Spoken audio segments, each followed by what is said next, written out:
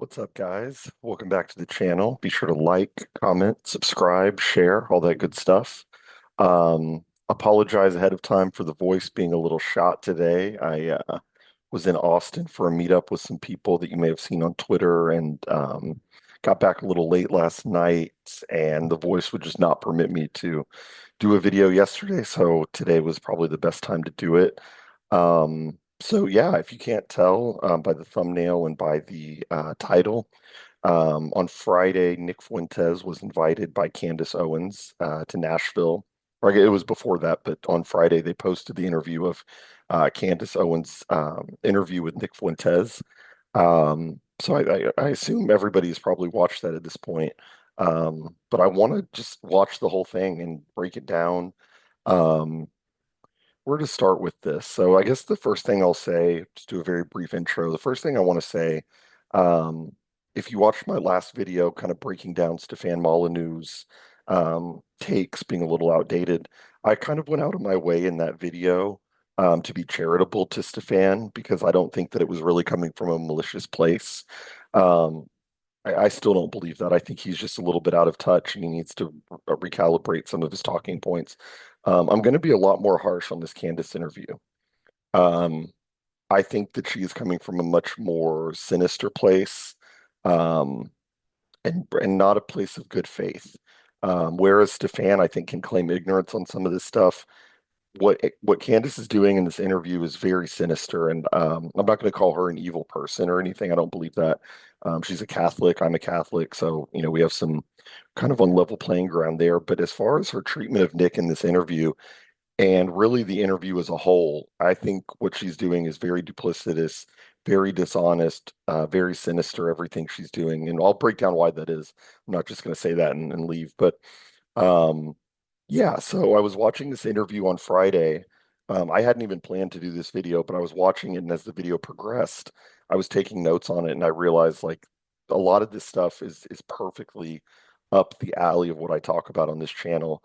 I'm not really going to get into like geopolitics stuff, because frankly, Candace doesn't really allow him to, as we'll get into that. Um, so I'm not really going to get into the issues of what they're talking about. I'm more going to talk about the things that I think people like to see on this channel. Kind of some body language stuff, some gender dynamic stuff. There's definitely going to be some race stuff towards the end. Candace's outlook being that of a high school girl, that she's just never matured past the age of 15, really. I don't think she's a stupid person. I don't think Candace is dumb. I don't think she's nearly as smart as she thinks she is, but she's incredibly manipulative. She wields fe- she wields female evil. She wields it like a wand throughout this interview, and she does it very frequently. So I'm not a fan of what she did this interview. I'm really not a fan of where her career has taken her. And yeah, we'll get into it. But what else do we need to touch on? I think that's about it. So. I'm going to screen share the entire interview. I plan on watching all 2 hours of it. This will probably be the longest video I've ever done on this channel. We'll see what happens, though. Maybe we'll get to a stopping point, but so it's a 2 hour interview. I'm buckled in. I'm ready to do the whole thing. Um, the first 20 minutes or so, I'm going to skip through that. We'll watch like a minute into it, and then we'll jump into 20 minutes in. All the first 20 minutes in my notes I have here is just Candace basically, or Nick giving Candace his backstory. We'll watch the last couple minutes of that because there's some stuff that the sparks start flying at about 21 minutes.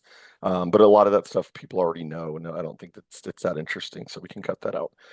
Um, all right, well, let's get started. I hope you guys stay with me throughout the course of this. I'm really excited to do this, and let's get started. All right. Shout out to young Putin for showing us a very interesting clip from this interview. Good on him, man.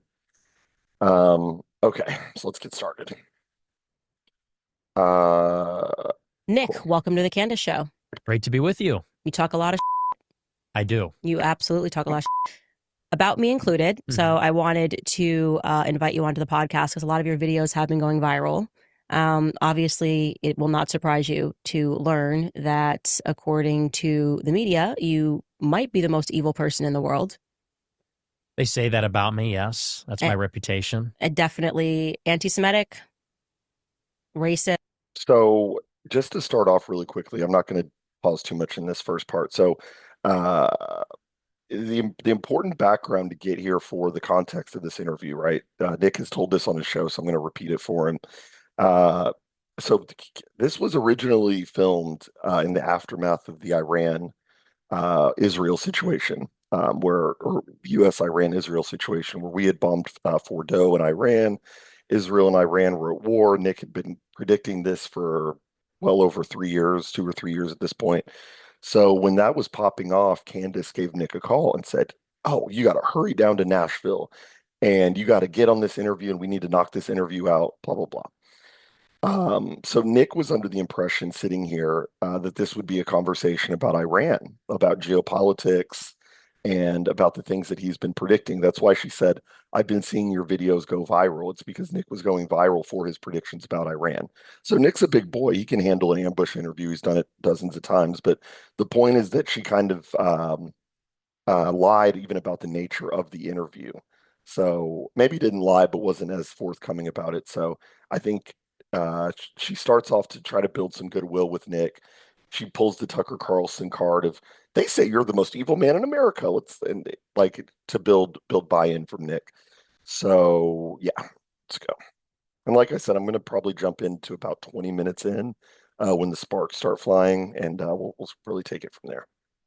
Right. Misogynist. There have been real fears of people speaking about your Groiper movement. So I did something before this interview is I went back into my phone and wrote Nick Fuentes. I wanted to try to remember the first time that I actually heard your name.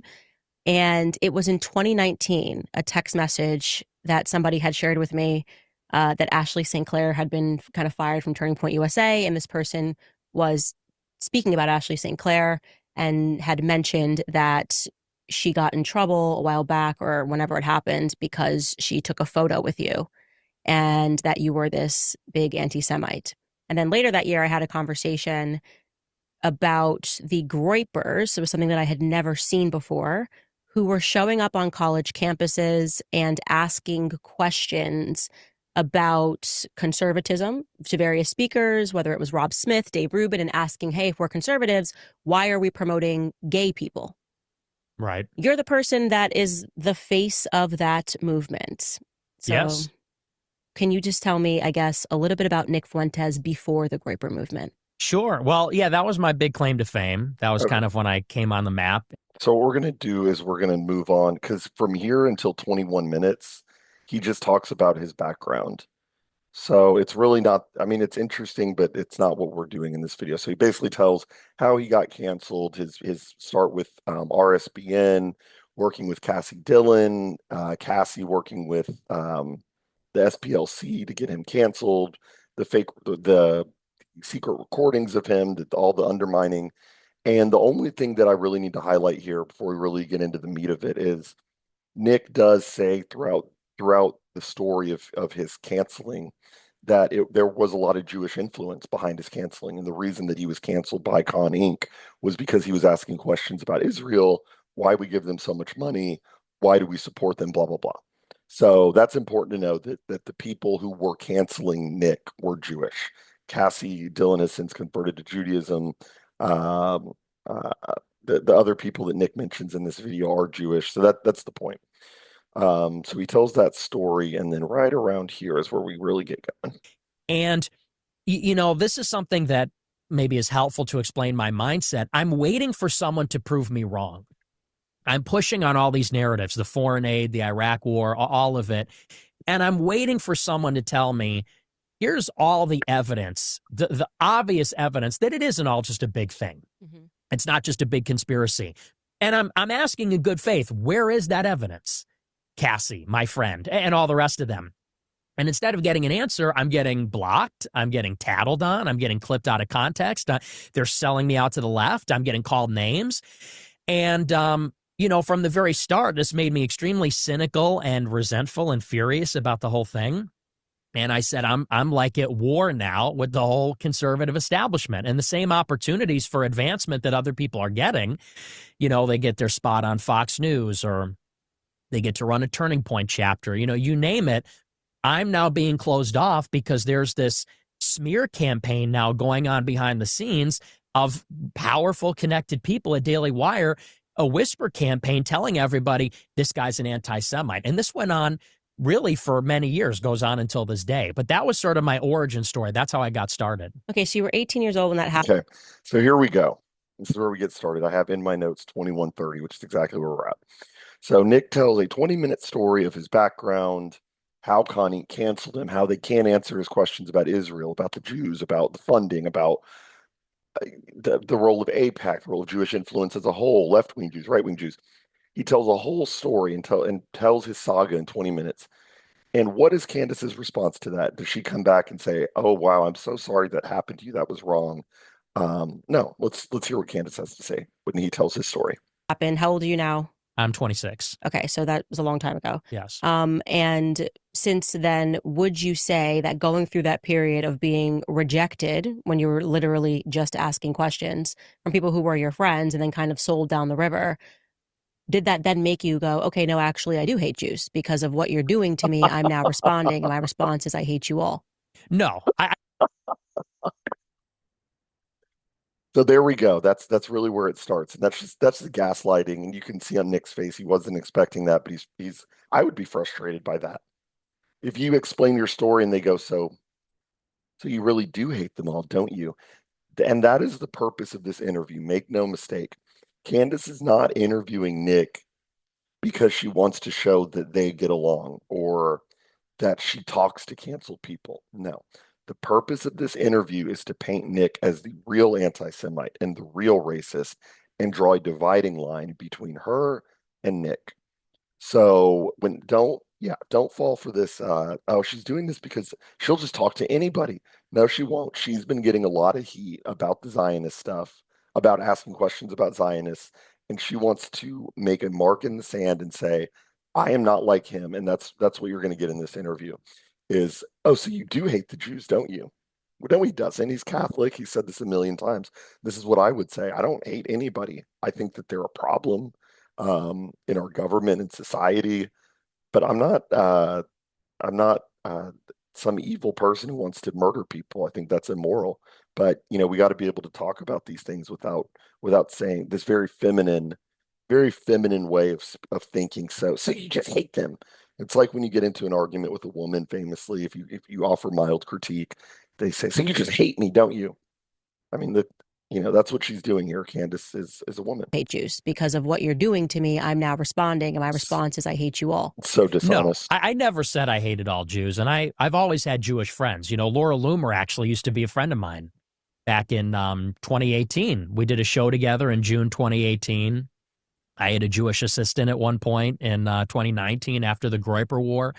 I'm a Catholic. I've always been a Catholic. I'm a cradle Catholic. So I've never hated anybody. I do have some provocative statements and some controversial views, but I never said they're attacking me. Now I hate them all. I never took it that far. But what it did do is it demonstrated that, where there's smoke, there's fire. Mm-hmm. Clearly, if you're pushing on something and you get that hard of a pushback, I'm thinking, I'm not a big deal. I'm an 18-year-old kid.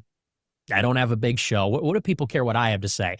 If I'm pushing on this and I'm getting forceful response from these institutions, Campus Reform, Daily Wire, the rest of it, I'm thinking something must be up. So what I did is I just kept pursuing that line of inquiry and saying, well, if this is what they don't want us to talk about, this is what we should be talking about. Obviously, there's something they're hiding there.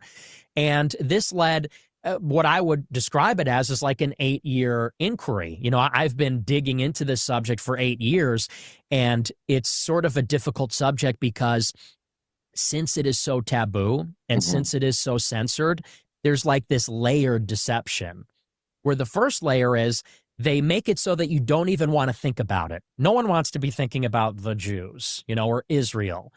And certainly nobody wants to be on the wrong side of that. No one wants to be called an anti-Semite or a Nazi or a Hitler. I'll just add really quickly. I think he's hitting the nail on the head here about nobody wants to be labeled as that. I think that's why it's brave. People ask me a lot, why do you support Nick? Blah blah blah. He's extreme. I think it's because fundamentally he's a brave person. A lot of people they encounter an idea that they know can get them in trouble if they go too far with it, so they self-censor. And you get this a lot with people. I was talking to a friend of mine today about race, and he's kind of slowly getting red pilled on race. I know, right? 5 years too late, but he's slowly getting red pilled, and he's sending me videos of like the carnival cruises of black misbehavior on the cruises, and he's saying stuff like, "Hey, gee, I wonder why Carnival doesn't want to allow rap music, but it has nothing to do with their skin color. It's just we hate the culture." And it's like, I don't hate anybody, but he's trying very hard to say it's just the culture, it's not them. And I'm having to say, like, dude, I mean, the culture is a reflection of the people. So they're kind of inseparable. And what he was falling into was this Martin Luther King style. We judge them by the content of their character, not by the color of their skin. And it's like, not that those two are inextricably linked. It's not a one for one because clearly I don't behave that way. But there's a reason that those problems aren't persisting in Japan. Anyway, this is all just to say that when people start to go on that track, they get nervous about going too far down that track. And what Nick is saying here about the Jewish thing and the Israel thing, that applies to race too. And we'll see that later if we get to that part of the video. It's already looking like it's going to be a long one. But yeah, if we get to that, Candace falls into the same thing with race, where she's just not as smart, not as inquisitive as she thinks she is. That's sort of layer one. But layer two, because there's so much censorship, you don't even know where to get the information. If somebody wants to know more about this topic, try Googling it. All the search results are curated. If you go on Wikipedia, the sources are curated. So where do you go next? Well, you have to go to the kooks and the cranks and people that have been canceled. Some of them have been canceled because there are hateful people in this world that do hate Jews. There are people out there that are schizophrenic, but they're lumped in, censored, and called names and banished from society, just like the real scholars, just like people like Ron Unz, just like people like Michael Collins Piper, people that have investigated this and are intelligent, logical people. And so once you sort of descend into the second layer, the second ring of hell of being an anti-Semite, then you have to parse out the layer, the second ring. Keep this in mind. When they show you these shots, it's important to look at, this is what we'll get into a little bit more, is the body language. Nick is trying to be affable here. He's making a joke about the second layer of hell, trying to get her to break this facade a little bit. And what she's doing here is very it's like Dateline NBC type reporter, not Diana Ross, the famous reporter lady. Like, she's trying to hold frame. Well, they would do this when they would talk to like a truly hateful bigot on NBC Nightly News, and the reporter sits there stoically and just lets them, in their mind, they're just letting them hang themselves with their own words. So if you look at Nick here, he's trying to be very affable and be open with his body language. She's closed off. She's blocking herself. I don't know how much I buy into the subconscious body language stuff, but if you just look at her face, she's very stoic. She's not laughing with him. It is tough to find these ideas. She's just thinking, let him talk, let him talk. And Nick never says anything that he hangs himself with, but that's what Candace is trying to do. Of hell of being an anti-Semite, No then you budging. have to parse out the information and discern what's real, what's fake. Is it a religious thing? Is it a racial thing? Is it an Israel thing, a nation state thing? And then there's subtleties even beyond that, things I've been getting into on my show for the past few years. The deception is so much more convoluted and nuanced and subtle and ubiquitous than even people think. A lot of people think, and, not to kind of leap right into the topic, but people have a vague notion Israel has too much influence over our government. That's really just the tip of the iceberg. Right. Because then you get into some of these people that have coalesced around Trump in the past couple of years after October 7th. And it's like there's an obvious reason why there's elements in the right. There's almost this form of camouflage they'll do. And one day they're limited government, another day they're white nationalists. Guys like Stephen Miller, who will present as very racialist and very nationalistic, very conservative, but yet still extremely loyal to Israel. And that's the thing I wouldn't say anybody who says this, you can't trust them. It's either you can't trust them or they don't know the full story. So as I've said many times on this channel, over the past few months, I've gotten no somewhere between 8 and 10 different friends of mine, all different social circles. They're not one social circle and they all got red pilled together. I've had somewhere between 8 and 10 different people either text or message me. Oh man, you were right about this Nick Fuentes guy. He's really on the money. He really called that Israel thing years ago. Oh, I used to think you were crazy for listening to Nick. Now I've been listening to him every day for the last 2 weeks. But with a lot of these people you talk to, the furthest they get is, I still think it's an Israel thing. It's not a Jewish people thing.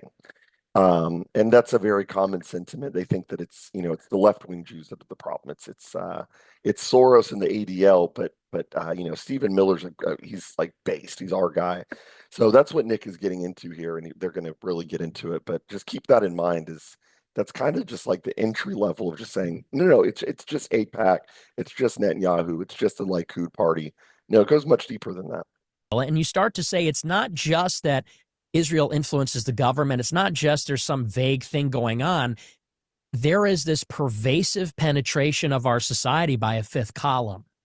And it's so sophisticated and multidimensional and spans many disciplines. It's such a huge topic that you almost have to be a little bit insane to tackle it and to get to the bottom of it, which is sort of me going through the looking glass over the past 8 years. So Right. So I want to tell you where I agree with you and where I don't agree with you. But first, I just want to ask you, going back to your high school years, because obviously you were very dialed in. You cared about politics. I think you mentioned that you were involved. Concerned mother trolling. That's what she's going to do here. She's going to say, let's go back to your youth. Why were you hurt as a boy? You're going to hear that a lot, and then try to come off as like this concerned mommy figure and go, like, Nick, let's not talk about the issues. Who hurt you as a child? Very therapist coded here. With the UN. What did you say when you were in high school? Model UN. Model UN. What's that? What organization is that? It's like Surprised she doesn't know what Model UN is. But then again, you think of Candace's life. She wasn't tapped in at a young age. It was profitable for her to be the based black Trump girl after she did a doxing website. Like, she doesn't even know what Model UN is. And it's not to say you have to know what that is, but like, that's a pretty well-known thing for people like who were motivated in high school. But she wasn't. This is profitable for her, and it's her personality now. a debate club, Okay. but you simulate the United Nations So committees. politics was a passion for you. Yes. Okay. You mentioned that you're Catholic, Yes. raised cradle Catholic, you said. Yes. Mom and dad in the home. Yes. Okay. So I think on your show, somebody told me that you mentioned your mom a lot. Were they together married? Yes. Okay. So your parents are still married. Yes. So you come from a pretty good home, it sounds like. Probing, trying to find, well, wait, was mommy not home, or did daddy leave, or what happened here? How exactly did you turn out this way? And he answers all them flawlessly. He's like, yeah, mom was home, dad was home, both parents are together, they're still married. This is all just to try to explain what she's trying to pathologize his beliefs and say the only way somebody could come to these beliefs is if they were hurt as a child. And it becomes difficult to find that with someone like Nick because he's just intelligent and not autistic, but he's just like dialed in. And someone like Candace can't think like that because that's not how she is at all. Everything has to have like this pathology explanation to even care about these issues. Like, obviously, you still have a good relationship with your parents. And you went to Boston University. Everything's going great for you. You kind of should be, like you said, maybe offered a contributorship on Fox News, and your whole life kind of gets derailed. Right. Where I'm going to push back on you is to say that you didn't have this anger where you applied it to everyone.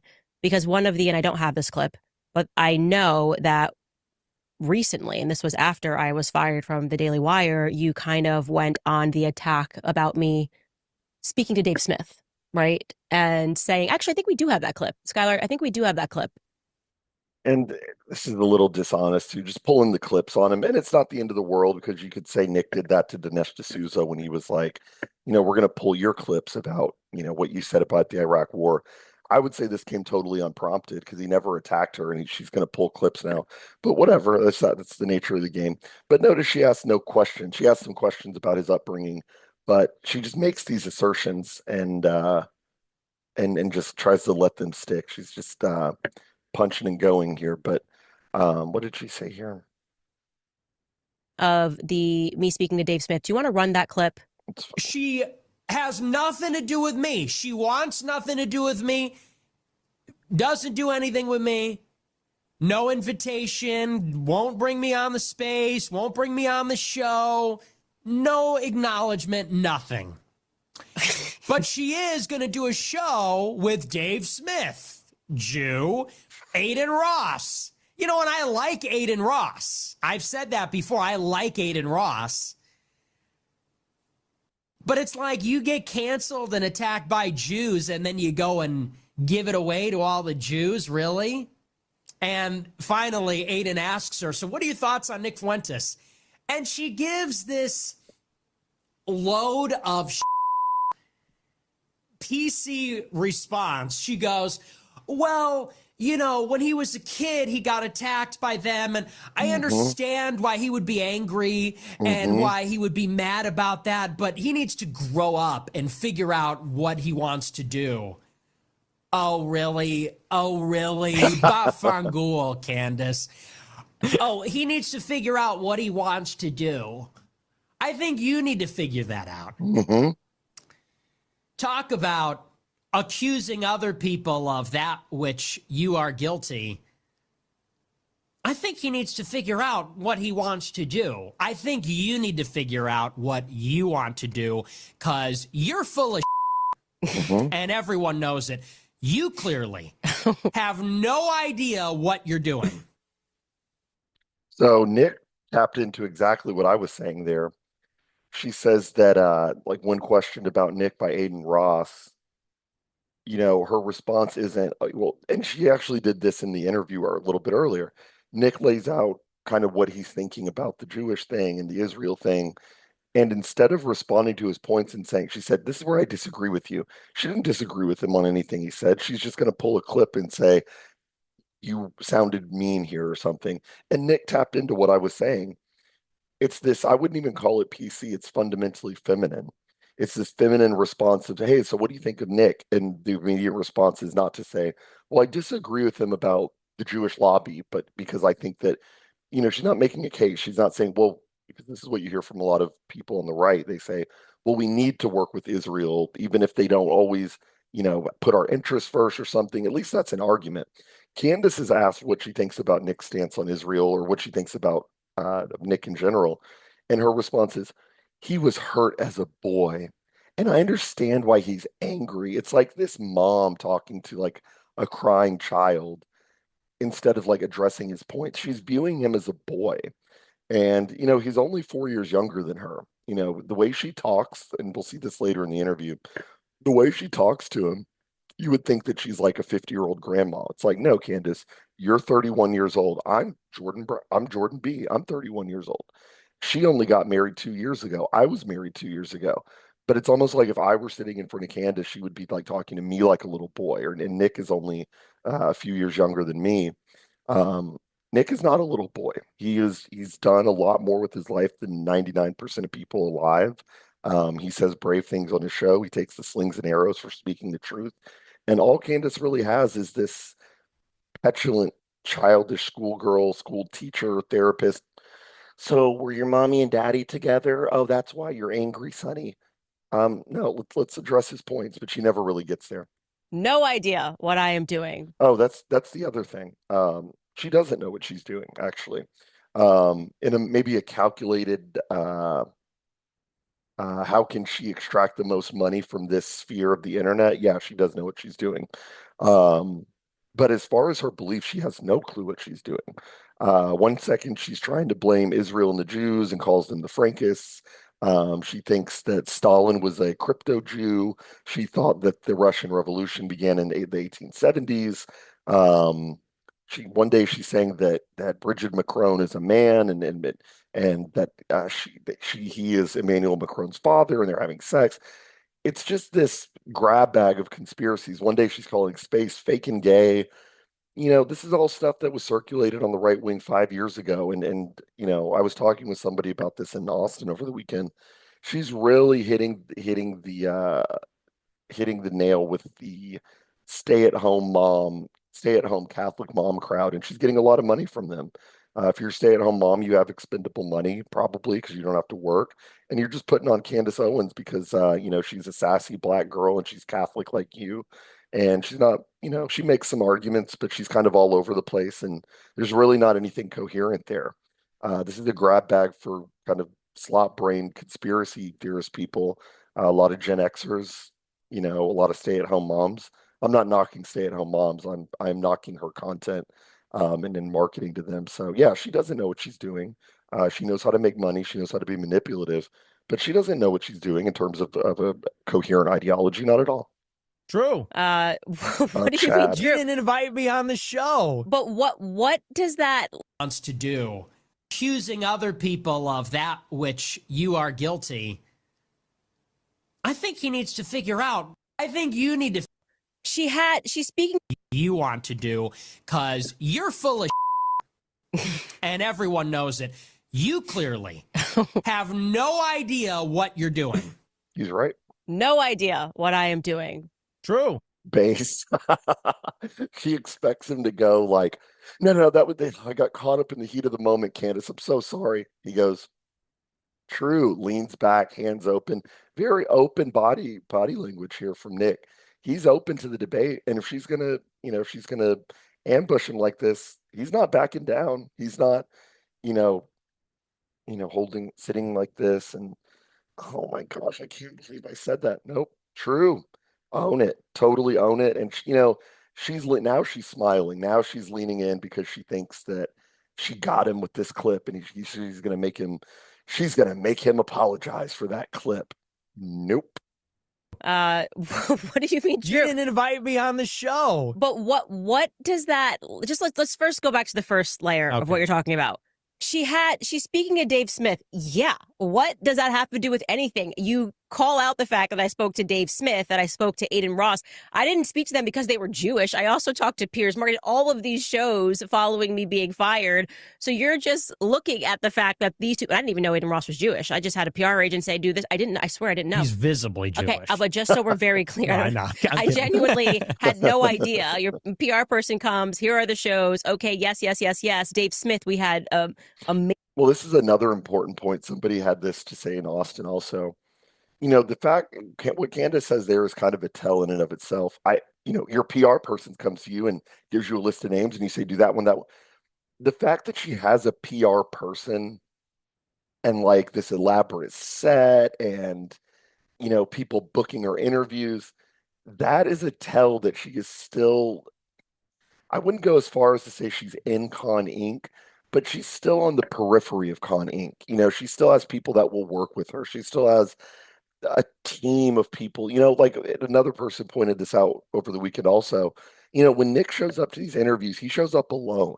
He doesn't have a team of people with him with his makeup bag and sir, this person just emailed you, sir. Do you want to do this interview? Okay, we'll move that to tomorrow. It's all him. And when you don't have a team of people around you, that's usually a tell that, you could say that people don't want to work with you, but Nick has plenty of money, so he can pay people to work with him. Like, it shows that he is persona non grata even in the more Candace fringe sphere, which proves his point. Candace says that happened. I don't even know what the argument is. He's persona non grata because he's mean or something. Like what? But the fact that she has a PR person says a lot. Just keep that in mind. She has a team. She's not ostracized. She's very well received. amazing conversation when I was on the Daily Wire. Mm-hmm. And so your purview here is, okay, well, they're Jewish and she's doing their shows while not saying to your audience she's doing a bunch of other shows too. How is that not you just kind of honing in before we get to the why you think I'm full of shit and don't know what I'm doing? Well, here's the beef, okay? And it's pretty simple. Dave Smith, in my opinion, and I like Dave because I've done a show with Dave too, and I think he's a good guy. This is something, sorry to pause so much, but that's why you're watching this video. Something to keep in mind about how Nick says it there is he goes, here's the problem with Dave Smith, and I like Dave Smith. He has the ability, as most intelligent guys do, to separate the person and the idea. This is going to be an important theme in this part of the video. The ability to separate the person from the idea. So Nick can look at somebody like Dave Smith, and I agree with him that there's a problem with, and he'll explain it. He'll do a better job, but there is a problem with this pushing of Dave Smith's talking points. He's a libertarian. He thinks that Israel is a satellite of the U.S., which it's not. It's the other way around. We're a satellite of Israel. Um, Libertarian stuff. Still holds on to the moral weight of the Holocaust, which I just hold that in. I don't have a moral baggage about that. Um, but but he can also look back, Nick can, and say, I like Dave Smith, but here are the problems with his ideas. What you'll see in this next few minutes is Candace really has no ability whatsoever to separate ideas from people. The idea is the person to her, and that's why she's being nasty to Nick. He's super intelligent. And, he gave me a chance when a lot of people wouldn't. He had me on his show and he defended me because he got attacked a lot from the libertarians. And that's why you suck, because you get somebody who comes out and defends you and has you on the show when you're being canceled, and then you throw him under the bus for, because I don't even know what your beef is. It's like, why not just have. Won't let him explain. That's why you suck. Like, we're in high school. Like, how old are you? You're 31. Can you talk like a mature adult and not? That's why you suck. And you can't sit at the lunch table anymore. He's explaining why he doesn't care, for the this pushing of Dave Smith's. I'm trying to find a better word for it, but this pushing of Dave Smith's ideas into the right wing because they're not sufficient. And he's going to explain that. But again, Nick is trying to say, I like Dave. I appreciate what he's done for me, but his ideas aren't sufficient.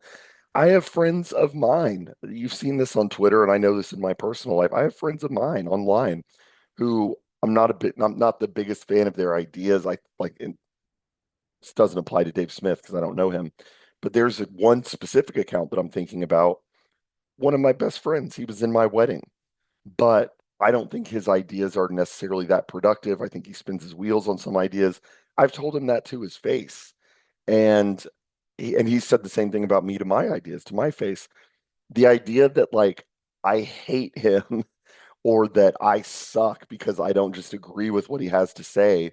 Candace can't wrap her brain around the idea that you like somebody and like and that they've been helpful to you in your career, so you just can't criticize their ideas. And Nick is trying to say, like, will you let me explain why I don't care for his ideas? But this is high school girl stuff. That's why you suck. Where are we at? 30-24. Let's look at that again.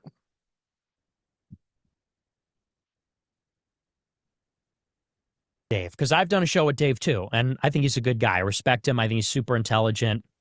And, he gave me a chance when a lot of people wouldn't. He had me on his show and he defended me because he got attacked a lot from the libertarians. And that's why you suck, because you get somebody who comes out and defends you and has you on the show when you're being canceled, and then you throw him under the bus for, because I don't even know what your. So disrespectful too. That's why you suck. And I guess the response would be, well, Nick said that she's full of you know what. Look, I think that's different. I just do. I think that he's saying that her ideas are shit. But, I think he's been courteous with her, and I don't think it's appropriate to just cut somebody off and say, it's like you suck. That's just rude. And he's not a baby. I don't like this treating guys who might not be 40 years old yet like they're little babies or something. And people do that about Nick a lot. They say, well, when he grows up, then he'll understand. Candace will do this later. But when you grow up, you'll understand. It's like, no, I'm pretty sure that for most of human history, 26, 27-year-old guy was considered a man and had made his decisions in life. So, let's defer a little bit to the man here. I thought you were anti-feminist. I thought you were, but she doesn't view Nick as a man. She views him as like a little baby running around, which is so disrespectful. Beef is. It's like, why not just have be totally like, oh yeah, that was cool. We had a conversation. I disagree with him on some points. Well, here's why. Because I don't think that I should be grateful for being given a chance. It's not being grateful. It's just being a decent enough human being. Forget gratefulness. Okay. You don't owe anybody anything. What does that sound like? Just be a decent freaking human being, Chud. Hey, you have problems with women's behavior? Why don't you try just being nice? Hey, be a decent human being, you big jerk. And that's what this is with Candace is it all comes down to, and this is, fundamentally how most women view politics, especially women with Candace's like type A temperament. She can talk until she's red in the face. Well, I don't know if she can get red in the face until she gets angry. Candace can talk until she's angry um, about, I say the offensive thing that nobody wants to hear. But when you boil it down, it really just comes back to, why don't you just try being a decent freaking human being, you big jerk? And that's how women view politics: is be nice, go with the flow, and don't say what's on your mind, because if you're not, then you're like mean and you won't get invited to the party. It's very, very childish, very feminine. Have be totally like, oh yeah, that was cool. We had a conversation. I disagree with him on some points. Well, here's why. Because I don't think that I should be grateful for being given a chance. It's not being grateful. It's just being a decent enough human being. Forget gratefulness. Okay. You don't owe anybody anything. Okay. But the point is you kind of lament the fact that you've been canceled. You lament the fact when nobody will have your platform. Mm-hmm. And in the very same breath, talk about being a hypocrite, you're going after Dave Smith for what? Like, why is she doing Dave Smith? Jew. Well, I'll tell you. Can I explain why? I'm telling you why. You can. So disrespectful. My feeling on Dave Smith, and although I like him, is that, look, he is Jewish. He's also a libertarian, which means that, when he talks about, for example, the situation in Iran or Israel, he's an anti-war guy. He says, Trump is a war criminal who needs to be impeached. I don't believe in any of that. I don't care that Trump violated international law. I care that he's influenced by a foreign government. He said on another show, he said, Israel's a satellite of the U.S. We're the empire, and they're our satellite. They're like our aircraft carrier in the Middle East, which is something Joe Biden said, who's an AIPAC man. I think that Dave Smith is somebody who, because he's a paleo-libertarian, like Murray Rothbard, like Ron Paul, like a lot of these guys, he is someone who, because he's anti-war, is sort of forced to confront the Israel lobby. Because if you're anti-war ideologically, you have to talk about who's driving it, which is the Israel lobby. But he's not a religious Christian. He's a religious Jew or agnostic or atheist. He's not really a right-wing guy. He's a libertarian. He's not a religious Jew. He says that he's proud of being Jewish. He's proud of his ethnicity. He's proud of Judaism. Should he not be proud that he's This is so tedious. We're getting into the tedious part of the interview where it's so annoying. You make a whole point, and Nick mentioned 3 different things there about why he disagrees with Dave, and she goes, he's not religious. Nick is going to get into it, but he holds his Jewishness in high esteem. I mean, that Judaism is a religion. He's Jewish. He holds his race, his ethnicity in high esteem. He finds that very valuable, and that's fine. But Nick will get into that. But it's like I was saying about these points not going far enough. Is I was talking to another friend at a 4th of July party, and he's a leftist atheist. I wouldn't really call him a friend, but he's an acquaintance, leftist atheist acquaintance of mine. And I was asking what he thought about the Middle East, Iran, Israel, U.S. situation, and his big beef with it was that it's war, and he just hates war. He's against all war. I'm not against war. I'm in line with Augustine here, Saint Augustine, that there is just war. But that friend I'm mentioning is against all war. That's what Dave Smith is doing, and Candace is fine with that because that it's like safe, edgy, like what SW and I talk about on the show. There's like a safe, edgy critique that he's engaging in with Israel, where he'll go on Joe Rogan. You're not canceled from that. He'll be on Piers Morgan. He'll talk to Candace. It's a form of saying, oh no, look, I'm doing the criticizing too, when at a fundamental level, that's really not getting to the heart of the issue, just being anti-war. So yeah, he's just born this way. Well, but here's the point, though, is so he's not really 100% aligned with my view. Now, here's why that matters. I think that it doesn't. No, it does. It doesn't. It doesn't. I'll tell you why. It doesn't. Oh you can't say I want to create people in the image of myself. Candace. No, but That's I'm completely ridiculous. I'm criticizing people that I disagree with. And to put it very succinctly, I think that this conversation about Israel has blown up. It's gotten out of their control. Everyone's getting red-pilled. They want to control the conversation. And I think that Dave Smith is somebody that, because he's Jewish, because he's libertarian, they have selected him as a convenient spokesperson for it, because he doesn't really have a problem with Jews and their Jewishness. He doesn't really talk about the whole fifth column aspect of it. He talks about a very narrow aspect of it, which is there's this Israel lobby and they're sort of influential and they're driving us to war. That's one small So selection of you it. think, just to clarify, you think he's like a psychological operation? Yeah, effectively, yes. Okay. And I don't think he's doing that knowingly, but I think that they're creating the bounds of the debate by having him be the spokesperson because Who is choosing him as a spokesperson? And see, look, again, you get into this thing where she can't separate the ideas from the person. Nick is laying out ideas here that really don't have much to do with Dave, if we're being honest.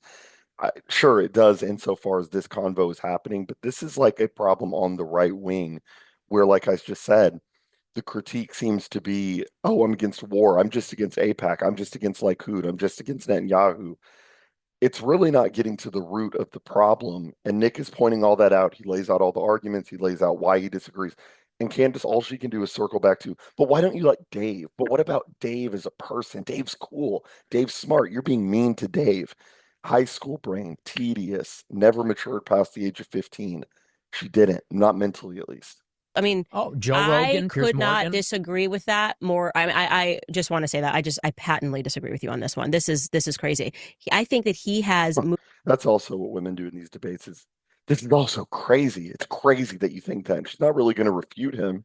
He rebuffs her at every turn, but it's also crazy. You're crazy. Moved the ball forward so much for, first and foremost, a lot of American Jews to have the courage to even question Israel, because in the same way that we were kind of brought up in the. She's wrong about that too. There have always been left-wing Jews that have been critical of Israel. She's acting like she's trying to take credit for something that Nick really started the ball rolling on years ago. Was open criticism of not just Israel but of Jews. Um, Jews will very rarely be critical of other Jews. They will be critical of Israel. So she's just wrong about that. John Mearsheimer being the perfect example. I think he's been around since the 70s and has one of the most famous books on this topic, The Israel Lobby. He's a Jew. Um, I think Ron Unz is relatively critical of Israel. He's Jewish. There have always been Jews that are critical of Israel. So to act like, oh, this all started because Dave Smith went on Rogan and they're all so brave. This has always been around. But what has never left is their Jewishness. So it's what Nick is getting at here, and we need better spokesmen for these people. We don't need to have the obligatory, oh well, he's Jewish, so that we can talk about Israel because Dave Smith is here and he's Jewish, But anyway, classroom with the, I guess you want to call it emotional engineering around the Holocaust, learning about the Holocaust as like the biggest, most evil event that ever happened. Imagine if you're Jewish and you learn about that. It's the same way that Black Americans in the classrooms learn about slavery. So I understood the trigger emotional response that Black Americans had during BLM, because there was so much conditioning that happened in the classroom that makes them think that when someone says white supremacy is back, you have to riot. And I will extend that same understanding. Mm-hmm. I disagree with it, but I understand that when October 7th happens, it's almost like a childhood trauma for these people. Right. You learn this, your whole existence, it's existential crisis for you. Why should we have to deal with their trauma? For somebody who just spent a long time in the last few minutes trying to find out where Nick's trauma was, why should we have to deal with that trauma?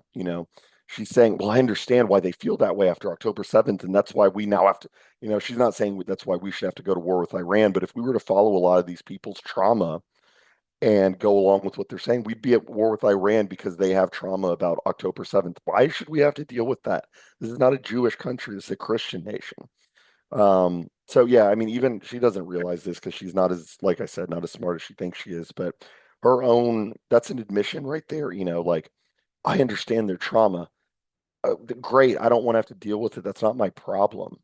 That is not my problem. Iran, maybe, I don't, like I said, I wouldn't get into the geopolitics thing too much, but, I can see how you would make a case for a denuclearized Iran being a good thing, but then, that would lead you to things like what Obama did with the Iran deal. Not a terrible deal. What Trump was trying to do with an Iran deal. Israel doesn't want an Iran deal. They want a war or regime change, which will lead to a war with Iran, all because they have trauma that Candace understands. Sure, I understand their trauma, but I don't care about it. It's not, I care about it at a spiritual level where I pray for them to repent, and I pray that they're not, murdered, I guess. But like, I, at a pragmatic level, I don't care about their trauma. That has no bearing on me or my family. That something happened in Israel. And then you add in the fact that the ADL is sponsoring these trips to kind of make sure that they stay into this is who you are. And if somebody questions this, like we could end up in the Holocaust again. You have to have some sort of an understanding, even if they're wrong, Right. you have to give them a little bit of time, a little bit of grace here. And so for him to be doing what he's doing and to be enduring a lot of the same stuff that I'm enduring, like he is on lists, he is being attacked by every single people, all people that are attacking me are certainly attacking Dave Smith. Mm-hmm. And your excuse is that he just is born Ashkenazi. No, that's not my excuse.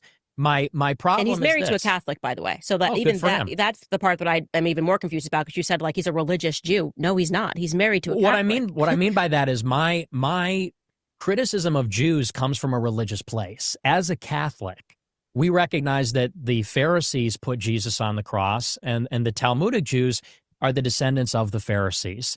And we also recognize... And he is not a Talmudist. That's what I want to say. But that's he's what I'm not saying. any of those things. He's married to a Catholic. He's just born Ashkenazi. But so when I hear you say Dave Smith, Jew, I think it conflicts with your point about how even white people, like you're just kind of trained that you should just like, there's something wrong with you for being born white. No one should feel guilty about how they're born. Look, it's you know what I mean? He's not asking for Dave Smith to feel guilty about how he's born. What he's saying is that there's a problem with the talking points because who's being forced and being, I guess, artificially propped up are these people like Dave Smith, who it gives whoever's having them on an element of cover to say, well, I had Dave, and you've heard Rogan do that. Rogan did this. Rogan said, I had Dave Smith on, and he's a Jew. It doesn't even have to be so conscious. It's like this subconscious thing of saying, what's funny is that Candace has been a beneficiary of this also. When people want to do, white nationalist talking points, not on the truly dissident right, but people like Shapiro or Matt Walsh, they'll say all the time, I'm not racist. I have Candace Owens working for me. It's like she's doing that with Dave Smith, but when Nick criticizes it, it's you just hate him. You want him to be ashamed. Nobody is saying ashamed. And again, it's this emotionally weighted language where she can't look at the ideas. It's weighted. It's all, why do you want him to feel ashamed? What happened to you? I understand why you're angry. It's all emotional speak. And this is not like, I'd be curious to hear how this is why people want this debate. I want to hear this talk with Nick and Shapiro or Nick and Dave Smith. I'm tired of having these like stand-ins for the people, basically. And because it would be so much more interesting, because they're not going to use, maybe they will, but I don't think Shapiro would. Shapiro would use just facts. And I'm not being cringe and saying he's all about the facts over your feelings. It's just Shapiro doesn't really use like this feminine high school girl therapy talk. Who hurt you? And Stefan does that sometimes, but it's, at least he's being honest about it, and it is from like a therapeutic place. Like when people call into Stefan, it's to get phone therapy. That's not what this is. This was supposed to be a discussion, and she's saying, "Who hurt you? Why are you angry? You wanted to feel ashamed." Nobody's saying that, Candace, and you got to stop that. To sum it up succinctly, it's tokenism, is what it is. Right. It's a form of saying, we're criticizing the Jews in Israel. How do we soften and dampen the blow? Because we're going to get called anti-Semites if we bring on a guy criticizing Israel. I know we'll bring on a Jewish person, because then we get to say, I'm not an anti-Semite. Here's a Jewish person saying this. And here's the reason. That's not why I had Dave Smith on. Actually, I had him on my podcast before I even left the Daily Wire. We had a 3-hour conversation about talking about war, and truly, because I think it's important for you to hear this. I think sometimes you internet too hard. The way that. Oh my gosh! So we're already getting into. This gets into what SW and I were talking about on our show on the. You can look up this episode, the war on white men, the war on young white men. The Stefan episode, I get into this. The critique when you have good points against even a slightly older person, like with Nick and Candace, the critique is you just spend too much time on the internet. That is, again, no different than blaming the young guys for playing video games. Fundamentally, it's the same thing. You internet too hard. What does that even mean? Like, yes, I understand the concept of somebody who never leaves the internet and is rotting away in a basement on the computer. I'm sure that exists somewhere. Is that what this looks like? Suit, tie, good hair, good posture, millionaire. Is that somebody who is becoming a loser on the internet, or is that somebody who you just disagree with, Candace? Is that just somebody who is making good points, and when the points get too good, you go, well, that's all internet stuff. No, I think the stuff Nick is talking about actually happens in the real world. I think you need to internet harder, Candace. Dave Smith came onto our podcast on Daily Wire. He wasn't even on my radar. Skylar, who you just met, the producer, was a massive Dave Smith fan for years. Who cares? And just kind of like what the libertarian debate was that was being had. He's like, you got to check out this guy, Dave Smith. And I was like, cool, book him. What's going This is tedious. This is so tedious because Nick has been making points about why he doesn't like Dave, or not like Dave, but why his points are insufficient and what's happening with the tokenism. And she's just going back to, well, no. But here's what happened with Dave. It's like, can we get off the person and get to the ideas? And again, it's that dichotomy between the people and the idea that I was talking about earlier. Candace will never move past that. I think at a certain point, I only watched this up until uh, an hour and 15 minutes in. So after that, it's going to just be what I see live. But I think at a certain point, she just gets so tedious that one of them is like, we just got to move on from this because she never just like engages with the points he's making about Dave's a libertarian. Uh, Dave, has the moral weight of the Holocaust. Dave thinks that the U.S. or Israel is a satellite of the U.S., not the other way around. She never like engages with those points at all. It all just reverts back to, but you were mean to Dave, but Dave is cool. And now we're getting into this tedium about her producer booked this guy. Who cares? Who cares? This is stay-at-home mom, teenage girl. Did you hear what Katie said about Emma? This is irrelevant, Candace. And you're 31 and you're still acting like a high schooler. him on the show. And Yeah. it was my favorite podcast that I did at Daily Wire. Mm-hmm. So I Oh, just liked cool. him. Okay. That's it. There was no incentive of like, well, let me get this guy on again. I was like, can we create the magic of what we spoke about war? Because I'm kind of falling, I guess, down the rabbit hole and learning a lot. And he had a lot of information I didn't know. Yeah. And that was it. So there was nothing behind it. So when I hear you say it, I'm like, okay, are you interneting too hard? You know what I mean? Yeah. A little bit. Do you think that you can kind of believe your own ideas? And look, we're all guilty of that. No, But and look, I mean, I'm going to stand by my point here, which is that me and Dave Smith are not ideologically on the same page, and Right. will never be because I am a Catholic and he is Jewish. Because he is Jewish, he still has affinity with Jewish people, and so my end game is to say, look, Thomas Aquinas said that Jewish Ooh, people should be basically enserfed to the. named Aquinas named. It's all anyway. I'm not going to make this a theology podcast, but Aquinas named. It's always good to go there. And I think Candace just moves around it and just doesn't mention it and doesn't take any note of it. But yeah, Aquinas said what Nick is saying here. Um, if you look, I forgot who the letter was to. It was to Anne of, oh, nice pull. It was a letter to, I want to say, Anne of Flanders. If you look up on Google, St.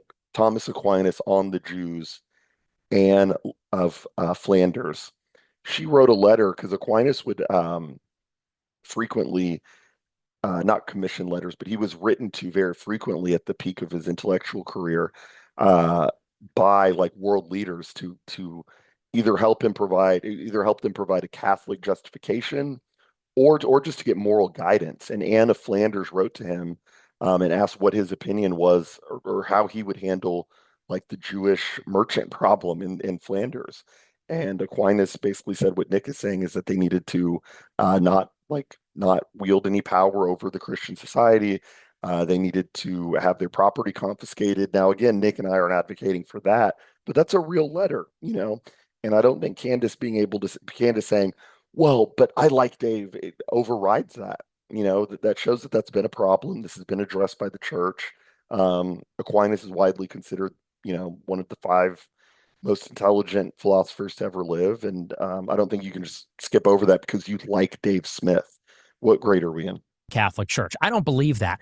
But the idea that we have Jewish people in America that are billionaires, that are running all the major media conglomerates that are influencing the government, and they take advantage of the dual citizenship, it literally cannot be allowed. Correct. Like by definition, systematically or systemically, this creates problems. And so when I go on my show, I'm saying we can't have Jewish people in government. Like, we can't have them having billions of dollars. This is a problem. It's like a national security problem because they are a fifth column. And as evidenced by recent developments, they're not loyal to America. Now, I agree with you. And that's why I want to add this. I agree with you on the point that there is this operating fifth column of Zionism. No, okay? No, but I want to be clear. And I'll tell you, this is where we disagree. All right. Because I think it's ridiculous to say to someone who's literally just born, he's like, I'm Ashkenazi. That is just his DNA. We're reverting back to the person again. She even was tempted. Look at that. She was tempted to go into the idea. She saw what Nick was saying. She saw the similarities between what he says on his show and what she says on her show. And there was a moment where she was like, well, I do agree with that, but she can't bring herself to say, I agree with you. Let's move on, because that's not good. That's not good for her branding. And again, it goes back to what I said at the beginning of the interview. The purpose of this is to drive a self-induced wedge between her and Nick, and to say, well, watch this podcast.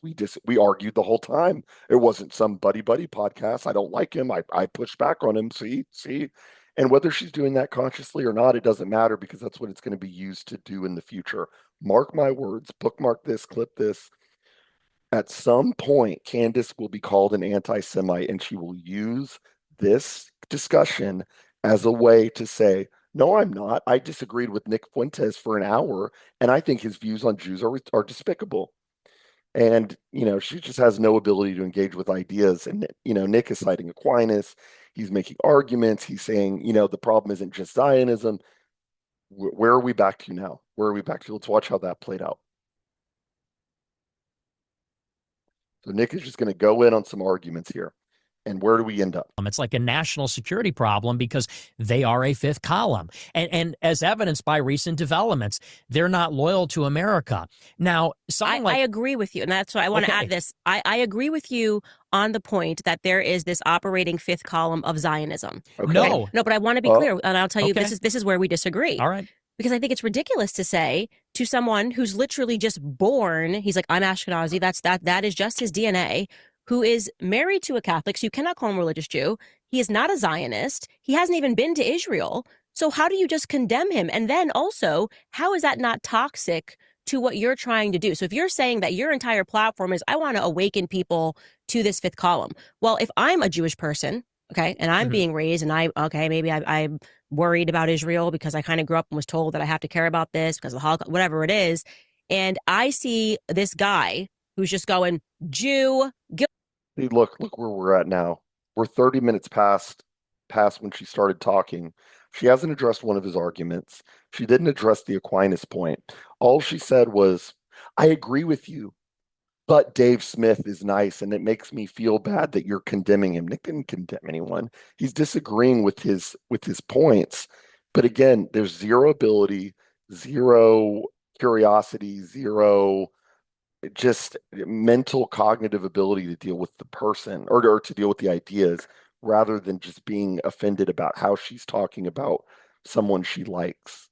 And I mean, yeah, she's going to do this throughout the interview, and it just gets worse and worse. Guilty, you're a Jew, doesn't matter. DNA, like you're 23andMe up there, Jew, guilty, okay?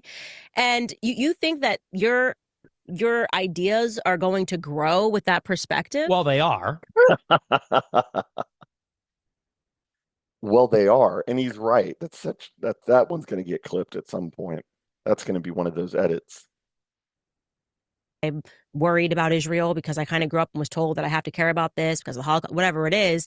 And I see this guy who's just going, Jew, guilty, you're a Jew, doesn't matter. DNA, like you're 23andMe up there, Jew, guilty, okay? And you think that your ideas are going to grow with that perspective? Well, they are. Chef's kiss. Well, they are. Just open body language, and he's right. They are. More and more people are starting to notice, hey, Nick was right about some things. So he's just objectively correct. His ideas are growing. I don't even know. And I guess that's always the critique too, is like what she's trying to say is you're a loser. Nobody's going to agree with you, and you're going to be ostracized from the lunch table, and you know, no girl's going to want to sleep with you, Chud. It is what it is, but he's right. His ideas are growing. So, L Candace. So that's happening. But But is that because of thanks to you or thanks to Dave? I think it's thanks to me. But if you're asking me, I will answer. If you're lecturing me, I'll take a lecture. I genuinely want to. I'm asking you the question sincerely. You think it's growing because of you and not because of people like Dave who are going, okay, like, yeah, you can also think like this. It's okay to have this perspective. Like, you think it's because they're watching your show and they're going, he's got it right. That's a ridiculous perspective, a ridiculous point to say that the ideas are growing because of Dave Smith and this paleo libertarian. Now, what I will concede is that the idea that there's a problem with Israel is growing. I will agree that like I said earlier, the people that are, my friends that are messaging me saying, "Hey, Nick got it right," I will agree that they are generally offering a caveat. They're saying, but it's not Jews, it's Israel. But that's not even because of Dave. These people I'm talking to, and I've talked to plenty of people like this. These people who are messaging me have no clue who Dave Smith is. Nick has been doing this for about 8 or 9 years now. He's really started to go hard on the Jewish thing over the last 6 years, roughly. And that's because of him. That's because of him doing a show every night for 3 hours and going in on these topics. It is not, and there's a lot of a lot of grandstanding and self-aggrandizement from Candace here. She wants to feel like the ideas are because of her. That's kind of the natural, that's kind of our nature, is we want to feel more important than we are. But, she really thinks that, if it weren't for Dave Smith, people wouldn't be talking about Israel. It's like, no, I think people are waking up to it more so because of Nick than they are Dave Smith and whoever else she's talking about here. Because the thing is that they wouldn't be talking about this stuff if they didn't have to. That's the other thing. If Nick weren't around and his followers and the Groipers weren't really asking questions and living in these people's mentions and living rent free in their heads and saying behind the scenes, "Oh, these Groipers are crazy. They're ratioing me on Twitter." That is what is partially responsible for the proliferation of further right-wing talking points. Famously, Charlie Kirk was pro-legal immigration up until Groiper War One. At one of the speeches, he said, "I support stapling green cards to high school diplomas," which means that he's for mass legal immigration. And it wasn't until Groiper War One and well after that he realized that position was untenable. That was not Dave Smith. Um, there are countless examples like this. Matt Walsh is probably a good one. They're coming around to the Nick Fuentes America First Groiper position, not because Dave Smith went up there and said, "I hate war." No, Candace, that's ridiculous, and that's just silly. Let me give you a direct answer about the first part about Dave Smith. Just because he's born Jewish. What did he say when he went on Joe Rogan and he debated, what's the guy's name? He debated the British guy, forget it. Douglas Murray. Douglas Murray. Mm-hmm. When he debated Douglas Murray said, and you hear this is the woke right phenomenon, which Dave has criticized, but Douglas said, there is this dark element that is growing on the right. They're Holocaust deniers. They hate Jews. If they slip on a banana peel, they blame a Jew and all the rest of it. Dave Smith said, "I agree with you. Mm-hmm. Those people are a problem. I'm against Holocaust denial and all this sort of stuff." Joe Rogan went on the attack against Jake Shields, who's a friend of mine and a fighter and a boxer. And you see this over and over and over again with people like Dave Smith and even someone like Daryl Cooper, who's not Jewish. And I talked to Daryl recently and we kind of made amends, but Daryl Cooper put out an article on a Substack saying the same thing. He said, "I started talking about the Jews. I opened up this can of worms.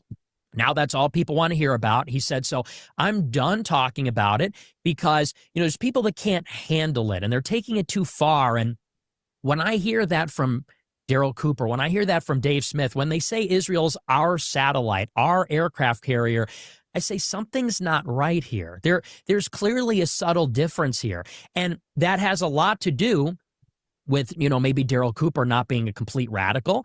And I think that has a lot to do with Dave Smith being Jewish because he says that his ancestors died in the Holocaust. Exactly. Now, I don't think that he'll ever be able to say in the way that I can, that maybe the Holocaust wasn't legitimate, or, maybe there's more to the story on World War II because it's his grandparents. Okay, but And that's exactly it. There's, and this is kind of my take with regards to that topic, the big H question. Um, there needs to just be no moral baggage there. And the problem, like Nick is saying, with somebody like Dave Smith is that he can never not have moral baggage. You will always be in a position where he says something like, I agree with you, Douglas. The real anti-Semites are the problem. Okay, who are the real anti-Semites? They're thinking Nick. And again, the purpose of this interview, the purpose of what Candace is doing is to draw a red line in the sand and say, those guys on that side of the line, you shouldn't listen to them. They're hateful. Don't listen to them. Listen to me and Dave and Joe Rogan and Daryl Cooper for that matter. Listen to us because we're the real authorities on this topic, not this kid whose internet's too hard and is angry and it was hurt as a child by the Jew. It's like that is all intentional. And somebody like Dave Smith will never be able to say, yeah, I look at what Nick says and I agree with it. You know why I can? Because I'm a Catholic and I'm not bound by this Jewish guilt thing. I don't cry when I watch Schindler's List. Like, yeah, it was a tragedy that happened, but it should hold no moral weight over what we do today. And to act otherwise is a little silly. Hey guys, I paused the recording to go do something, and when I came back, I realized I had not hit resume recording. Rookie mistake. So what I'm going to do is just keep going from where roughly I think I was. There might be some parts that we missed, but I don't think anything of substance is going to be missed because they just keep going in the circle about Dave Smith and how Candace can't really separate the ideas from the person. So I'm gonna go from where I think we left off. I don't think anything of substance was lost here. So fear not, we'll keep going.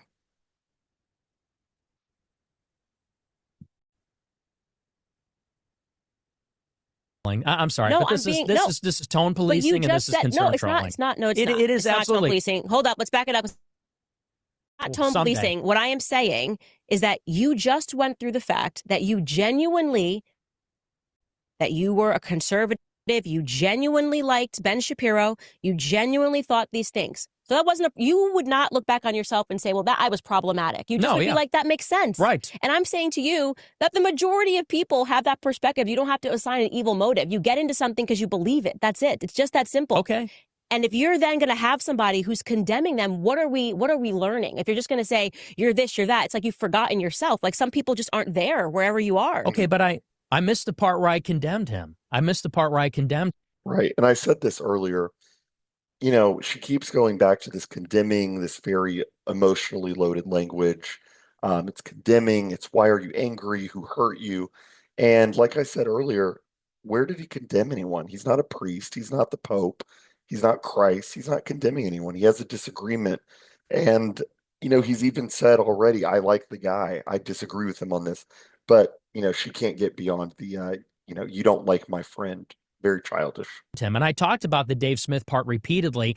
And by the way, you're mixing it up and saying, well, if people watch the show, what are they going to think if they see that clip? I'm just trying to say to you, why would someone maybe say, can I okay, talk? Can I answer? Yeah, go ahead. Come on. Go ahead. I mean,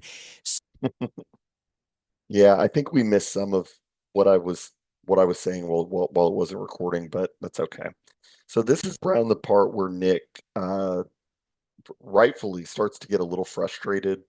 Um, and he starts to realize that the interview wasn't done in good faith. So, Candace brings him on, and I think he was expecting, maybe this will be kind of the intro shit test, to steal a gender term, where she questions me hard, and then we get into the Iran situation. This is around the point where Nick is like, okay, what are we doing here? Are we just going to go in a circle about Dave Smith? I'm getting a little annoyed talking about it, to be honest with you, because Nick has tried to explain this topic like 4 times to her that, I'm not condemning anyone. This is not a personal thing. It's that I disagree with the ideas. These things. So that wasn't you would not look back on yourself and say, well, that I was problematic. You just would be like, that makes sense. Right. And I'm saying to you that the majority of people have that perspective. You don't have to assign an evil motive. You get into something because you believe it. That's it. It's just that simple. Okay. And if you're then going to have somebody who's condemning them, what are we learning? If you're just going to say, you're this, you're that, it's like you've forgotten yourself. Like some people just aren't there wherever you are. Okay, but I missed the part where I condemned him. And I talked about the Dave Smith part repeatedly. And by the way, you're mixing it up and saying, well, if people watch a show, what are they going to think if they see that clip? I'm just trying to say to you, why would someone maybe say, can I talk? Can I answer? Yeah, go ahead. Come on. Go ahead. I mean, so, look, I'm a funny guy. I'm bombastic. I'm provocative. That's part of it. And you know what? You can concern, troll, and tone police about, whether I tone police. I wouldn't you have kind you of on are, if I'm tone policing and playing Dave your clips. Smith, Jew, this. We're laughing during the clip. Yeah, you and I are it's laughing. funny. It's funny. And I'm that's laughing at you making fun of me. I don't mind you making fun of me. Yeah, and I don't mind. Chill. Yes, she does. She definitely minds Nick making fun of her. So, even when we were watching that clip earlier of Candace, the clip that she pulled of Nick talking about her, she's laughing and trying to make it seem like she doesn't care, playing it off very jovially. She cares. She definitely cares, or else she wouldn't be trying to draw this line in the sand between her and Nick. That's what the whole purpose of this interview is. She absolutely cares that Nick is making fun of her, for sure. You making fun of me if you've ever done that? I mean, and I'm chill too. No, I don't care. I'm not, like I said, I told you, it's funny. I like that about you because I think that you're hardcore. I think we're kind of similar in that way. We don't have thin skin. So I appreciate that about you. And I know that Dave Smith is the same way. And I said on that show and other shows, I like him. I think he's a good guy. And I agree with you. I think he's sincere and I respect him. And I think he's a good person, actually. He is. But I do think that we disagree. And to the extent that I'm critical. And that's what he says right there, which is what I've been saying during this whole thing. I think Dave Smith is a good guy. I just think we fundamentally disagree. Candace is never able to get beyond that. Multiple times in this interview, we get back to, here's where I disagree with Dave. He lays out the points. Candace says, but why are you being mean to him? Why don't you like him? It's the same thing. Of the situation, it's not a personal directed at him. I know maybe it comes across that way or it sounds like that to you, but I've said it repeatedly on my show and that's not the only time I talked about it. I said the problem is this idea, and again, intentional or not, that we need permission from a Jewish person sitting there so that we're not real anti-Semites to talk about the issues. And I also disagree with Dave Smith on the extent of it. Now, maybe he fundamentally disagrees. I'd love to talk to him about it. That'd be fine with me. But it does come from a place of disagreement. I'm not condemning him. I think he genuinely just disagrees with you. And that's kind of the point I'm trying to say when I say don't internet too hard, is that sometimes you can assign a conspiracy where it's just not, that's not the motive. Like for me, I just wanted to have Dave on my show because I had him on before and I think he's great and I like his stuff. He's one of my favorite follows. That's it. I don't even think about the fact, well, he's a Jew, so let me have him on to tokenize the situation. Yeah, I mean, what Candace is saying there is that I don't think she understands what Nick is saying, that there can be a conspiracy without it being conscious. So in the same way that Rogan has on, Dave Smith, and I don't know if this was a part of the clip that wasn't recording, it's very annoying, but Rogan has done this where I think he had somebody on his show that said that he entertained anti-Semites or something, and Joe goes, no, I had Dave Smith on the show, he's Jewish. It's like, I don't think that means that Rogan's producer is Jewish and is saying, hey, here are the guests to have on the show. I don't think that Candace is having, a Jewish producer. Maybe not. Maybe she does. I don't know. I don't think that it's conscious on her part to say, hey, here's a Jewish guest you can have on the show, and then proceeds to have on a Jewish. I think it's much more unconscious than that, because I guarantee you that bookmark this clip this. In the future, when Candace is called an anti-Semite, she will point to this interview and say, well, I had Nick Fuentes on the show and I disagreed with him the whole time. And there's a very clear delineation between us two. She will use this clip in the future as a way to show that she's not a real anti-Semite. And that, again, that doesn't mean that she's doing it because she got, money from AIPAC. That means that there is a conspiracy there without it being conscious, and it gives her a little bit of leeway and some cover. That's what Nick is saying.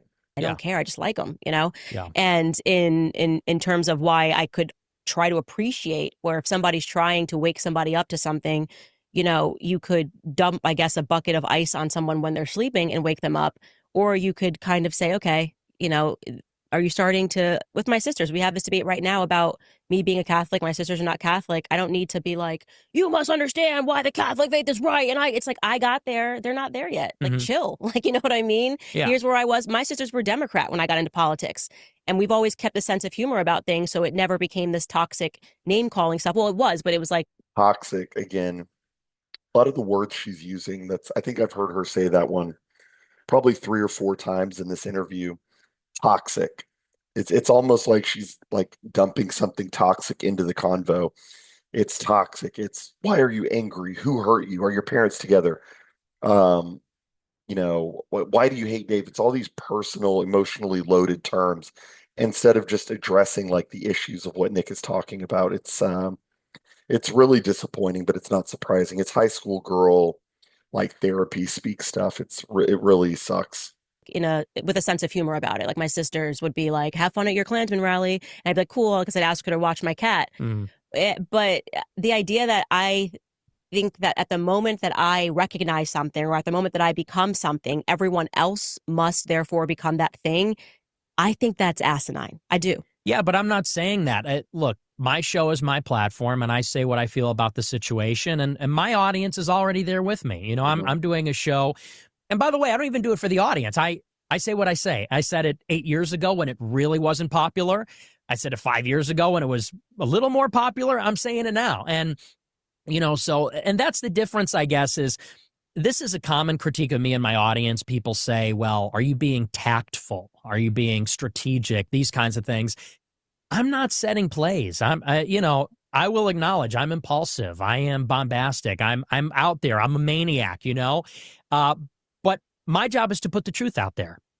I am the bucket of ice cold water, and I'm dumping it on people, and some people are going to get it, and some people it's going to take them longer. And yeah, I mean, Candace is using the analogy of the bucket of cold water. And the problem with that is, that's the distinction people draw a lot, like dumping the bucket of cold water versus incrementally, making these steps and making people based incrementally or whatever. The problem with that approach is that when you spend so long with the incremental approach, it envelops you. You become the process. And Nick has talked about this with colleagues of his, people that got into the movement even into government to try to red pill people and speak the truth. They look up and they say, well, now I work for this person who would have an issue with what I'm saying, so I can't say that. My girlfriend isn't right wing, so I can't say that. I haven't. They have audience capture. They say, well, my audience wouldn't like it if I say that. Next thing you know, you're no longer speaking the truth. You are the process. And, I do think that there's something admirable about being the bucket of cold water. Some people may not appreciate it. Some people may not like it. It is what it is.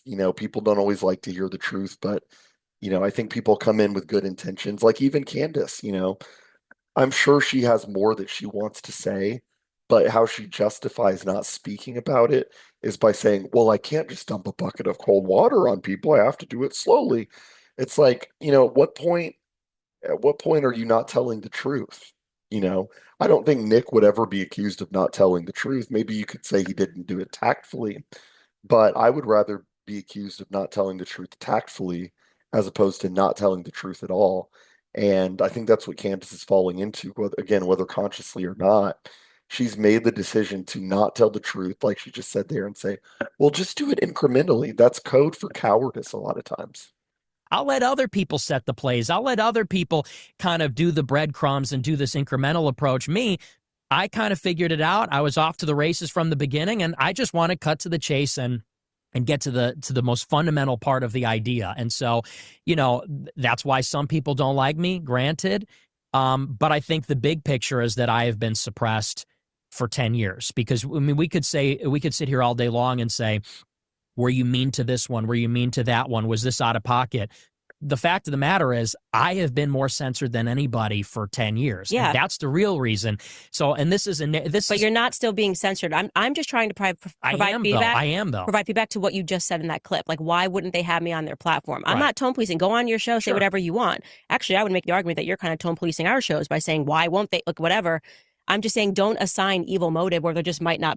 That's not what tone policing is, though, Candace. She says you're tone policing our show, like as if she thinks tone policing means disagreeing with someone. No, he's disagreeing with the fact that you will have Dave Smith on because he runs cover for your anti-Semitism.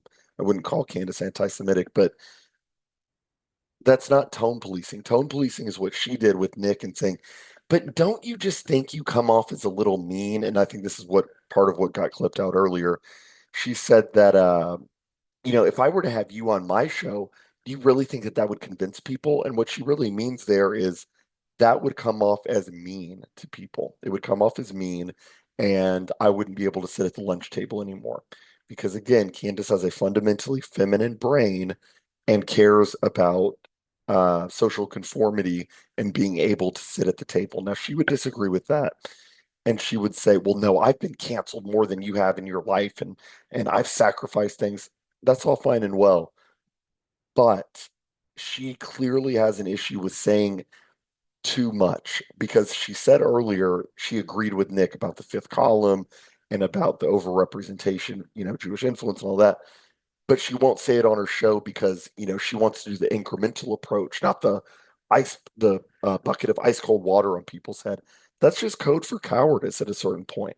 And it's like I said, it's a way to draw a line in the sand between her and Nick. Be one. Like, I don't it's think just, I am. Okay, I was fine. mad that you wouldn't. Well, you don't believe me, but I was mad that you're saying, okay. You're mad that. Well, I was mad that you wouldn't have me on. As look, I stand. Some people don't like me. Look, I stand than anybody for 10 years. Real reason. So, and this is But you're not still being censored. I'm just trying to provide feedback. I am though. Provide feedback to what you just said in that clip. Like, why wouldn't they have me on their platform? I'm Right. not tone policing. Go on your show, say Sure. whatever you want. Actually, I would make the argument that you're kind of tone policing our shows by saying, why won't they? Like, whatever. I'm just saying, don't assign evil motive where there just might not be one. Like, I don't think I am. Okay, I was fine. mad that you wouldn't. Well, you don't believe me, but I was mad that you're saying, okay. Nick clocks the female passive aggression. She goes, okay, very female. I mean, she's female, so that's fine. But she does okay. And Nick clocks it and is like, "You're not being honest. You're not being forthcoming." He notices it, and that's what she's doing there. She doesn't believe him. She thinks he's lying, and he's calling out the fact that she's being passive aggressive, and that's just like a total Nick W there. You're mad that. Well, I was mad that you wouldn't have me on the show because, look. I stand you so hard on Twitter. I was Candace Owens, and the Groipers were there for you for Daily Wire, Exactly. and they wanted the collab so bad last year. And you kept saying, well, we'll do it. But then you said... What are you... Okay. Look, this is what people really get mixed up about this whole, this Candace Nick thing, is how Candace wants to try to portray it as like this, Nick, you've always been hateful towards me, and we've never gotten along, and no. When Candace was working for the Daily Wire, before Nick was unbanned from Twitter, he had a burner account called Candace Owens. He was standing Candace. He was having the Groipers respond to Ben Shapiro and Jeremy Boring saying, it's not right the way you're treating Candace during the Christ is King debacle saga thing. The Groipers were in the mentions of Matt Walsh and Michael Knowles saying, as Catholics, you guys should be standing up for your fellow Catholic and having her back and not working for people that want to fire her for saying Christ is King. This is not, the Groipers have just always hated Candace. No, it's that goodwill was never reciprocated by Candace.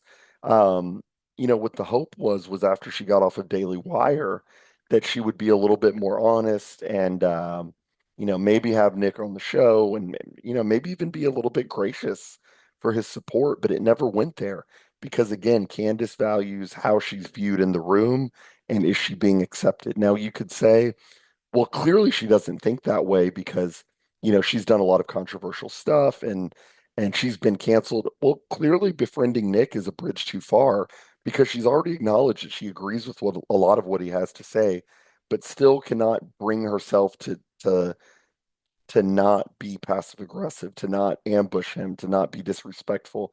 She's trying to divide the two and say that I'm the real person who can talk about these issues and he's not. Um, so yeah, I mean, to act like this has always been this way is not true. It's that Nick acted with goodwill and it was never reciprocated. And at a certain point, I don't blame Nick for saying, you know what, this isn't being reciprocated. I'm going to attack you now. I think that's fair. What are you talking about? Let's back this up Okay. because I do want to get to this. This is Sure. actually something that I find to be very funny. First and foremost, because I don't know what a groiper is. Okay. This is, and I will give you credit where credit is due. You have managed to infect the brains of 40-plus-year-old men. And that is actually, I think, the most compelling part about you. This is what they always do. So she's done this a lot, actually. So this is where we left. This is where I left off before the 13 minutes of missing audio. But this is what she always does.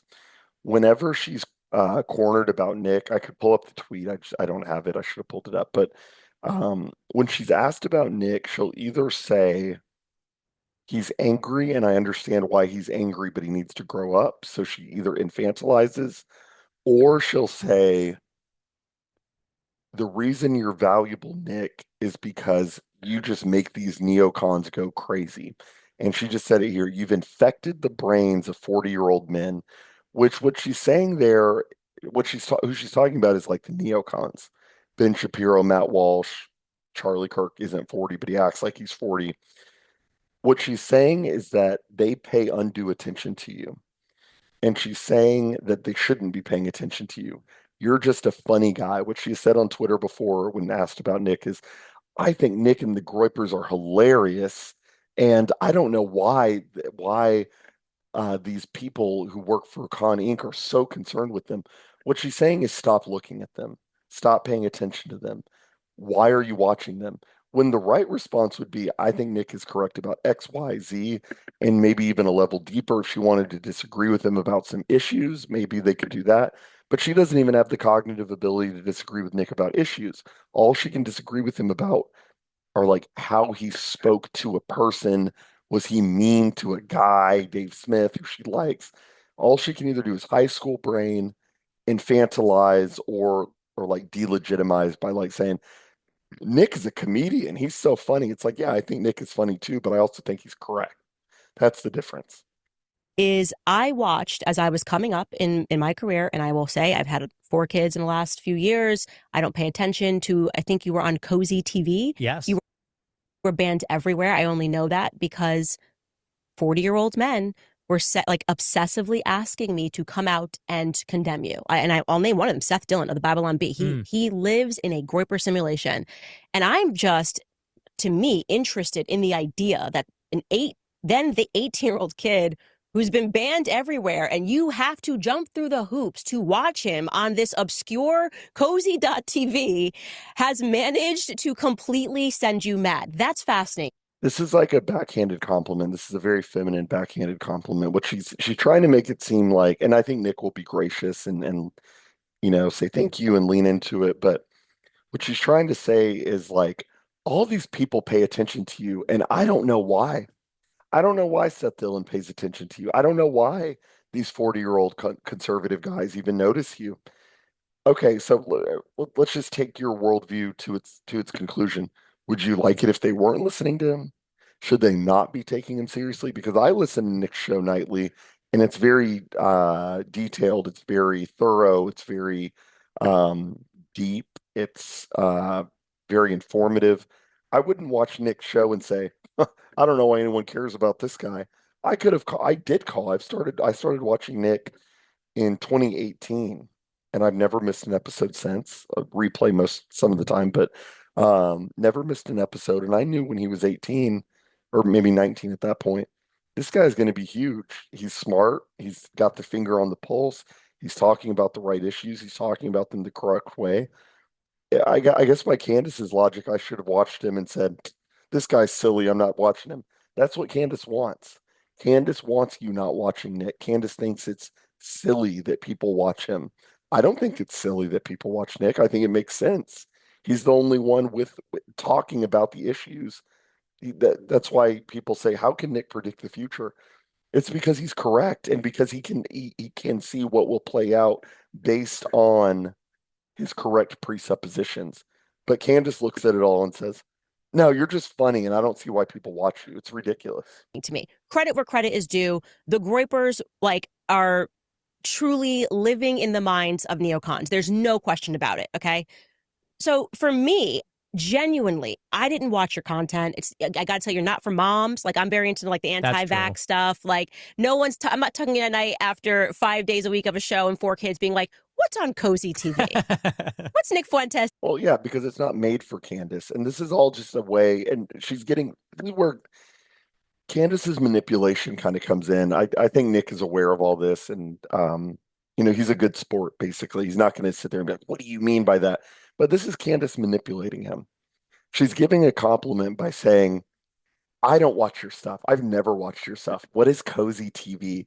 And saying, you can even see in her eyes here how she's looking like it's this very smug, manipulative, like, what's going on? She's saying, I advertise to the moms, and we have more going on than listening to what Groipers have to say, as if Nick just gets on his show for 2 straight hours and just repeats the N word. It's like, no, you would actually probably learn a lot about geopolitics if you watched America First Nightly, Candace. But this is all backhanded stuff, and it's a way for her to get buy-in from Nick. And what she's saying is, I don't understand why anyone even watches you. Saying over at Cozy TV. You're not? No, Oh, I am man. not. And so the first He's a time that good I started sport. seeing your clips was kind of at the same moment that I got fired, because at the same time ish is when you got put back on Twitter. And I am active on Twitter, and I'm seeing clips here and I'm seeing clips there. And I did see the clips of you speaking about the Christ is King scenario, some which were hilarious, just kind of getting into the Hilarious talking about Christ is King. He wasn't being hilarious. He was actually standing up for you, Candace, when you were getting fired from the Daily Wire and were encountering the wrath of the Jews for having the gumption, having the gall to say Christ is King. But you would think maybe a little bit of gratitude is owed there. Thanks for sticking up for me, like Nick just did with Dave Smith. Nick said, I appreciate Dave for having me on his show. He stood up for me when other people wouldn't. Candace, on the other hand, cannot bring herself to say that about Nick. She cannot say, you know what, I really appreciate how you and the Groipers had my back during Christ is King. Um, you guys were in the mentions of my bosses when they were trying to fire me. None of that. None of that. Just this. I think you're so funny. And a little bit of a side note, I really don't appreciate it and like I've said, Nick is a big boy. He doesn't need me to stand up for him.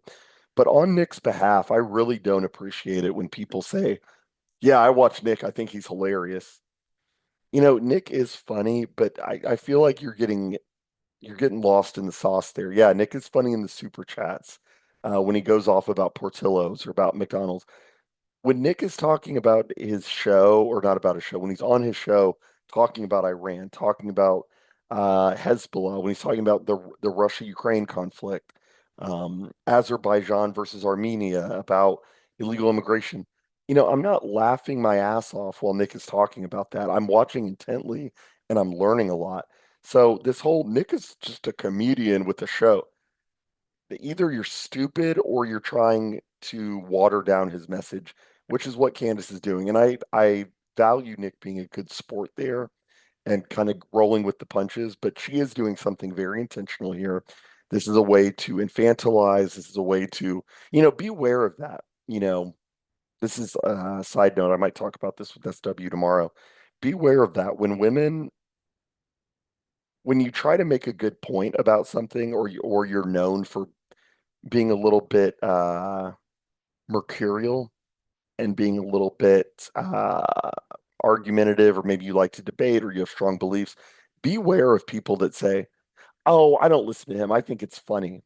I think his beliefs are funny. Don't listen to people like that, because either they're manipulating you or they're stupid and don't understand what you're saying. Now, in Candace's case, I think she's being manipulative. It's a way for her to say, yeah, I've watched Nick's show, but I just watched it and laugh. I don't trust people like that. People who get good info and say, oh, that was funny. It's not funny. This is deadly serious. the theology of it. And I'm starting to go, okay, I'm kind of getting this Nick Fuentes thing, especially when Jeremy Boring, then the CEO of the Daily Wire, hosted this Christ is King audio live. And that was the first time I ever heard your backstory. So I genuinely was so, I guess, not blind to the Groiper movement. But like I guess how influential you were that these people, as Jeremy admitted in that audio, were watching your show, which was on an app that I had never even heard about. So I want to give credit where credit is due. But your strategy of I'm going to go on my show and call this person out for not having me on the show when you didn't ask to come on the show and you had a line of communication because of some legal stuff that was happening in the background where I was asking you to do a decent thing and tell the truth about the fact that we didn't have this relationship that I think some people thought that we had going on in the background, a political relationship or like strategizing together. So I just think it was ridiculous. Like, I'm like, if you wanted to come on the show, why didn't you just send a big boy message and say, hey, Candace, we should collab? Big boy message again, infantilizing. All if you listen to the verbiage and the cadence and the word choice that she uses throughout, it's all meant to infantilize Nick. It's all to make him a baby. He's angry. He's an angry baby. I laugh at him. His show is funny. Why didn't you send me a big boy message? You internet too hard. And it gets even worse when we get into the gender stuff. I can't wait for that. But this is all intentional. And again, Nick will respond on his own. But I'm just very aware of that like, as a guy, Nick has said you need to make your place in the world. You have to carve out your space. You have to not physically, carve a hole in the wall, but like you have to make space for yourself in the world. And every time you do, there will be a woman saying, or hopefully it's not your wife or else you've chosen poorly, but there will always be a woman, whether it's your mom, friends, your friends, girlfriends, whatever, that are trying to say, oh, he's just a boy. Oh, that's silly. Oh, you have to take yourself seriously in the world. And Candace is trying to do the opposite of that, but kind of a side point. And that's what I mean when I say I think you internet too hard. Like you think the Yeah. way to get that is to go Groiper war, Groipers, go at, and I am the exact opposite demeanor. Like if you do that, I will definitively not have you on the show. And the irony is we had the discussion. So I think I messaged you and I was like, what's the deal with you on YouTube? If I have you on the show, we were just kind of getting set up here. Are you allowed to? And you answered and said, I don't know. You said, some people have had me on, some people have gotten hit. And I'm like, okay, well, we're still trying to figure this thing out. And the next thing I know, you've launched a Groiper war. And I'm going, if you think this is the last strategy you should possibly take if you ever want to get anything with me, I don't respond to like anonymous accounts. Like, I'm sorry, I'm not 13. I have toddlers at home. Like I get the. I'm not 13. I don't respond. I have toddlers at home. Yeah, that's great, Candace. And why are you doing a show? How about that? I love how Candace has this holier than thou. I don't have time to respond to Groipers. Well, you know what you do have time to do? You have time to set up this set. You have time to set up this logo in the corner. You have time to set up microphones. You have time to fly around the country and time to have producers set you up for interviews and do interviews with it. She has time for everything in the world except, oh, I don't read Twitter responses. Again, it's very Stefan Molyneux. It's like this, I don't have time for this. It's like, yeah, you do. You live on the internet. Um, you probably have people that help watch like who's watching your kids right now? Like this is all intentional and she's able to apply selective parenting. Oh, I'm busy with my kids all day, except when I do my 3-hour show every day. But when somebody responds to me on Twitter, oh, I don't pay attention to that. I'm a mom. Okay, pick a lane, Candace. And this is what Nick was saying earlier. You need to figure out what you're doing, actually. Like I want. And I say to them, if you would like something, you need to use your manners. You need to say, can I please have? And thank you. And that's how I felt you were kind of executing this request, was in a really immature way. You're babying Nick. There we go. Let's see what Nick has to say. Which is immature. Well, I think you're kind of starting in the middle of the story because when he left the Daily Wire, everybody was on Twitter and in your live chat and in the comments saying, we want the collab with Nick Fuentes. And you said in the live chat, we're going to do it. We have the screenshots in the live chat for your show. You said, we're going to do the collab. Yep. I have the screenshots. So, So this is important. This is very important. So Nick is calling her. So this is a new segment. Nick is or Candace rather, is getting into what caused the beef between her and Nick. And what it was that Nick's followers, after standing up for her during Christ is King, after standing up for her in the Jeremy Boring Twitter space, after standing up for her in Ben Shapiro's mentions, and Matt Walsh's mentions, Michael Knowles' mentions, after Nick and the Groipers all stood up for her, they started to ask Candace, hey, can you have Nick on your show? And this is what Candace's response will be, or this is what just happened. Nick just said, you agreed in the live chat of your show to have me on the show, and you never did. It sounds petty, and I guess the response would be, you sound just like the high school girl who can sit at the table as you were attributing to Candace. What I'm saying is that Nick behaved in goodwill towards Candace. He defended her, he stood up for her, he had her back. I don't think it's unreasonable, especially in light of what Candace has been talking about for the last year since her firing from Daily Wire, since her ouster from Daily Wire, to have Nick on the show. He's a friend. They've communicated, as we'll establish shortly. It's not unreasonable at all for him to say, "Hey, have me on the show. That would help both of us." And this is Candace's response. If Are this goes you up, we'll are post it. you potentially speaking about like a live chat that was going, and you think that I responded to somebody saying, Your channel said we're going to do the collab. okay, Yep. maybe I are you talking about YouTube? Yes. Genuinely, I don't know what you're talking about, but we can Okay. add the screenshot. We can add it because Sure. I definitively do not remember saying we were going to do the collab. Even if I indicated I did reach out to you and say, what's the deal? Because we were talking about, like I said, we were like, Right. we should get him on. Yeah. But then in between me saying we should get him on and you saying, I don't know about YouTube, suddenly there was like, we're launching a war on her. Yeah. And Well, then I was like, no, I don't want to do let's this. talk about that beginning of the story because Right. people were pushing for. And this is what's important and I guess we'll get into kind of the gender stuff here. This is what's important if you're confronting a woman about a lie.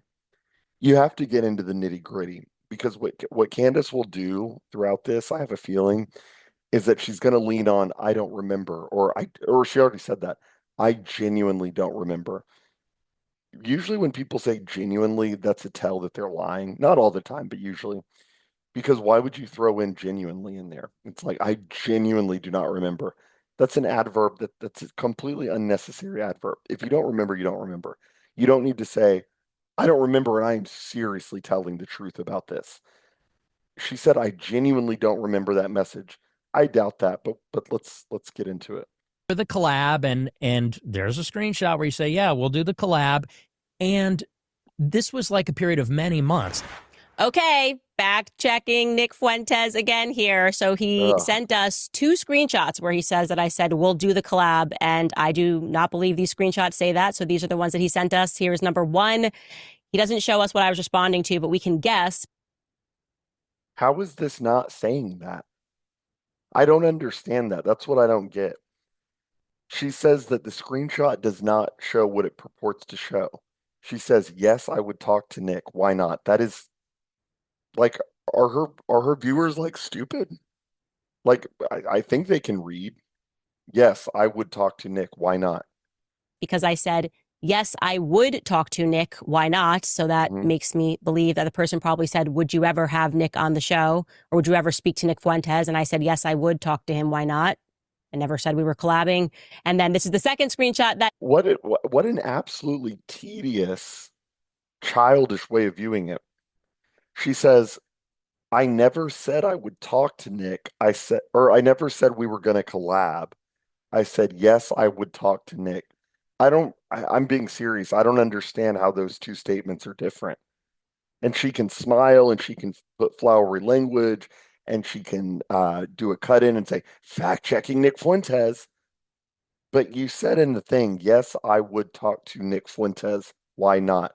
How is that statement different than we are going to collab? I mean, okay, maybe it's not in the active tense of like, maybe they don't literally say the same words, but I don't understand how those are fundamentally different. What? Nick sent us, it reads, I will literally speak to anyone on my podcast. My podcast is not for crybabies who hate speech. So I'm not certain how he could have interpreted that as Well, and the irony is that she just spent this entire interview with Nick literally being a crybaby about speech. She says the show is not for crybabies who hate speech. Well, didn't you just spend the last hour with Nick crying about how he called Dave Smith a Jew? I think I almost saw tears well up in her eyes when she was talking about Dave Smith, but all of a sudden she's saying, My show is not for those who hate speech. I think you hate anyone who's against Dave Smith. I think you just spent the last hour calling Nick a hateful person for disagreeing with Dave, having the audacity to disagree with the base Jew in the room. I think you just spent the last hour weeping on camera about how Nick doesn't like Dave enough. And then you're drawing this weird distinction between saying, I will have Nick on my show, why not? Versus I will collab with Nick. This is tedious, and this is what I was saying at the beginning of the thing. I'm not going to call Candace an evil person, but what she's doing is manipulative, and I do think it's evil. I think this is evil what she's doing. I confirmed I was doing a collab with him, but those are the screenshots he submitted. So I will allow you guys to interpret that yourself. Oh no, I did interpret it, and you lied. Maybe her audience isn't literate. Maybe they just can't read, and she's just counting on that. But I know what I read. Those aren't different statements. That's crazy. Back into the conversation. And then you go into a Twitter space with Dan Bilzerian, and there was I think one of those Jewish guys was on there. I forget his name. Mike something Myers was on there. Andrew Meyer was on there. Oh yeah. You brought him on there. I think Andrew Tate was on there. People said in your replies, get Dave Smith, get Dave Smith. You said he's invited to everything I do. All the replies said get Nick Fuentes on there. I'm not banned on Twitter. And so, and here but was that was after you had launched this, like. No, it wasn't. Yeah, I think it was. I don't think it was. But either way, here's the point. It just felt like you were making excuses, which was, oh, well, it's the YouTube thing. Oh, well, it's the legal thing. If it's YouTube, we could have done it on my platform. You know the legal thing was real. I still can't speak about what that legal thing was, but that was very real. That was very real. And Is it not in effect now? Has something changed? Not for a discussion for another time. But the point being is, like, that wasn't a. Oh, I can't talk about that right now. And again, that's what happens with these, like, I wouldn't call Candace a pathological liar, but she's manipulative, and she can talk about things when she wants to talk about things. Oh, I couldn't talk to you because of a legal thing, and Nick rightly goes, well, is that thing that's not still in place? She goes, oh, I can't talk about that. But you were just able to talk about the legal thing and say that's what was in place. If it's not in place, say it's not in place. Like, it's all over the place. Joke. You know that wasn't a joke. You were on the phone with my lawyers. I know there was a legal the accusations that were being thrown at me were just inaccurate regarding that legal thing. And so when I reached out to you to ask you to just clarify that this wasn't real, whatever it was, I was asking you to just do a decent thing. Like, that was not on okay, well, let's collab or not collab. It was like, hey, this is my real life. It's being impacted by something that I didn't do.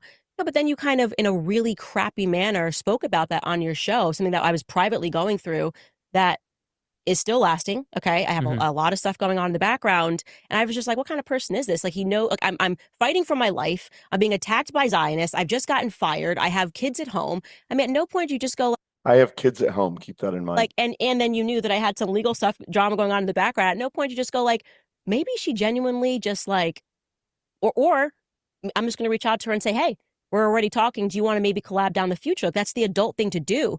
And going to your point, when I said he's always invited to anything I do, I literally had not invited Dave Smith. I would just, yeah, I know. I had not invited him. I was just saying, if he wants to jump on and say, let me on, I'll let him on. That's it. Yeah. Well, and here's the thing. I think that you can't have your. This is an important clip. Cake and eat it too. Okay. Because you also went and said, I've never spoken to Nick Fuentes before in my life, but that was a lie. Okay, or you didn't know, but we had spoken before. Okay, yeah, let's clarify that. Yes, I was wrong that there was that one conversation you pointed out about when my husband was working for what was the app called? Parlor app. Parlor. Oh, I'm sorry. So there were two, actually. Yeah, but, like, I mean, come on, Nick. The verse is like, we had this long relationship. But we can't play this game now. We can't play this. What You game? can't then get on my case and say, game? well, look, I'm just going through a lot and I have this crappy stuff going on. No, and then I'm it's just like, saying, wait, but I don't know about the person screenshot, but I forgot about the conversation Nick, and the other.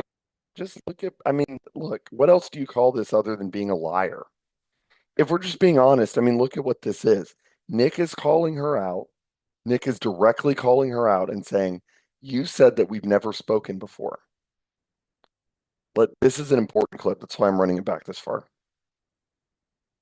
Nick says, you told the public that we've never spoken before. And she said, we haven't. We never spoke.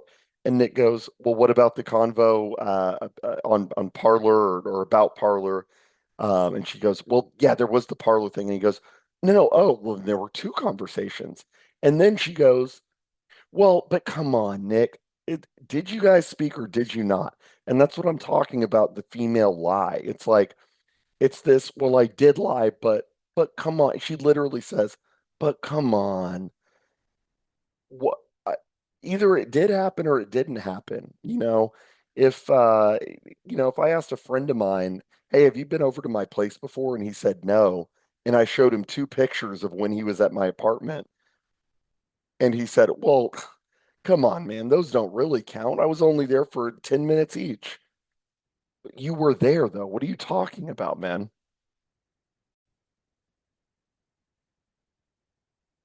I'm Fuentes before in my life, but that was a lie. Okay, but Or you didn't know, but we had spoken before. okay, yeah, let's clarify that. Yes, I was wrong that there was that one conversation you pointed out about So now when it's my one. husband was working for That's what one was the app called? conversation. Parlor app. Parlor. Oh, I'm sorry. So there were two, Two actually. Yeah, but like, I mean, conversations come now. on, Nick. The verse is like we had this long relationship. Okay, but we can't play this game now. So when did Nick say they had a long relationship? She said they had never spoken. Nick says we spoke twice. She says, but you made it seem like we had this long relationship. It's not what he said. Where did he say that? He said you guys have spoken. You're a liar. That is what a liar does. That is what, I'm not saying she's a pathological liar, but that is what pathological liars do. Is they say, I don't remember. Well, but okay, I lied, but come on, it wasn't that. It's not like what would be the threshold there? You guys had to what, go to dinner together? You guys had to have hung out for a weekend together? Like what would make her previous statement not a lie? Nothing in her mind. They could have had 100 conversations and she would say, well, but it's not like I was at your wedding or so, you know what I mean? Like there's no dynamic where she's never not lying, and that's what liars do. Now we What can't play this game? because you can't then get out. What game, Nick? What game?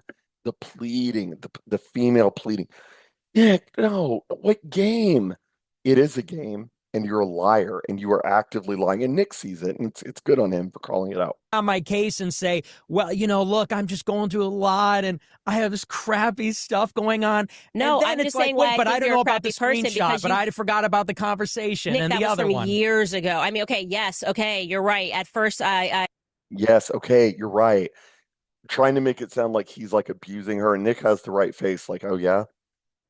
It's like, okay, you're right. Like she's being forced to say that under duress. It's like, no, he is right.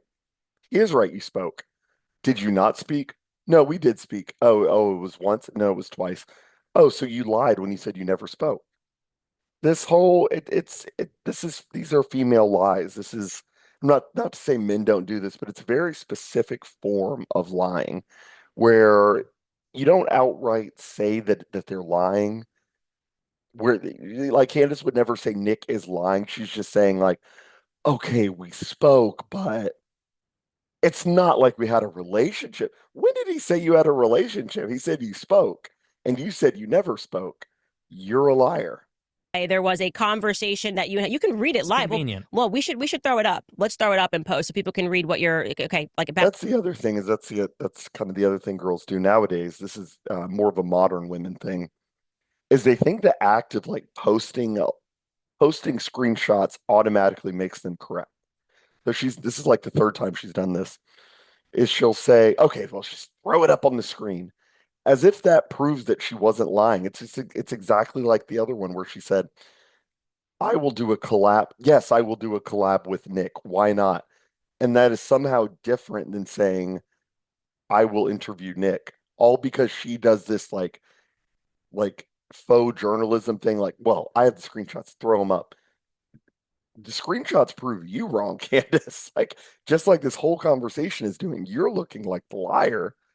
And it really bugs me. I've gotten a little bit more animated. I'm glad I saw this clip because it really triggers something in me when I see liars, especially like female liars, because they're confronted with the truth.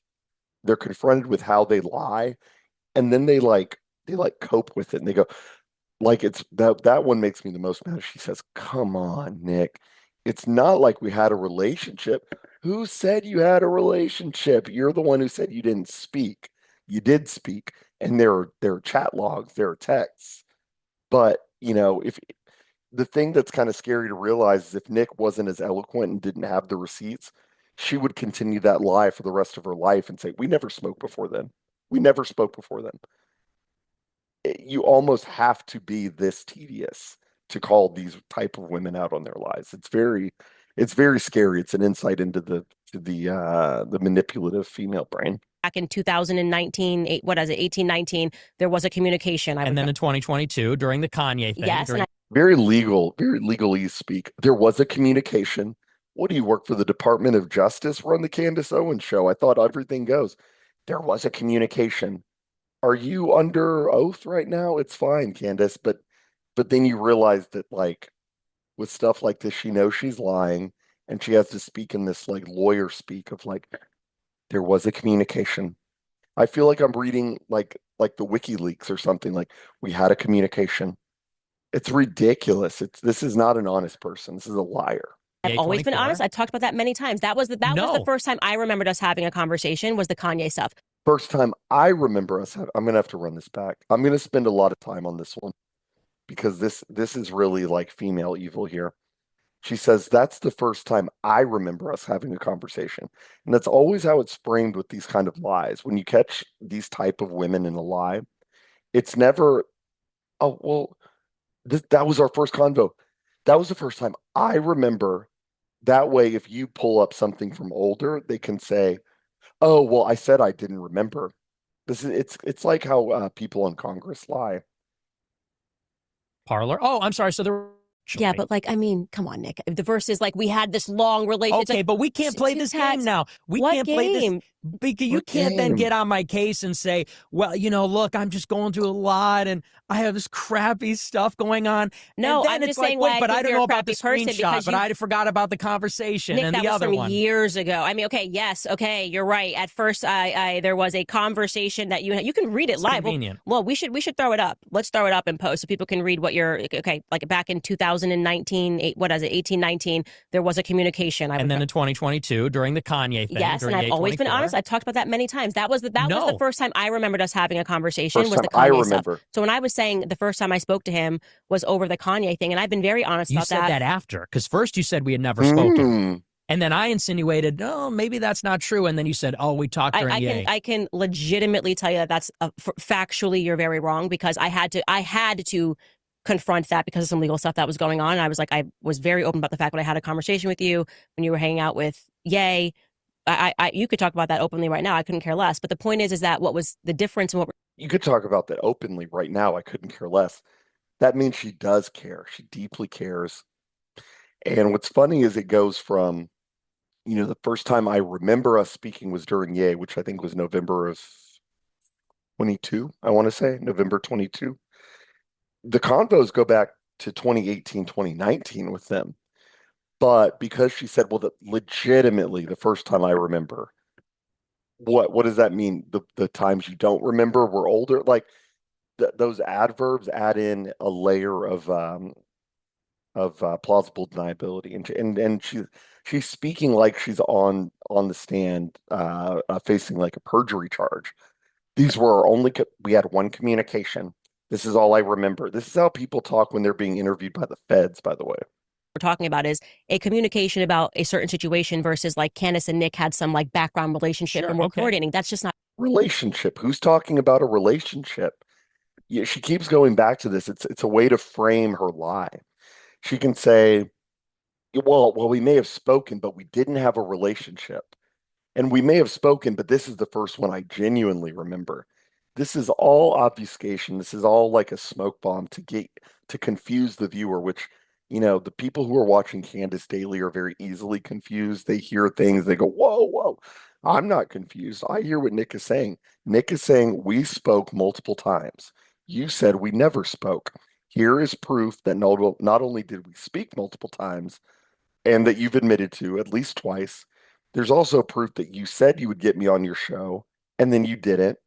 And that's likely because, like I said earlier, female conformity, you want to be cool at the lunch table and you never let me on. Just be honest about it, Candace. It's not that hard. Just be honest. Um,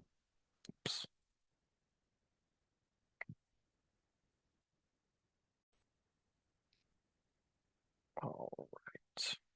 Not true, you know? And so that was what I was trying to dispel, because people were very seriously creating an insane conspiracy theory that I was coordinating with you. It was insane. All I can say to you is that retrospectively it was insane. And so if I forgot one communication about Parlor, you are correct. I went and checked and I Oh, was like, yeah, no, he's right. now she forgot one piece of communication. So now we're partnering the the on the stand for court lie. We had one communication with the lie she forgot. So maybe I forgot one piece of communication. I mean, look, man, if you were on the stand in a court case, you would be facing perjury charges because you lied and there's proof that you knew. But anyway, I mean, this is just like female lying. This is textbook stuff. Not able to tell the truth. What's funny is that the best the best defense against a liar is having a good memory because they're not able to back up. Candace is used to dealing with people that don't have a great memory, and she can spin her web. It's kind of funny. I was noticing this earlier. She blocks people for noticing this, but she looks like a bug. She looks like an ant, and I don't think it's a coincidence that like ants build hills, spiders build webs. She's able to web or weave these webs of lies almost. And it takes somebody like Nick, like tearing down the web and being like, no, no, no, no. We did speak twice. We spoke here, here, here. And you promised me here I'd come on. Well, no, I didn't promise. And then she can pull the screenshots that prove Nick being right. It's like she's not used to being called on her lies. People are afraid to call her out because they think that she's smarter than she is, but that's par for the course. In that my husband was not working, I think for like Google, or was, I don't know what you thought was happening, but it wasn't real. And I told you that. So I just kind of shut down some conspiracy that you were on. And then was the Kanye thing.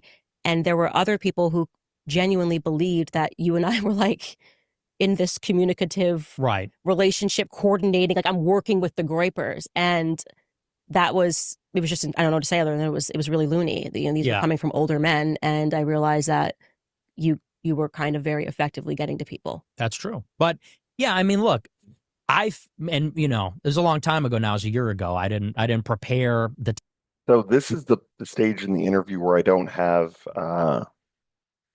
think I really have any notes. This is where I left off watching Friday. So everything at this point is going to be very live. Not that it wasn't before, but I had some notes of like what I thought was going on at certain timestamps. But now we're just kind of entering what I haven't seen before. So this should be good.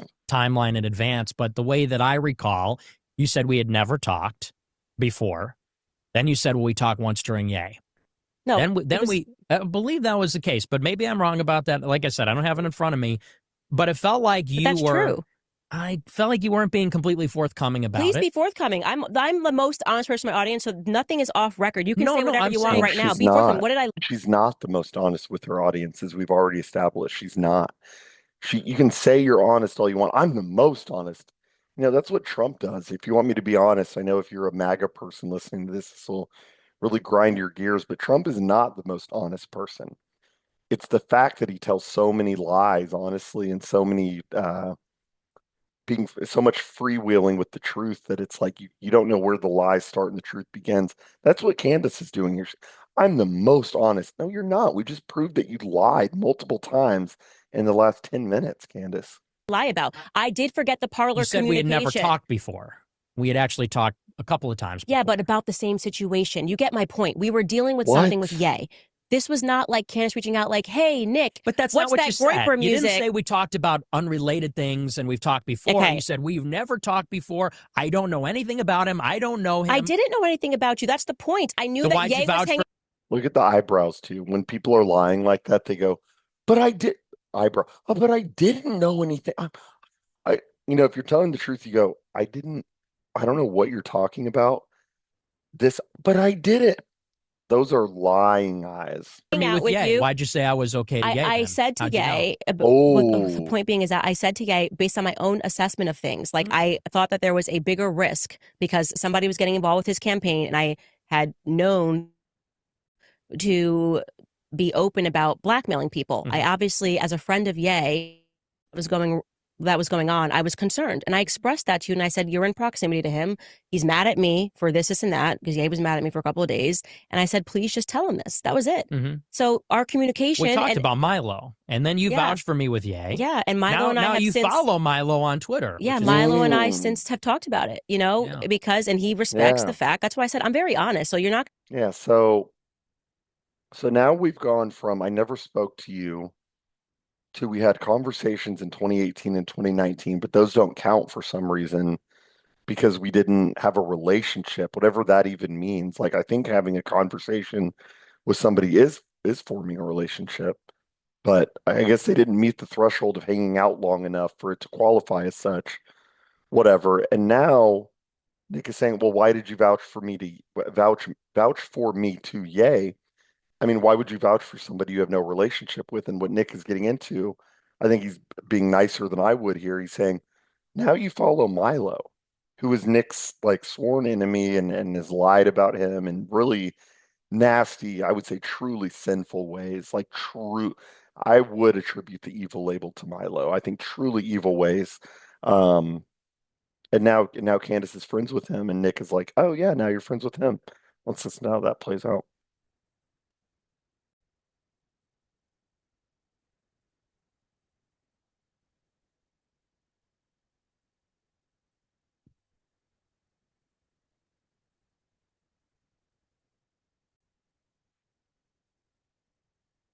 times. Yeah, but about the same situation. You get my point. We were dealing with something with Ye. This Never talked before. I don't know anything about him. I don't know him. I didn't know anything about you. That's the point. I knew So that why'd Ye you was vouch for hanging me out with with Ye? you. Why'd you say I was okay to Ye? I then? said to How'd you know? Ye, the point being is that I said to Ye, based on my own assessment of things, like I thought that there was a bigger risk because somebody was getting involved with his campaign, and I had known for that individual to be open about blackmailing people. I obviously, as a friend of Ye, knowing everything that was going on, I was concerned. And I expressed that to you, and I said, you're in proximity to him. He's mad at me for this, and that, because Ye was mad at me for a couple of days. And I said, please just tell him this. That was it. So our communication. We talked about Milo, and then you Yeah. vouched for me with Ye. Yeah, and Milo and I now have you since follow Milo on Twitter. Yeah, which is Milo and interesting. I since have talked about it, you know, Yeah, because yeah. and he respects the fact. That's why I said I'm very honest. So you're not going to catch me here, Nick. I'm not trying to catch. You're not going to catch me here. That's what liars say. You're not going to get me on this. He already did. You've been shown to be a liar, at least in this. Maybe not everything. I think a lot of what Candace says is, like I say, she's getting lost in the sauce. She's getting lost in the conspiracy stuff, getting lost by the fact that she's getting audience capture and they're like feeding what she talks about. But she was exposed here in the last 15 minutes for being a liar. She said we never spoke. Here's two examples of that being a lie. You never had me on your show, although you said you would. We've proved that you said you would have me on your show and you never followed through. Now you're befriending Nick's enemies. This is all, there's a pattern here. She's not an honest person. But you're trying to lecture me. No, you can talk. I want you to be as open as possible about this because I just think that there has been so much crap that's been said that's just untrue. Yes, the person was Milo. I wasn't going to identify him, but Milo and I have since talked about it because he recognizes that I was just concerned about Ye. It's the reason I communicated to you is because the person that I knew was not you. It was not Milo. It was Ye. Nick is clocking her. When Nick does that, she's admitting here that the person she was collaborating with was Milo. And Milo is a duplicitous, I don't think he's a good guy. I don't. He may be Catholic. There are a lot of Catholics that aren't good people, and I put Milo in that sphere, unfortunately. I didn't always feel that way. Learned things about him from people that have worked with him. Not a good guy. And I have my flaws also, but um, it's very telling that Candace is working with Milo. That says a lot. That's all I'll say. And I was concerned, obviously, with everything that was going down. He had been at my house and things were going down. I was just concerned, and I wanted to make sure that I was protecting him. Female wording also. Can't forget that. I was just concerned. Concerned trolling earlier happened where she said, well, Nick, but don't you think if you switched up your approach, you would do XYZ? Wouldn't that because what I knew from wouldn't that help your approach more? Blah blah blah. It's all this feminine language again. We were just concerned about those are people who are undercutting you. A lot of times, virtue, and this isn't groundbreaking, but virtue is masked, or duplicitous actions are masked as virtue, rather. The people who undercut you the most are people who are saying, I was just worried about you. That's what's happening here. She doesn't like Nick. She's undercutting him. She has been undercutting him. She lies about him in public and in private. And these are not the marks of an honest person. Milo publicly because I didn't know Milo either. Mm-hmm. Have I had a correspondence with Milo in the past, similar to you? Yeah, I saw him at the David Horowitz Freedom Foundation, but Oh, I didn't wow. know Milo like I didn't know you. Mm-hmm. And I was just trying to protect Ye. And so the extent to our conversation was about me trying to be a good friend to somebody else. It wasn't like this. And I told people that. I didn't tell the audiences that. What I'm saying is that I told. You didn't tell the audience, but that's key because I'm not a part of the other conversations. No, I said to you, I said I didn't know you. I didn't know you. Just because I communicate with you about Ye doesn't mean that we know each other, Nick. I don't know him. We've never talked. I've never had anything to do with him before. Nick, that's not true. Okay, we never talked. That's not true. That's what you said. Okay. And then I said, we did talk. Okay. And we're going to give you the right to pull the clip of me saying I've never talked to Nick Fuentes because I communicated with you about Ye. I was open about that. Okay. Well, and since then, just to clarify, spoke to Milo about that, and said, look, he understands that was my perspective. Mm-hmm. Obviously, getting into the movement, just like you, when I first kind of was coming in, I was reading a lot of Milo's blogs, a lot of his writings at Breitbart. And he kind of turned the lights on for me in terms of feminism and the BLM movement. So we never really had, I would say, the same exact thing. I didn't really know Milo. Mm-hmm. I knew his writing, I knew his work, but I didn't know him. So I just don't understand what I did wrong by saying that I don't know you. What do you want me to say? Was it? Well, once again, we're kind of massaging the words. You said we never talked. I know nothing about him. I don't know him. When we had talked, and then you went and changed the statement and said, "Oh no, you got to pull it up. You got to pull it up. Okay, come on. You got to pull it up now. We can't. I don't have it on me. I didn't know I was coming in. You said it wasn't an ambush. I thought we were talking about Iran. You brought it up, but that's fine. Oh no, this is absolutely an ambush. And Nick is saying what I said earlier, that he was under the impression that this would be like a talk about Iran and Israel, and instead it's this talk about why do you hate Dave Smith? Why do you hate Jews? Who hurt you? You internet too hard. You lied about me on your show. Where are the issues? This is all like female high school gossip. And, Nick can do that with the best of them. If you want Nick to pull the receipts, he'll do it. That's what he's doing right now. And the people will eventually show themselves as liars. The reason for that is because Nick fundamentally isn't a liar. That's the thing. Nick doesn't have to lie. Why would he lie and say, oh, I spoke to Candace and she's saying we didn't? How would that help Nick? It would help Candace, on the other hand, to say she had never spoken to Nick, and we're finding out that's a lie. Not only is that a lie, but that she's coordinating with his enemies.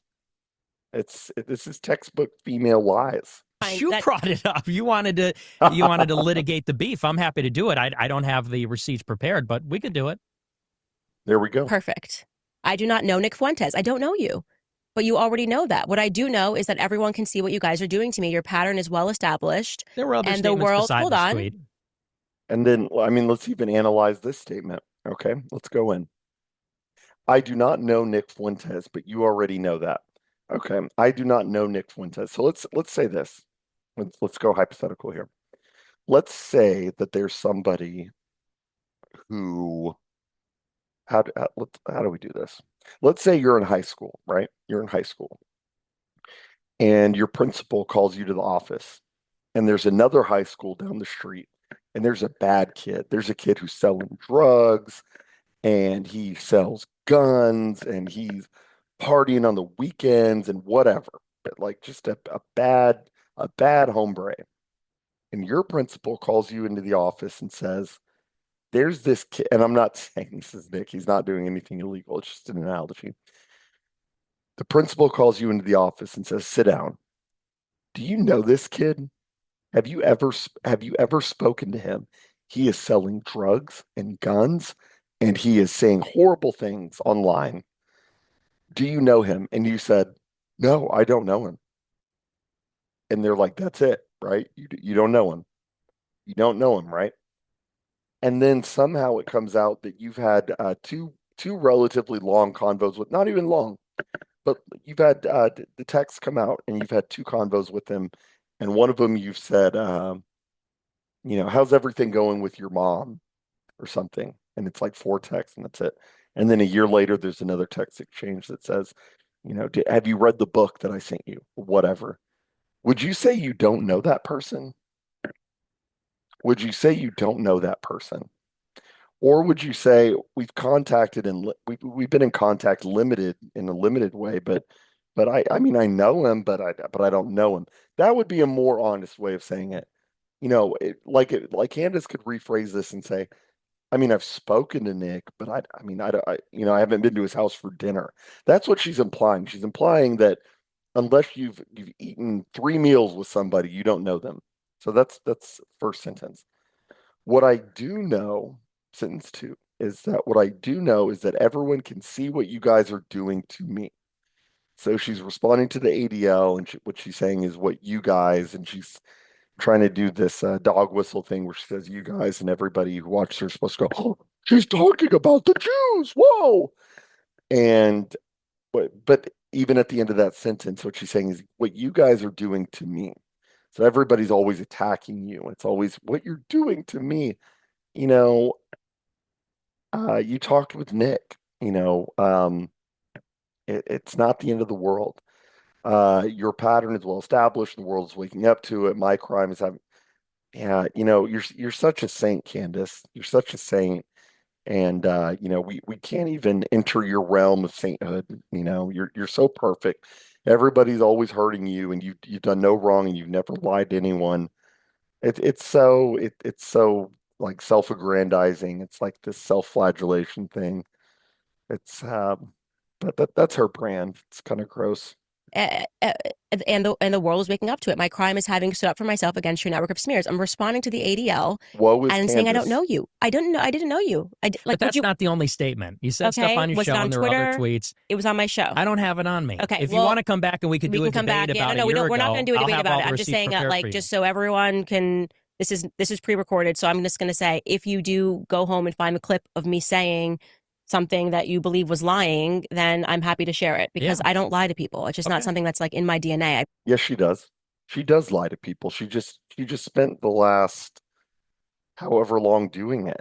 Nick proved it. We proved that she lied. She said, "We've never spoken. Here are the receipts, 2018 and 2019." She said, "Okay, you're right." Why would she say you're right? But then her retort is, "Well, I genuinely forgot." Did you forget? Well, then if you forgot, then why did you stand up for Nick Touye if you didn't know him? I don't stand up for people I've never talked to or never met. No. If a random person watching this video, if you were trying to get a job and you put my email as your reference, I wouldn't say, I vouch for him. I don't know you unless you've spoken to me, in which case I wouldn't lie about you. Candace can't say that. We'd rather just tell the truth and deal with the consequences. So I had two separate communications with you before I got fired. Three separate communications with you. Oh, I thought it was zero. And they were limited to us discussing Parler and us discussing Yay. Would you think that's a fair assessment of? Yes. Yeah. Okay. Fine. Done. Okay. Fact checking Fuentes, because we told him obviously that he could send us anything in post and we would drop it in. He said that I denied that I had contact with him. This is the proof that he sent us right here. You can see that I tweeted on November 25th, 2022.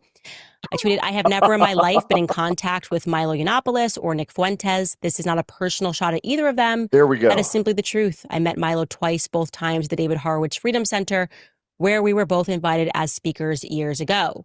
As Nick insinuated, this was technically not true because I did have public contact with Nick that then kind of rolled into a private correspondence. So I'll read it to you. This is what I tweeted publicly. I tweeted, "This isn't true," responding to Nick. He was tweeting something about Parler, which my husband was the CEO of Parler. So I was defending my husband. I said, "This is not true. Apple was under serious pressure, which is why they reinstated the app." Hold on. We have to go back to that part because she admits it. So here we go. I have never in my life been in contact with Milo Yiannopoulos or Nick Fuentes. That is not a personal shot at either of them. That is simply the truth. I met Milo twice. What's funny in this statement is that she's willing to be honest about her contact with Milo. That tells you a lot right there. She's willing to say, I did meet Milo, but she won't say I've met Nick or talked to Nick. What else? Look, this is exactly what I was saying with the other statement. What else am I supposed to glean from this statement? This really frustrates me. I have, because it's unequivocal. There's no equivocation happening here. There's no, well, but we talked, but we didn't have a relationship. This says, quote, I have never in my life been in contact with Nick Fuentes. That's a lie. That is a bold-faced lie. And for her to sit there and look in the camera and say, I don't lie. I don't lie. My audience knows I don't lie. You just did. Everybody sees you lied. You lied. You're a liar. It's very frustrating because she makes everybody else out to be the crazy person. And it's this classic projection thing, accuse those of what you're guilty of doing. She is lying. I've never been in contact with Nick Fuentes. What else is that supposed to mean other than you've never spoken to him? If that were the case, add the same addendum, add the same asterisk that you did with Milo. Say, yeah, I spoke to Nick twice, but it involved yay and nothing related to what you're talking about. Fine. Maybe you could have some leeway there. That's not what you said. You said, I have never been in contact. Liar. Or Nick Fuentes. This is not a personal shot at either of them. That is simply the truth. I met Milo twice, both times at the David Horowitz Freedom Center, where we were both invited as speakers years ago. As Nick insinuated, this was technically not true because I did. Technically not true. And that's always this obfuscation, this way to offer cover. No, it's not technically not true. It is untrue. You can put flowery language behind it. You can use that Valley Girl voice that Candace does to get buy-in from female and emasculated men that watch her. Um, or from females and emasculated men that watch her and go, well, she said it, and she has a pretty face, and she said it with a bubbly tone, so she couldn't lie to me. She has no capacity for female evil because she said it in a flowery tone. No, she lied. She said, I have never spoken to Nick J. Fuentes, and we proved that that's not true. Liar. Have public contact with Nick that then kind of rolled into a private correspondence. So I'll read it to you. This is what I tweeted publicly. I tweeted, this isn't true, responding to Nick. He was tweeting something about Parler, which my husband was the CEO of Parler. So I was defending my husband. I said, this is not true. Apple was under serious pressure, which is why they reinstated the app. This is a victory. Short term, though, in my opinion, if they don't sue Apple. Referring to Parler again, I'm just out here defending my husband's honor. But to Nick's credit, I then, that right after, said this to him via DM, a private correspondence, basically just, again, talking about Parler and saying that I couldn't say anything just yet. And that was our correspondence that we had that I truly did not remember. You can see it is dated April 19th, 2021. So I was What it is more annoying because I have to keep my mouth shut on 2 more weeks. Apple's playing PR. I mean, but look, here's the thing. This is how she's lying. The tweet that she just shared was from November of 2022. This was a full year before that. They were talking. Like, what else am I supposed to say other than she lied? These are communications. And obviously, very tactfully, she's keeping out her response because what she wants to make it look like is Nick just messaged her and she didn't respond. She's a liar, man. I know I'm harping on that, but it really needs to be known that she's not this like, and I think Beardson was talking about this the other night. Women can do no wrong. If they're caught in a lie, it's because someone inflammatory went on their show and outed them. Nick is saying here, you lied, we've spoken. Candace shows a screenshot showing them having spoken, and she says, well, but this is all it was. Then you lied. Sincere when I said that I didn't have any contact with Nick in 2022, but I did forget this correspondence. So back to the conversation. But going on to the broader point that I wanted to make, I'm glad that we went through that because I think that there's been a lot of people on the internet that have said things that are not true. So that is the basis of the communications that we've had.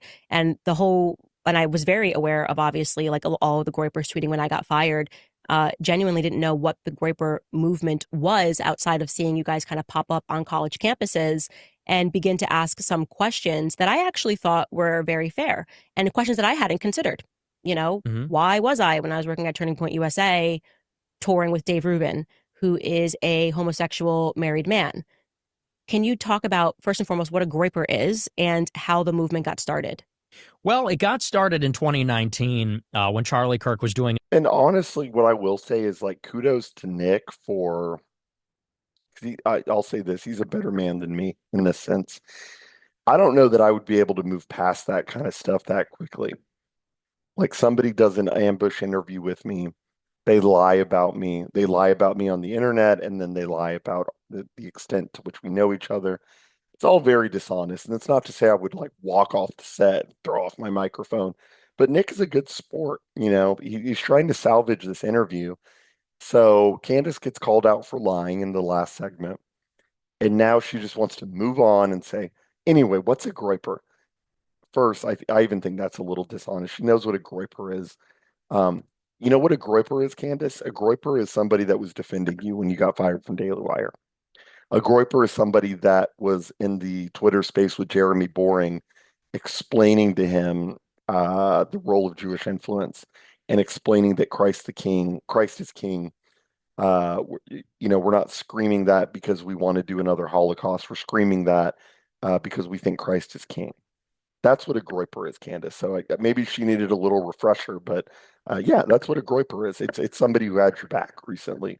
I know the art of gratitude is lost on Candace, but yeah, that's what a Groiper is. His first big college tour, and I forget actually the first one. I think it was in Colorado, and a couple of fans of my show, I didn't tell them to do this.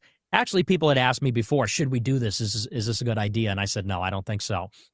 But two guys who watched the show, they went out on their own. And I think the one guy asked a question about legal immigration.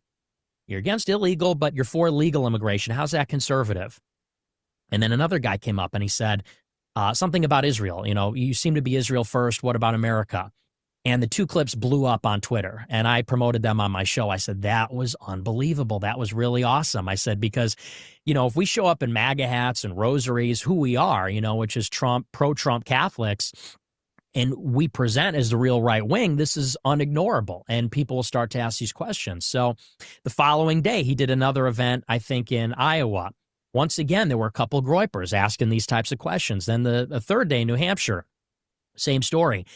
And I remember doing a show covering the latest batch of clips. It turned into a thing. We were covering them on the show every night, the clips of these questions. And at that time, Groiper was a meme. It was like Pepe the Frog. And there's a few variations. There's Pepe, Marv, Apu, and Groiper was one of them. And Groiper's like a big cartoon frog. Why is it named Groiper? I don't know. I literally don't know what Groiper means. It came from a Twitter account called That Groiper. He just named it Groiper. Okay, so it just doesn't mean anything. No, okay. Yeah, it was technically called Easter Toad was the drawing, the proprietary drawing. But then some Twitter users started calling it Groiper. And at that time, people would personalize the Groipers and make them an avatar. So, they'd have different themes and different personalities. And Groiper became synonymous with like a far right, like retard. Like a Groiper was like, this guy is painfully, obnoxiously far right. Okay. And so I said on my show, imagine you're Charlie Kirk. You're standing up there on the stage sweating, and you have a line of Groipers asking you questions about the USS Liberty and dancing Israelis. I said, what must be going through his head? And ever since then, they took the Groiper standing upright, because the famous picture is he's sitting down like this. But they took a picture of the Groiper standing upright, and there was a meme at the time of Alex Jones walking down an alleyway, and they copy-pasted a bunch of Alex Jones. They said it was an army of Alex Jones. And so someone took that meme and they did it with Groipers. They had an army of Groipers marching down the alley. And I said, that's us. That's the Groipers lining up to ask Charlie Kirk a question. So that was the origin of the name. Okay, interesting. I was always wondering, I'm like, what does Groiper actually mean? And so it's a lot of people that have these anonymous accounts. And like I said, we'll show a clip of it, but I thought it was very interesting because it was, I guess, questions that I hadn't really grappled with, which is, I'm on stage, I'm saying that I'm a Christian, and yet I'm touring with somebody who is a homosexual married man. How do I reconcile that? And rather than kind of getting the answer, and I think I particularly remember one clip with, gosh, what is his name? I'm totally blanking here. Um, it's a Black Army vet. I know his Rob name, Smith. Rob Smith. It was a moment with Rob Smith, and I think somebody shouted down the person and said that they were homophobic. Like the question is homophobic, and at that moment I went, yeah, you can't do that. You got to actually answer the question. There could be an answer, but we can't be like the left and just calling people names because we don't maybe want to confront that there is some substance to this question. But then you guys kind of, or maybe it sounds like it did start as an online movement. Who are the Groipers behind the scenes? Do you have communication with these people? Yeah. They're real, obviously they're real human beings. But my point is that, like, is this movement, like, you guys are on a group chat and you know these individuals? Can we get a demographic? Are they older? Are they younger? Who are the Groipers? I'm not saying Candace is doing this here, but what this sounds like is like Fed line questioning. Like, so who are they? Where are they? What's their demographic? Like, what the problem that people fundamentally have with the Groypers when you break it down is that they're decentralized. That's what strikes fear in the heart of them when it's like, oh, their names aren't on an Excel spreadsheet. Oh, their names aren't on a list. No, it's like, you know, I'm in some group chats, but there's no like sign up list. There's no monkey survey. No survey where you join the thing. It's like it's all very decentralized, and I think that that's what makes them a little intimidated. So I don't like that line of questioning, but Nick will handle it. Well, they are real human beings. They're all young white men. Or there's other men too. I mean, some of them are Hispanic, some of them are black, some of them are Jewish for that matter. But they're mostly young men, college age, Generation Z. Some of them even high school aged, okay. And all of them very Christian, very Catholic. Also, they're fans of the show. A lot of people say have this cult-like following. People watch the show and they adopt the political viewpoint, the religious viewpoint. And so they're basically far right, pro-America, Catholic, at that time, big Trump supporters and young guys. Okay. All right. We have to watch another Nick Fuentes clip. I think we should definitely watch. Let's watch the first one that you showed me, Skylar. Why is it that Candace Owens will interview Harvey Weinstein before she'll talk to me? So true. Am I really that so glad you bad? agree with yourself. People said when Candace Owens split with Daily Wire, people begged her. He's wearing the same tie in both videos. It's funny. To do a collaboration with me. They said, talk to Nick Fuentes. You stole all his talking points. Talk to Nick Fuentes. You get all your ideas from him, all your slogans. He was a martyr. He made the sacrifices that made it popular for you to do this. That's she true. said, oh, I can't because I'm on YouTube. But I also can't have him on my website because of some lawsuit. That's so crappy to me. That part's really crappy to me. I have to say, are we watching it back, no, I do want to say we don't have to get into it, but that's crappy. Nick is noticing again. It's the same thing as when she said, that's why you suck. And, you see that look on his face of this look of distrust because he doesn't trust her anymore. I mean, he can handle his own. I'm not saying he's losing the debate. He's clearly winning. But he's looking at her like, really, man? And we'll see if she addresses the Harvey Weinstein question. But, he says something like, oh, I have a lawsuit. And she goes, or he names all the litany of reasons, oh, you can have Harvey Weinstein on. Oh, I have kids. And oh, I have a lawsuit. And she takes the one thing. She goes, oh, I think she pulls the card and goes, I think that's crappy. And Nick is like, seriously? It's so tedious. To me, because it was like, I don't know, I just think that I try to do a really good job of being a human being offline, you know what I mean? And if people are going through stuff or whatever, and that was real, like that's not like, oh my God, like she's trying to be a victim. It was very real. My life was kind of, No, she does try to be a victim. That's the story of her career. She tries to always be a victim. Thrown up in the air, but we don't need to focus on that. But I do. Oh, we don't need to focus on that. We can brush that away. Don't give him time to address it. Brush it away. I want to get to the point. Do you actually believe that I was getting all my ideas from you? Like, do you actually believe that I was watching Cozy TV? Because then somebody showed me a clip of you saying the same thing. Because I guess you said in the same week, or you said last week, I was talking about this. Now this week, Candace is talking about it, and it was pertaining to the PBS documentary, The Savage Peace, which was about the German genocide that took place after the war had ended. And that documentary opened up my eyes a lot to the fact that we had only been told kind of one strand regarding World War II. And I told my audience they should watch it. And there was a clip of you kind of suggesting that. What's also funny here is that, like, she thinks this is an own. The fact that she said, no, I didn't get my ideas from you. I got my ideas from a PBS documentary.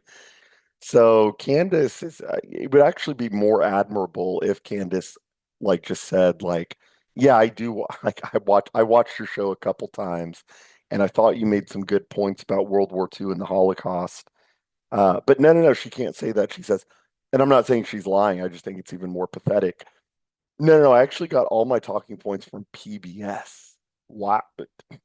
I thought we were dealing with a truth teller, with a revolutionary thinker. No. She watched the public broadcasting service one night while she was like nursing little Johnny and was like, "Let me turn on a World War II doc." It's like that would be like saying, "No. What woke me up was Schindler's List." Actually, it's like honestly, you're kind of taking an L here. That's a big L. Why were you getting your ideas from PBS? I got that from you. So did you actually believe that I had gotten that from you, or that I was watching your show and stealing your ideas? Not that one. I don't know what that's all about, the Okay. German thing. But look, I mean, you left Daily Wire with the whole Christ is King, America First. For years, that's what I was known for. Now, if you want to say you never heard of me until a couple of years ago, or No, I heard of you in 2019. You said earlier though that Wait, you right. didn't really watch anything or know anything until about a year ago. Yeah. If that's what you say, okay, that's fine. But it'd be a pretty stunning coincidence.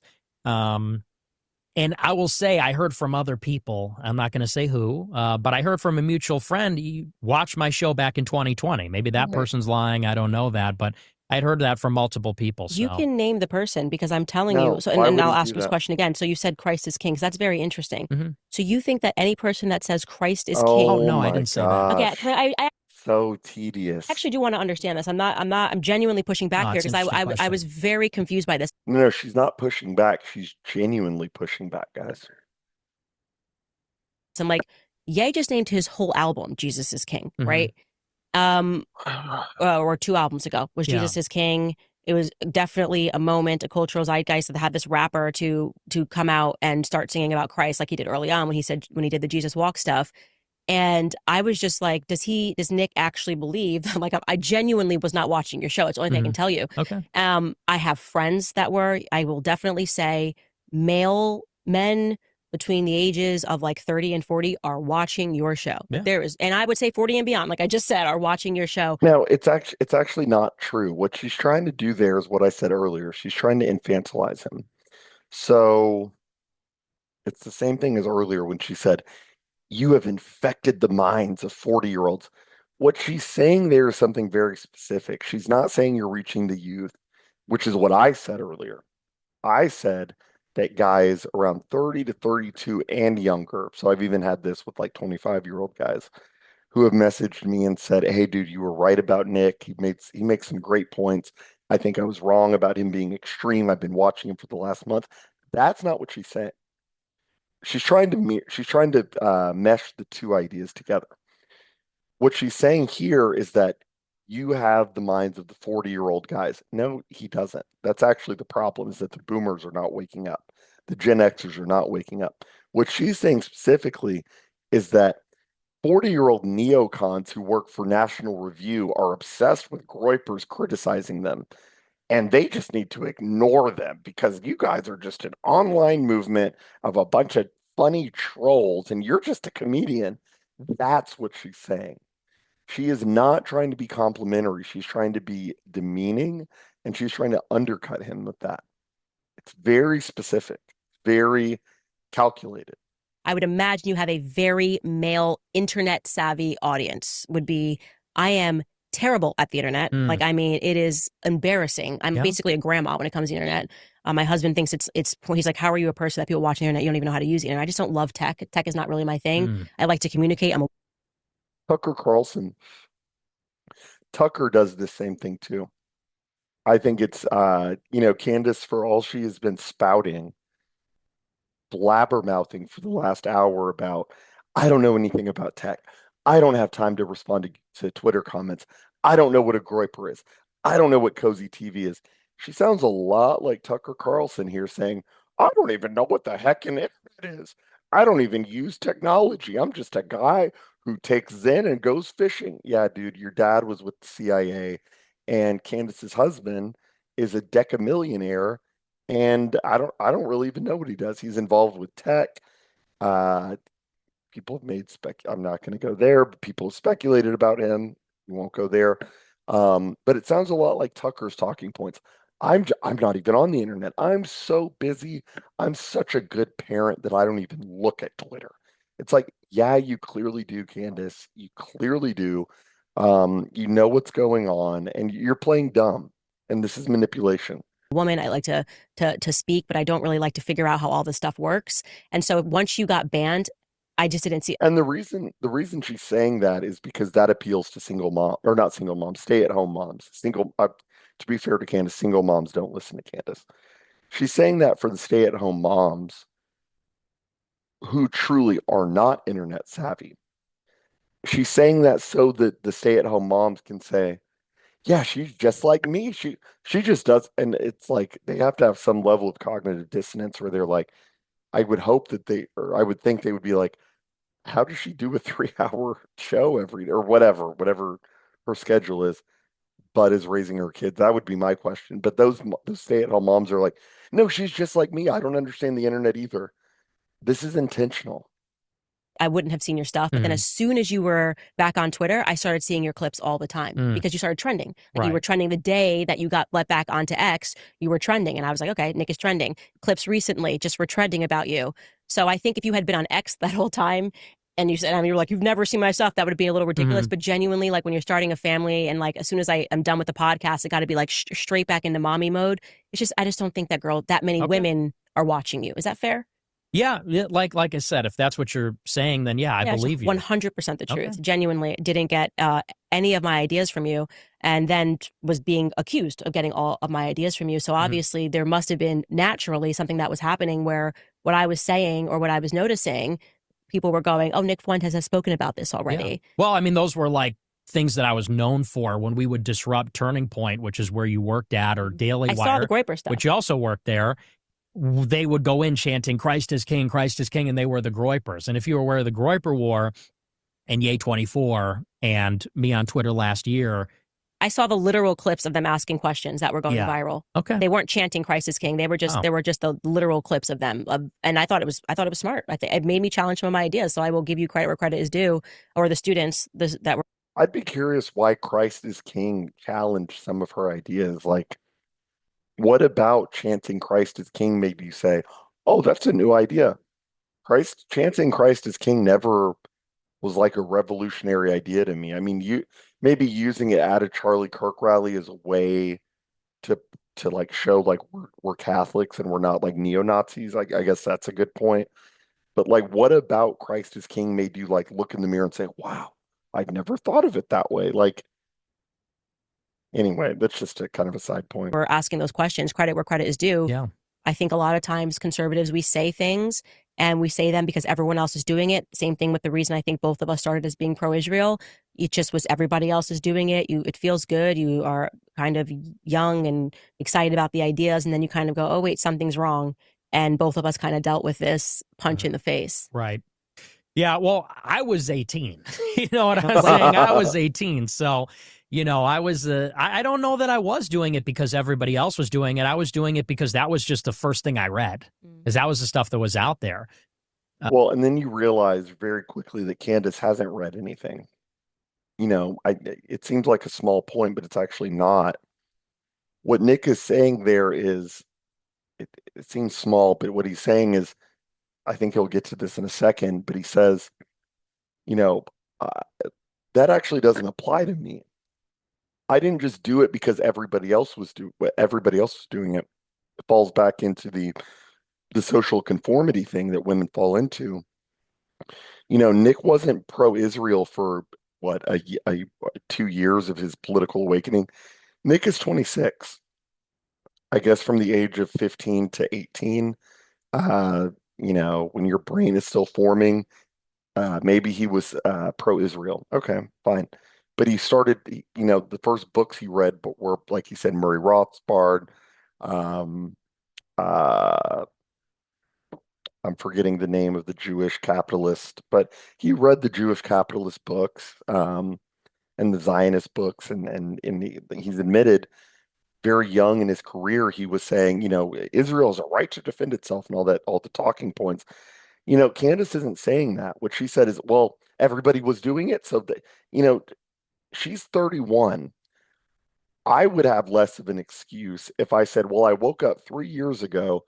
It's like, Candace has less of an excuse. And I think we'll get there, but they're different things that they're talking about. And then, yeah, I mean, and then you went through it. I mean, and hey, and likewise, credit where it's due. Maybe I've been unfair to you. I don't know you, and like you said, we talked once and twice. We finally got there. No, but it's true. And this is the first time I've met you, Tedious. and I don't know you. So, and I'm willing to admit if I'm wrong, maybe I've been unfair to you. Notice how Nick is willing to go there before she will. Nick is willing to say, maybe I don't know you. Has Candace offered that? Has she reciprocated that feeling at all in this interview? Or has it been this hostile, this, are you a baby? You're a baby. You should have talked to me like a big boy. You internet too much. Did mommy hurt you? Who were your parents? What happened there? All this stuff. And Nick is very, consistently throughout this interview said, I like Dave Smith. I disagree with him, but I like him. He said to Candace, I disagree with you, but you know what? Maybe I treated you unfairly. There's this goodwill that's permeating from Nick that is not coming from Candace. And, she'll take every win where she can get it, like she just did Groiper and say, we agree. You know, that is not the same thing as saying we never spoke. And she's taking it as a win, but it's again, it's not honest. And I just don't trust Candace at all. Like I said earlier, there was a level of goodwill that I was willing to extend towards Stefan Molyneux, because I don't think it was coming from a malicious place. I don't think Molyneux wakes up every day and says, I hate young men.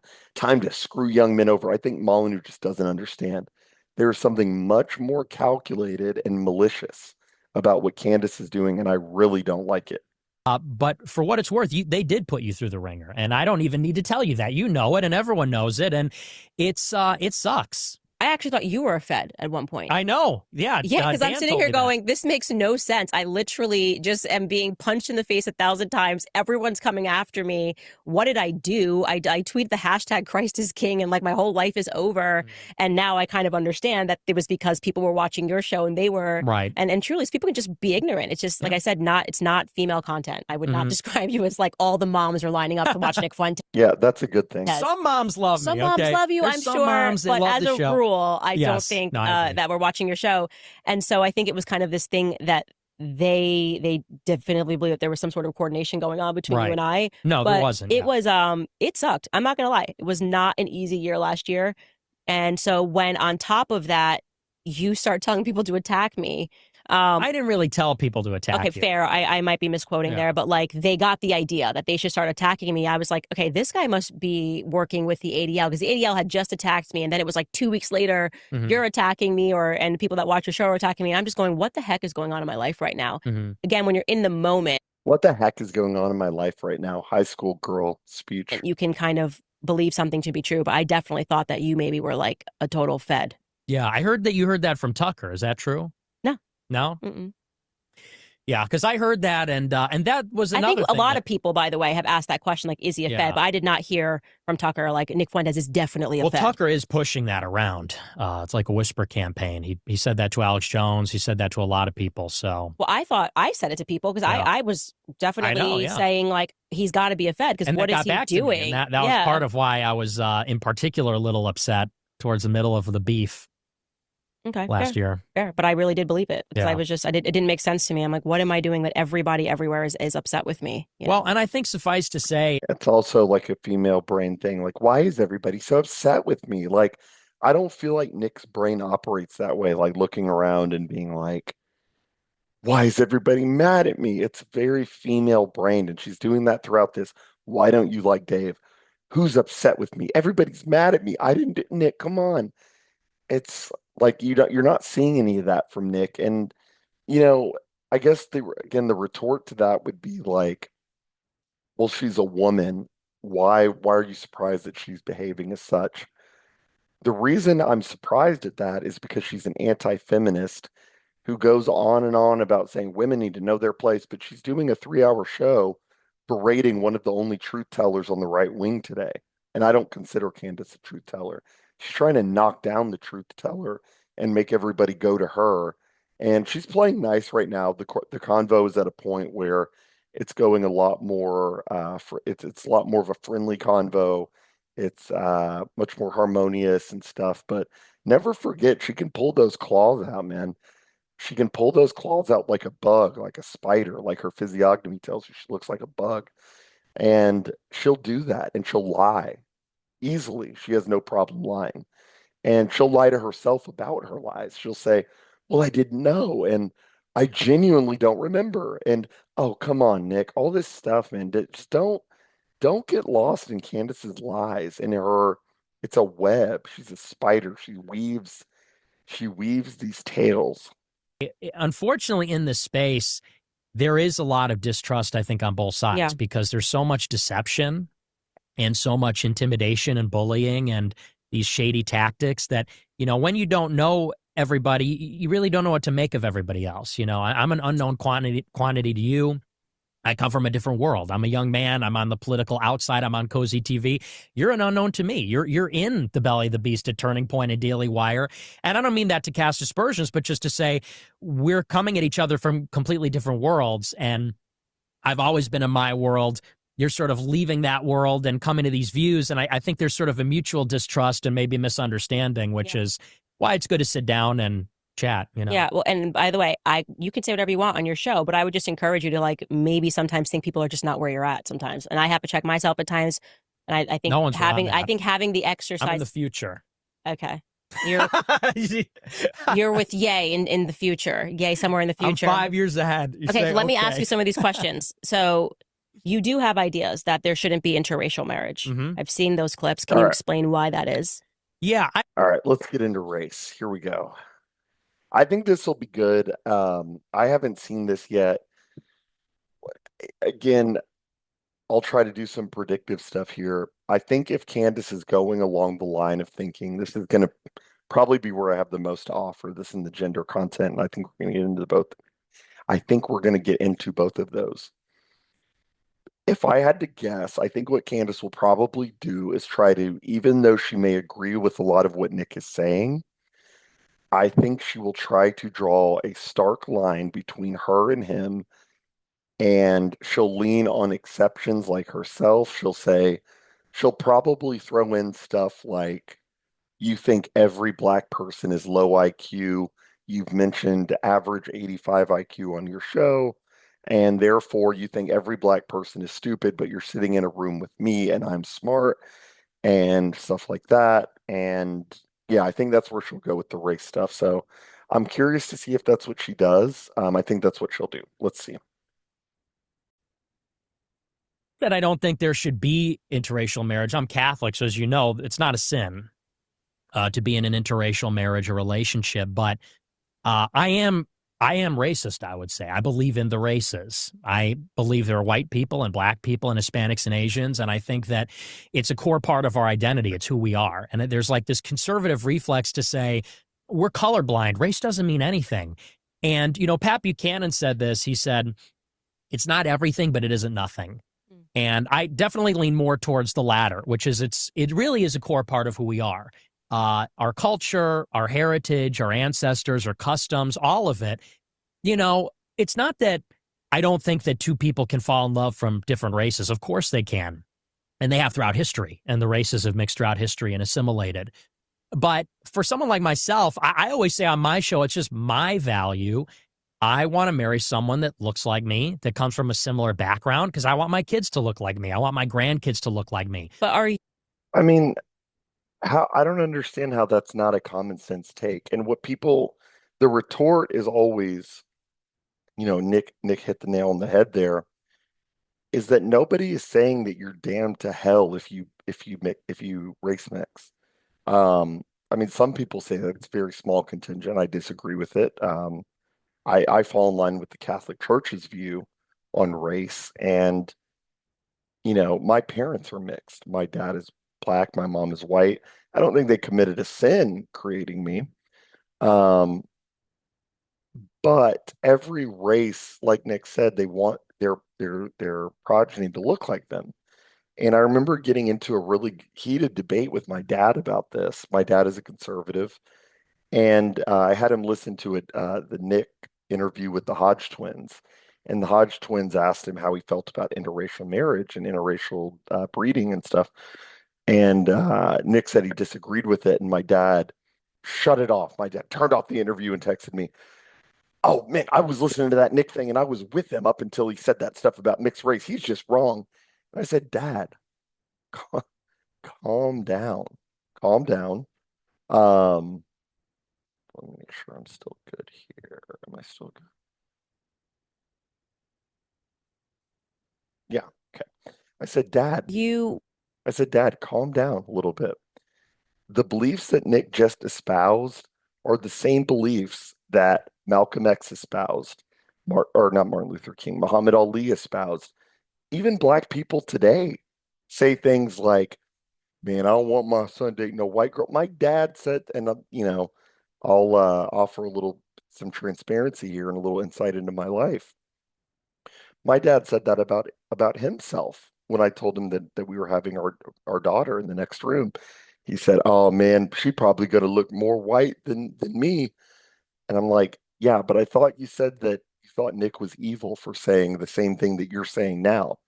And he had this whole workaround. He's never really thought about it too deeply, but he had some workaround about, well, the reason black people feel like that is because of like slavery or something. And I'm like, so you're not any different than a leftist who's blaming all of our current feelings on slavery.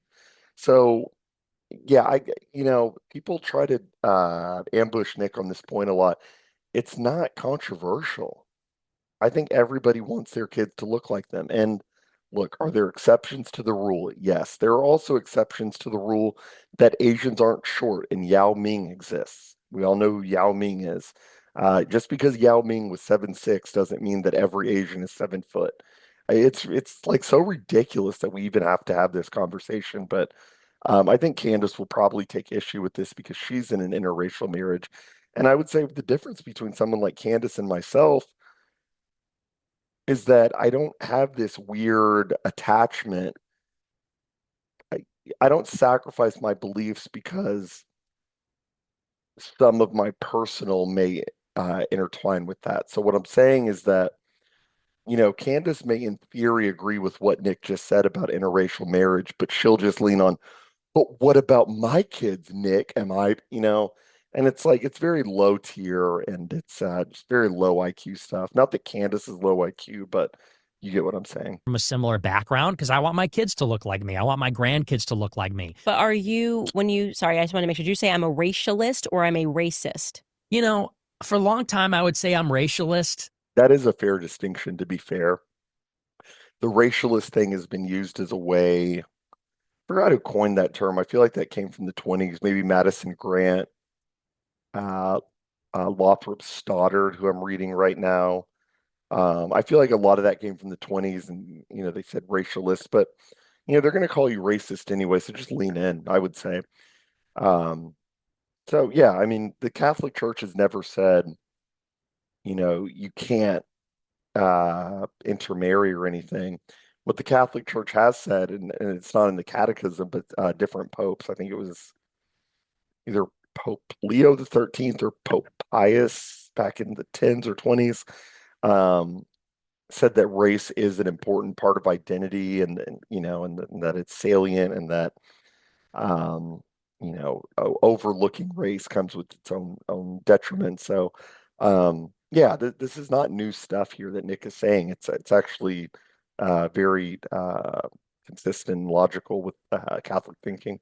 Mhm. Now I just say I'm racist. Okay, so when you say you're racist, Mhm. because these definitions get changed Mhm. around, racist, anti-Semitism gets expanded.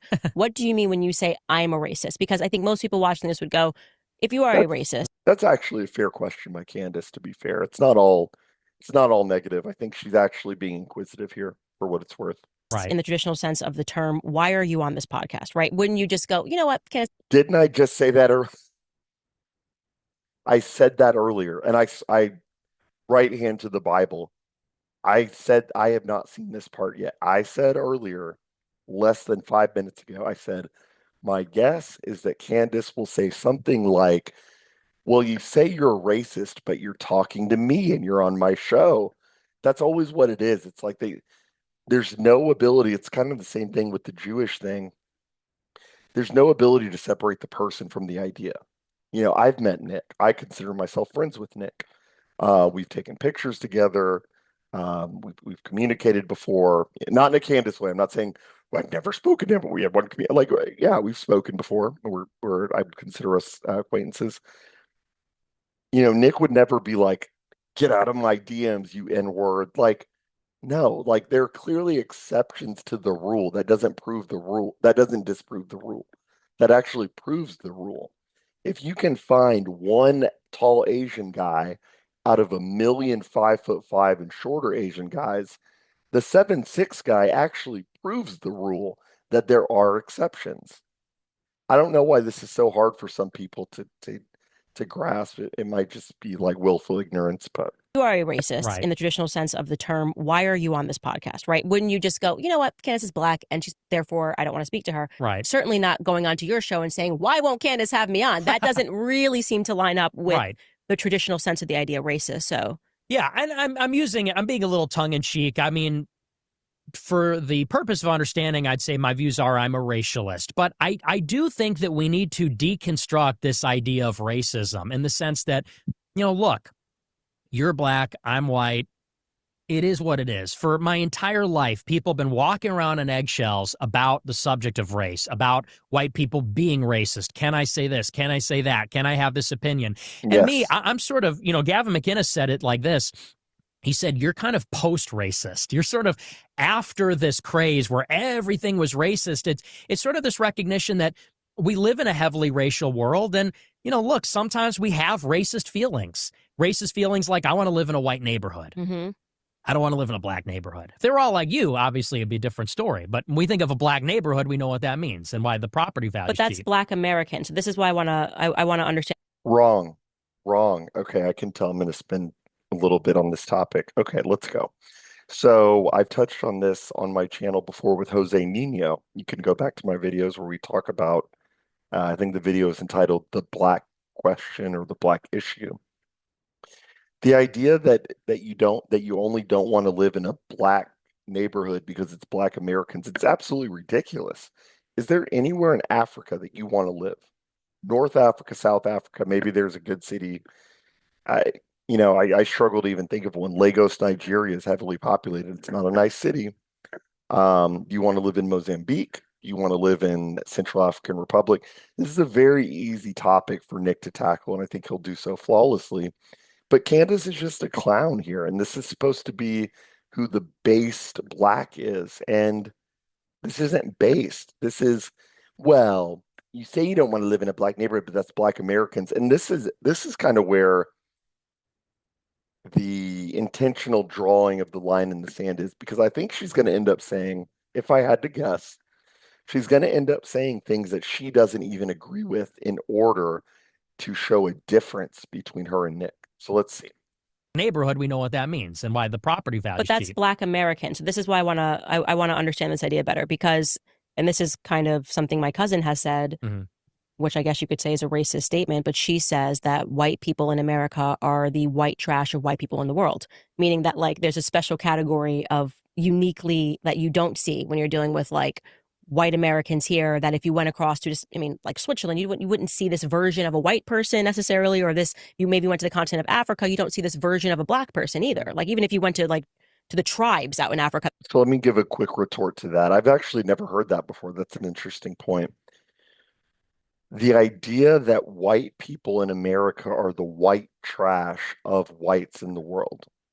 Okay, let's look. I hadn't thought about that, but I'll wrestle with that idea live. Um, in the same way that there's a bell curve of female and male intelligence, right? So famously with the female IQ bell curve, they lump up in the middle. There's less geniuses, or there's less stupid people, but there's less geniuses. The male IQ bell curve is flatter, so there are less in the middle, but there are more retards, let's just say, and more geniuses. I feel like that's what's happening with white Americans. The genes that were selected to be white American were adventurous by nature. You had to have an adventurous spirit to want to cross an unknown ocean and find some unknown land and contact unknown tribes and just settle.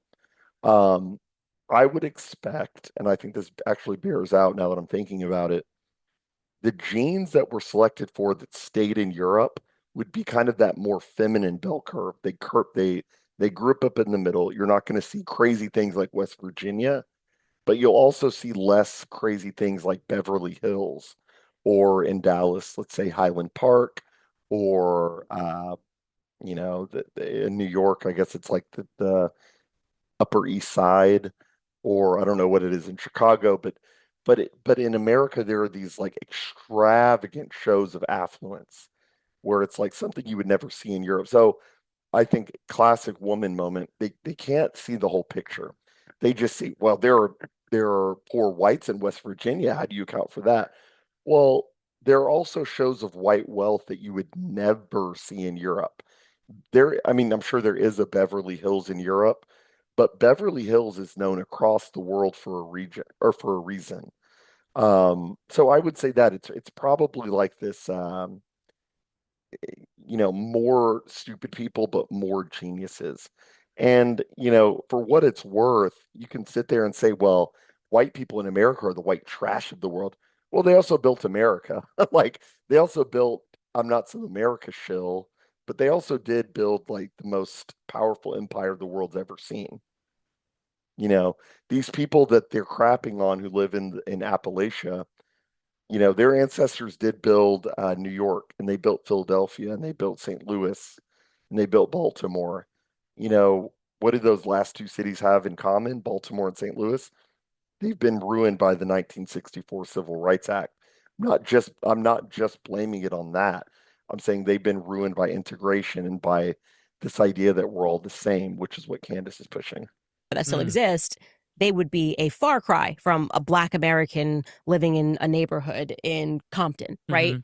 So I'm trying to understand if you think that it's all Black people are like this, or if your world is kind of colored When did he say all black people?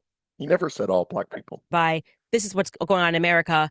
This has failed for a thousand reasons. Welfarism has definitely, like, I mean, Black people in 1940s stand up. My grandfather, Hmm. I talk about that denigration and the corrosion of Absolutely Yeah. culture. ridiculous. That's happening. White, Black, whatever. Nick is agreeing because he has to there. I'm just going to jump in. Um, the idea that black people were just totally fine in 1940, well, a lot of them were at war in 1940. Um, we don't even really need to go there about what the role was of black soldiers in the European villages was in 1940. I'll just go there very quickly. Emmett Till's father was hanged. Emmett Till, I'm assuming you know who that is. His father was hanged in Italy for raping two white Italian women. And that was what the role was of a lot of the black brigades, was to act as like a terror force, honestly, for a lot of these European villages. So even aside from that, the idea that everything was fine with blacks and they were just like perfect little angels until those evil Democrats came in and gave them free money that they took. Why did they take it? Why did they take the money? No one put a gun to their head and said, "You better take the welfare boy." No, they chose to take it. They chose the easy way out. That's a part of genes, is to take the government money as opposed to saying, "No, I'm going to get a job." You know. Um, But the idea that that all started in 1965 is ridiculous. And this is the common conservative talking point. That's ridiculous. Even through the 50s, before the Great Society, before LBJ, before the Civil Rights Act, before integration, the out of wedlock black birth rate was somewhere between 3 to 5. Some of the stats are hard to get on this, but some of them exist. The out of wedlock birth rate among blacks, even pre mid 1960s, was 3 to 5 times higher than the white society. The crime rate, you could maybe just say, well, that was just the birth rate. The crime rate was somewhere between 5 and 7 times higher. Um, so acting like this all just started because of the evil Democrats, which I'm not a Democrat, but all just started because of the Democrats is ridiculous. Black crime has been a persistent aspect of American culture. The only reason, and this is a theory that I haven't seen anyone else see, and I'd be curious to hear from sociologists and anthropologists or whoever to touch on this issue. The only reason that is not highlighted in American history is because it was pre-integration. If blacks are committing a crime or raping or out of wedlock birth rate or whatever in their own neighborhoods, pre-integration, you will never see it. There was no bearing on them. It didn't affect their lives. They literally didn't know what was happening over there. What did happen in 1965 was forced integration happened. Forced busing happened. And you started to see in the writing, the behavior, white flight started to happen. They started to become intimately familiar with black behavior and black criminology and said, I want no part of this. What was different about that than 1940? It was that they didn't see it. That's just common sense. Why would they have seen that before integration? In mass, I'm sure individuals saw that, and that's probably what led people to being racist or Jim Crow laws. But the idea that they knew what they were getting into, I think, is ridiculous. I think the reason that people that there's this view that blacks were perfect before 1965 is because it was not visible. There was not a cell phone camera. What people talk about a lot is the reason for this increase of not being okay with black behavior, especially since the advent of the smartphone, is that everybody has a camera, a high quality camera in their pocket now, and they can film the black fights, the black misbehavior, uh, just just the absolute non-civilizational behavior that we see all the time. So Candace is wrong, Nick is right. Whatever you want to name it, there is this intentional corrosion of culture. Um, so do you think it's literally, well, this is just what a black person is when they come out? Or do you think that post welfare, LBJ, Great Society, this is what black Americans Wrong. have become? And I have a right to respond to that and say that as a white man, I don't want to live there. Well, I think it's more nature than people would like. And this is very honest of Nick. He's going into the nature versus the nurture. Um, this is how they try to get you with the race argument. And it's what Candace is doing here, whether intentionally or unintentionally.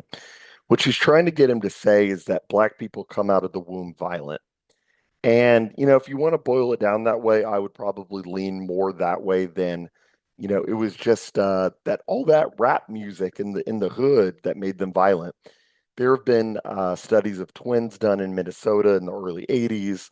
Um, there have been studies that have been done, and it's the fact that a lot of times when you look at these violent videos that are happening in Africa or the south side of Chicago or the east side of Atlanta, they almost look indistinguishable. So what's the common thread there? Candace wants to act like, what's the common thread between Daryl Cooper, Joe Rogan, and Dave Smith? Well, I would push the question back on her with regards to race. What's the common thread with Nigeria, Ethiopia, who can't feed itself, um, and the south side of Atlanta, and the fact that Jackson, Mississippi was considered a world-class city up until integration, and now it's 82% black, and the water doesn't work anymore, and trash services are no longer. She feels so indignant because she feels like she can speak to him as a black woman. And it's like, no, I don't want to live in a black neighborhood. It's like green eggs and ham. I don't want it here. I don't want it there. I don't want it anywhere. I don't want to live in Mississippi. I don't want to live in Atlanta. I don't want to live in Memphis. I don't want to live in St. Louis. I don't want to live in Baltimore. I don't want to live in Lagos. I don't want to live in Johannesburg. I don't want to live in what's the capital of Ethiopia? I forgot, but it's the same thing. I don't want to live in Mogadishu. It's the same thing. That as a white man, I don't want to live there.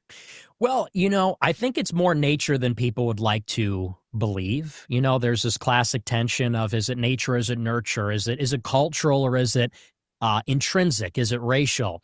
And I've always been on the latter side of this among conservatives. Conservatives like to say it's all culture. Black America is the way it is because of hip hop music and the Great Society and that kind of stuff. And I think the uncomfortable reality is a big part of it is intrinsic. One of the big arguments against the abolition of slavery in the 1860s is that, when Europeans colonized Africa, they hadn't discovered the wheel. There's no two-story buildings. There's no writing. There's no written language. Missionaries had to go to Africa in the last century and invent it for the African people because there's no recorded history. They didn't have writing. So Egypt is not in Africa. Well, Egypt is a different race. Correct. The Egyptians were not black. Okay, but you said when they went to Africa, so I just want to... The interior of Africa. See, this is so ridiculous. And again, this is the tedium that Candace gets involved in. When you talk about Egypt and Ethiopia, because I saw somebody try to rebuff Nick on this on Twitter, they said, well, no, Ethiopia had invented the alphabet. They had the alphabet when European explorers were exploring the interior of Africa. Here's the thing: Ethiopia, less so than Egypt, but still Ethiopia, that is a different culture than sub-Saharan Africa. They literally evolved differently. I'm sorry. That is Eastern Africa, which is closer to the tradition of Persians, the Arabics. There was a lot of trading going on, I would say largely due to European trading, but there was also some like Muslims did contribute to society in the Middle East.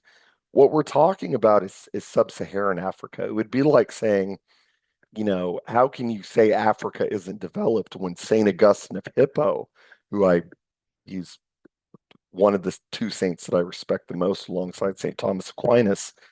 Saint Augustine of Hippo was from he lived in North Africa. He was probably more of a tan complexion like me. But that is a Mediterranean culture. That is north of the sub-Saharan. That's what we're talking about. That is a different and biologists, anthropologists could do a better job explaining this than me. But that is a different subset. It just is. And, to try to say, well, Egypt built the pyramids, it's like trying to take credit for something that wasn't really a part of the story here. Nick is 100% right. Sub-Saharan Africa did not have the wheel. Sub-Saharan Africa did not have two-story buildings. And I'll try to make this brief. There's a very famous 4chan thread of a guy who worked in the UN Peace Corps. And he worked in the interior of Sub-Saharan Africa. I forget the country. I want to say it was Nigeria, somewhere in the interior. I forget, but it's beside the point. What happened was he went to the country and he was trying to communicate with the locals in like broken Igbo or whatever the tribal language spoken was. And him and the tribesmen were looking at a tree, a very tall tree. And he asked the tribes people, how do you say in your language, like halfway up the tree or at the top of the tree or at the bottom of the tree? And what he found out was that there was no way to express gradation. Gradation meaning like levels of things. Like there was no exactness in their language. All they could say was top of tree, bottom of tree. There was no way to say 2/3 of the way up the tree, halfway up the tree, 3/4 of the way up the tree. Top, like they could say top or bottom of the tree. That was it. So the guy got curious. And when he ventured down to South Africa, he went to the University of Johannesburg, went there and went to the linguistics department and asked them for the dictionary of words of that tribe that he met to find out if there was a way in their language to express gradation of saying further or shorter. halfway or three-fourths of the way. What they said was there was a very rudimentary 2002 dictionary that had been written by the British that they gave them, which says that the language was introduced by the British. There's no way in their natural language to express exactness. So then that leads to all kinds of questions. How can you have a road system that measures this road is 30 miles long? How do you have a space program? There is no space program. How do you have architecture? Architecture is built on exactness. Um, the ruler is like a perfect example of being exact. They don't have that, or they didn't have that until it was introduced. For Candace to ignore all these things, like just the fact that, and Nick knows all this stuff, but Candace doesn't. And Candace is being earnest here. I don't think she's lying, but you know, again, it gets back into she's not as smart as she thinks she is. In the late 19th century, scramble for Okay, so Africa. we're now knocking Egypt out of Africa. Well, Egypt is part of northern Africa, Right, but sub-Saharan it's Africa. Africa. You said Africa, so it's not. I'm not trying to get a gotcha. I'm just responding. You're saying Okay, sure. Africa. Yeah. It's in Africa. It's Egypt. It's kind of ridiculous that there was no written language. Well, so I'm just trying to get you to Sure. you know, Egyptians are not Africans. If I'm not pushing back, the internet will. So Egyptians are not racial Africans. When I say African, I'm saying sub-Saharan Africans. Sub-Saharan, okay. Black people yeah, because it is a different race. In sub-Saharan Africa, and Europeans did not penetrate that until late 19th century. They didn't have any of this. To the extent that you have infrastructure in Africa, it's from the Muslims in the Sahel, in the Maghreb, in northern Africa, where the Arabs colonized. Correct. And then you had, Carthage and Egypt. You had ancient civilizations. Carthage, that's the city I was looking for. St. Augustine of Hippo, before he ventured across the Mediterranean, I think he did, but I know he was in Carthage, and that's where he got his theological start in his late 20s and became the Bishop of Hippo. But it was Carthage. That's the city I was thinking of. But sub-Saharan Africa, they didn't have that. You take these people out of that land and put them here, and they're enslaved people. You let them free in a modern, liberal republic. They're not going to succeed. It's not going to go well for them. And that was one of the arguments against abolition. People said if you free them without any assimilation, without any kind of process for them to be acclimated, they're going to die. And that's exactly what happened. Many of the bottom 10% of the lowest IQ Africans just died off for generations. And it had pardon the expression, but it had a eugenic effect, because over time, if the weakest are dying off, that's one argument for why blacks in America have a standard deviation higher IQ than the blacks in sub-Saharan Africa. And that's a very scientific way of looking at it, and I agree with it. It's kind of the same argument people use for the death penalty. I go back and forth on the death penalty on this. This is kind of a point that I'll concede. If you're watching this, you know who you are. I'll concede this point that I don't know that the death penalty is necessarily the most moral. And, I go back and forth on it, but you can't deny that when it was legal, and I'm talking back in, 17th century Britain and before and across Europe, when that was legal, what it was effectively was a culling of the lowest 10% of society. You were always killing off the bottom 10% of criminals at all time. We have the opposite of that now. We have this proliferation of the criminal. Not only are they not imprisoned for life, but they're given bail. They're living among us. And I'm not saying that's black people. I'm saying that in the same way that 10% was the same thing. It was the same thing with the death penalty. So it's very interesting. So I do believe there is something intrinsic going on there. And what makes people uncomfortable about this is the idea that it's unchangeable.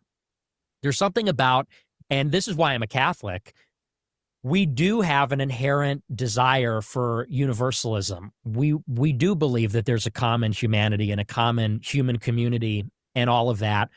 We hate the idea that we're born a certain way and we can never change. And that's just the way it is.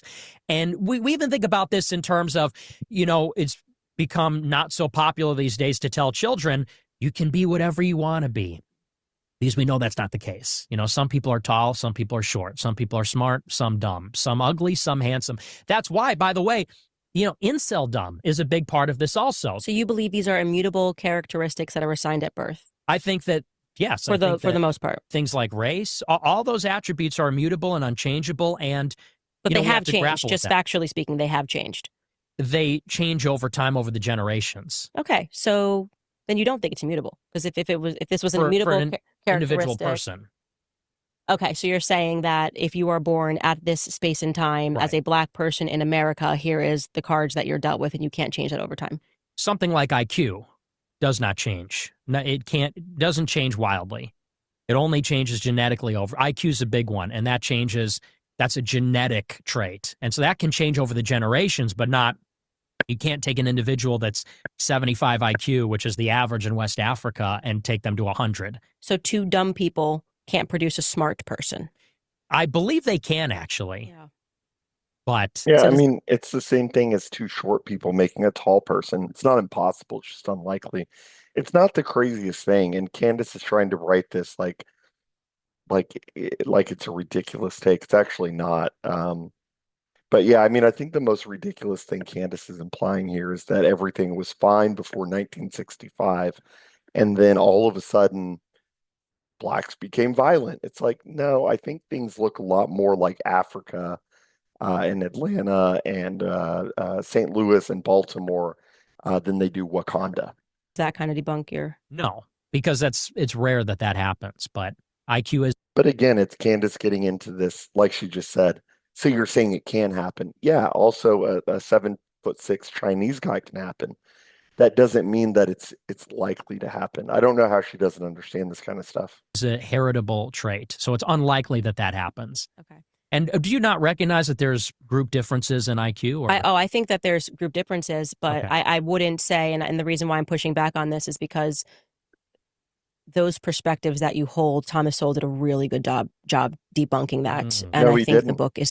Sowell did not do a good job debunking that. That's why Nick went, he didn't actually. It's called Intellectuals and Race, and he opens up and makes a very sound argument that these characteristics are not immutable, and that it can be your environment. And he kind of goes back and discusses, like, who had the highest IQ and who now has the highest IQ. And so I just disagree with you fundamentally, but you have a right to have that perspective. So you don't think that there's group differences on average between the races? I think, just to be clear, I think there would be group differences if you took it, like we were talking about, an American versus somebody who graduates college in Europe. There'd be tremendous differences.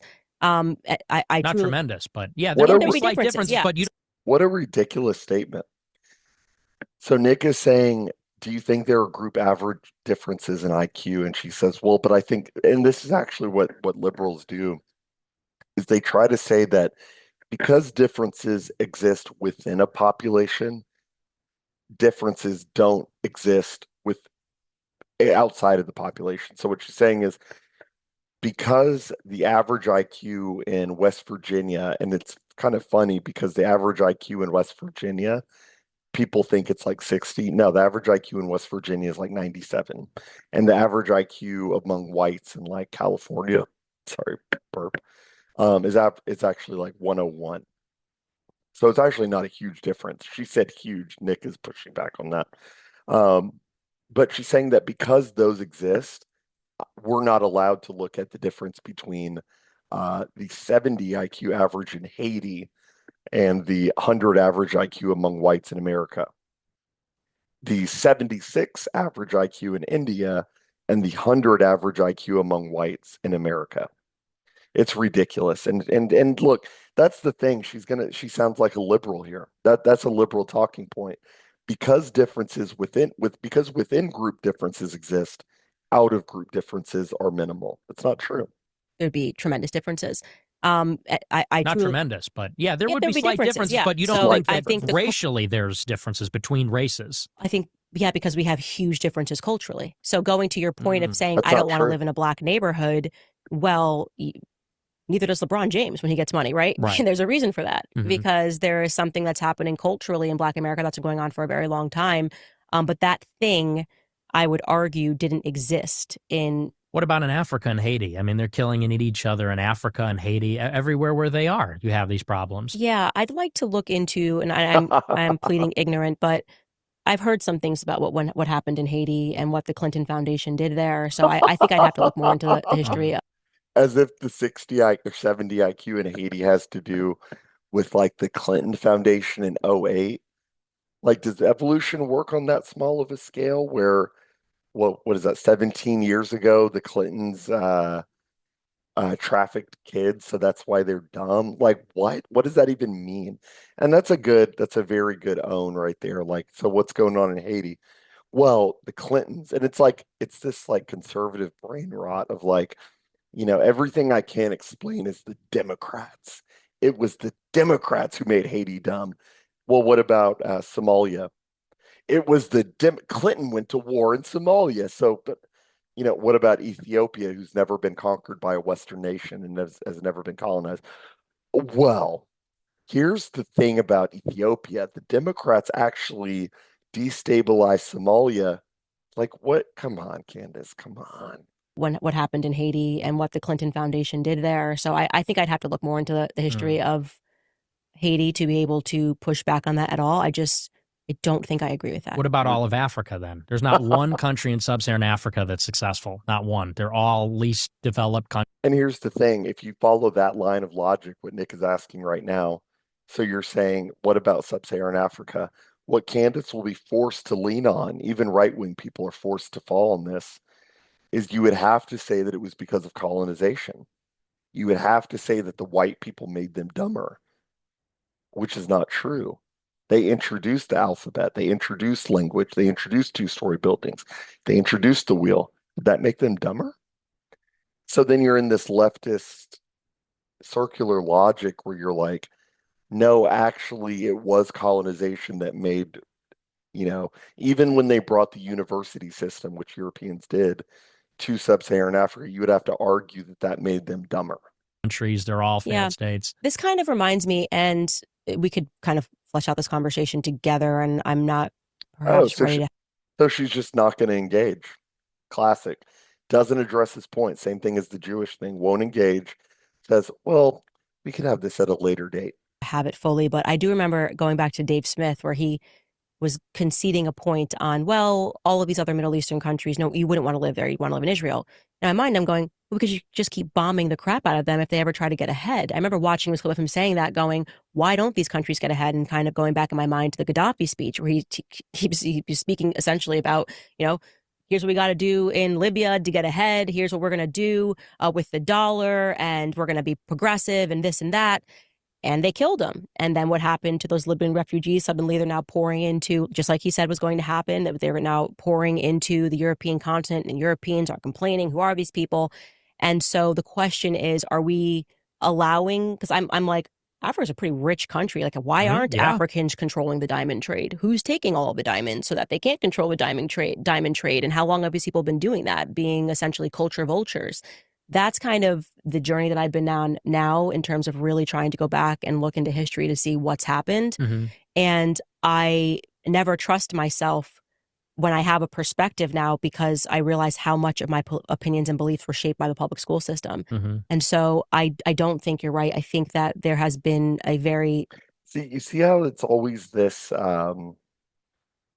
it's this obfuscation, it's this putting off a belief. So it wasn't her beliefs, it was the public school system that taught me this. Did you hear that? system. Mm-hmm. And so I don't think you're right. I think that there I has don't think been you're a right. very sophisticated effort to, just like you would say now, in terms of, Sorry.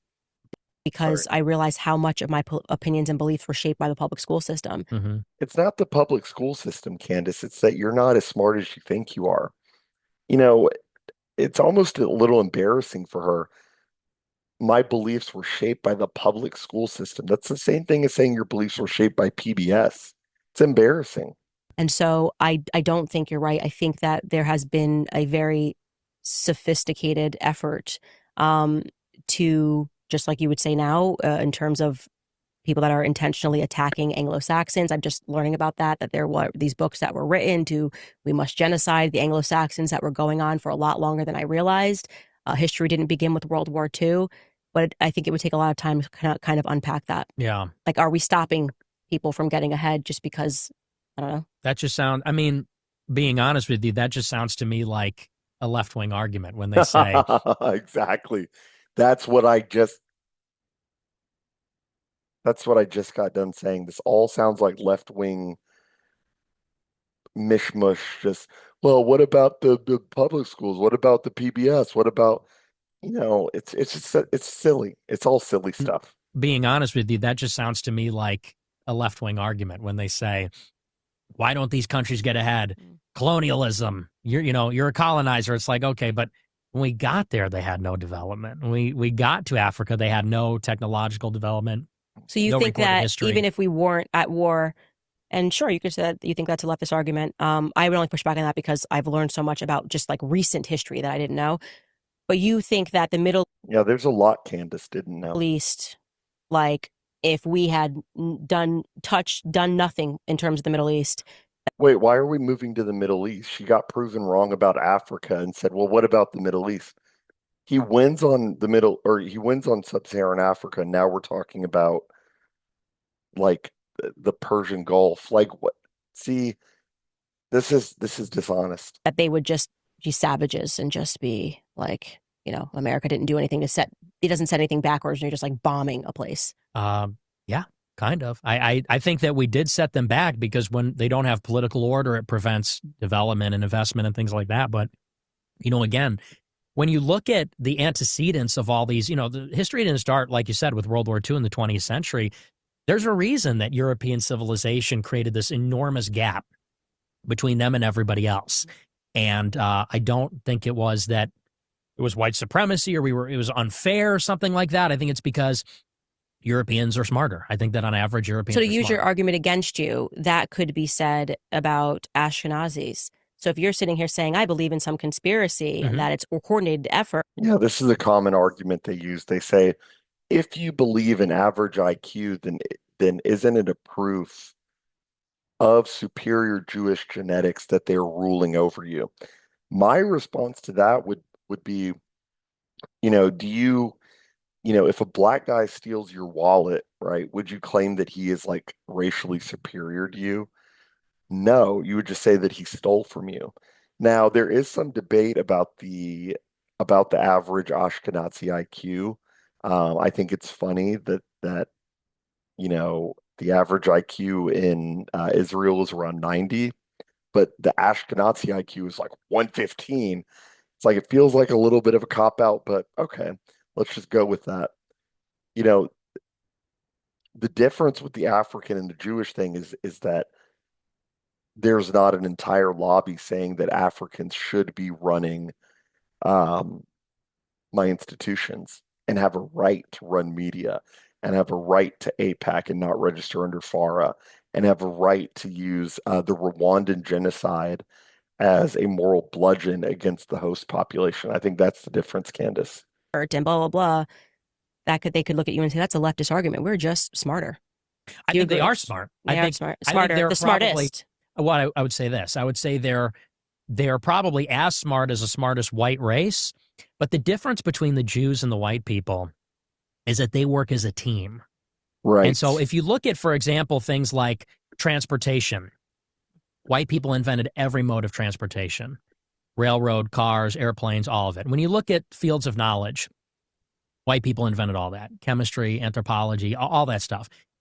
So white people really did give birth to the modern world in a major way. Jewish people are high verbal IQ because they're lawyers, they're rabbis. That's what a rabbi is a lawyer. That's what the Talmud is. It's a lawyerly back and forth. And so they're skilled at some things, and you're not wrong. They're extremely educated. They're extremely intelligent. They're a unique case where, 2% of the population overrepresented 2,000%. Are they 2,000% smarter? Answer is no. Because if you look at the standardized testing, the top scores in the high school standardized tests are almost all Asians in math and science.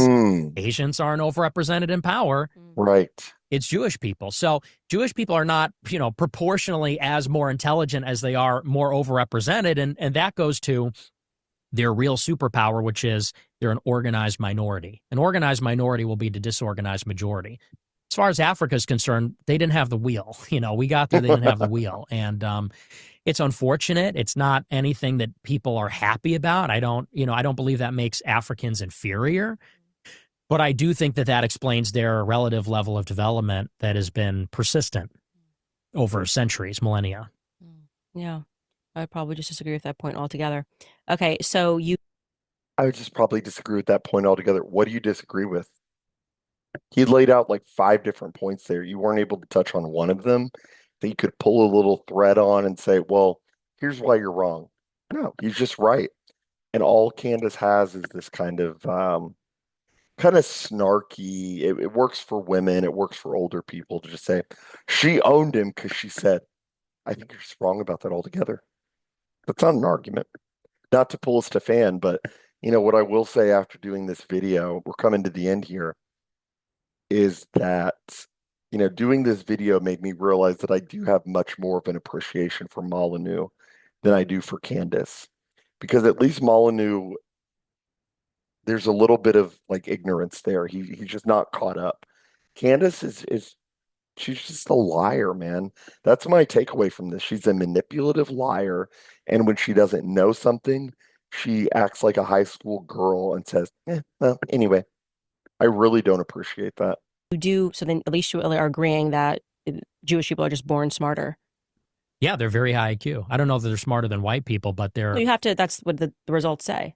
That's what some results say. Depends on what results you're looking at. Okay, I thought that was kind of the.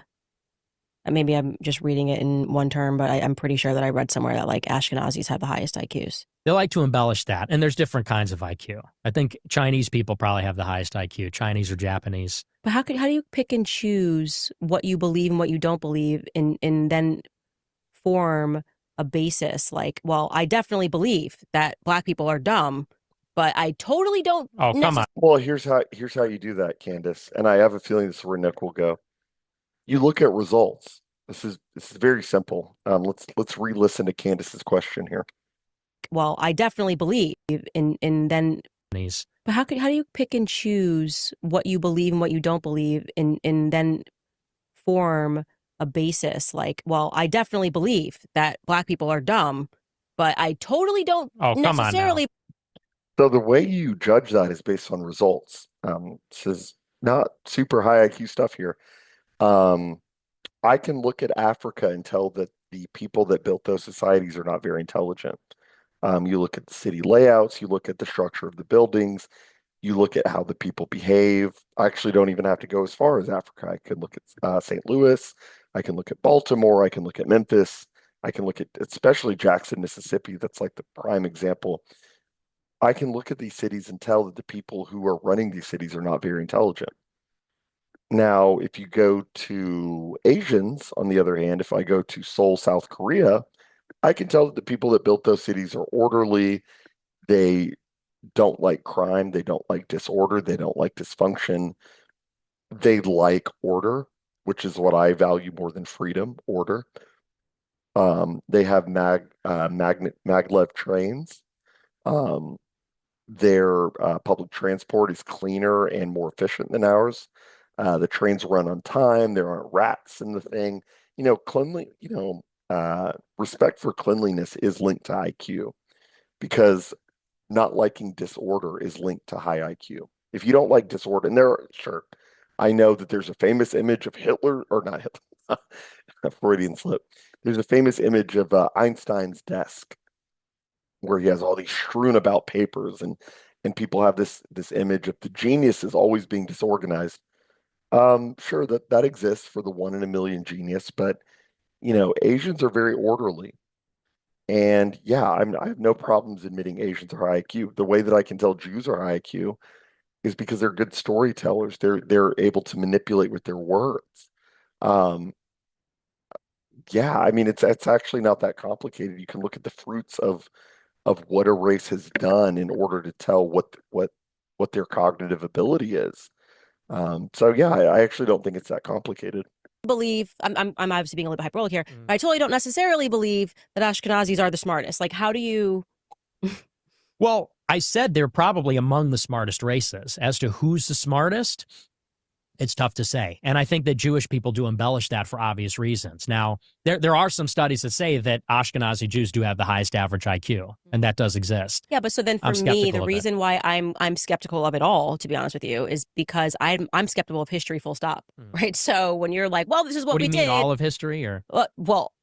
Skeptical of history, full stop, because we're living in a present right now where they're lying about what happened yesterday. And then when I realized, like, when you completely remove something that would obviously inform our perspectives in a different way, as I covered on my show this week, like the Havara agreement between the Zionists and the Nazis, like that's kind of a pretty big thing to not teach people in school that would maybe inform and make us ask some questions. When you totally remove like a German genocide and only focus on one genocide, or don't focus on speaking about the Bolshevik Revolution, I now have a lot of questions about history, full stop. And so he who prints the textbook is king.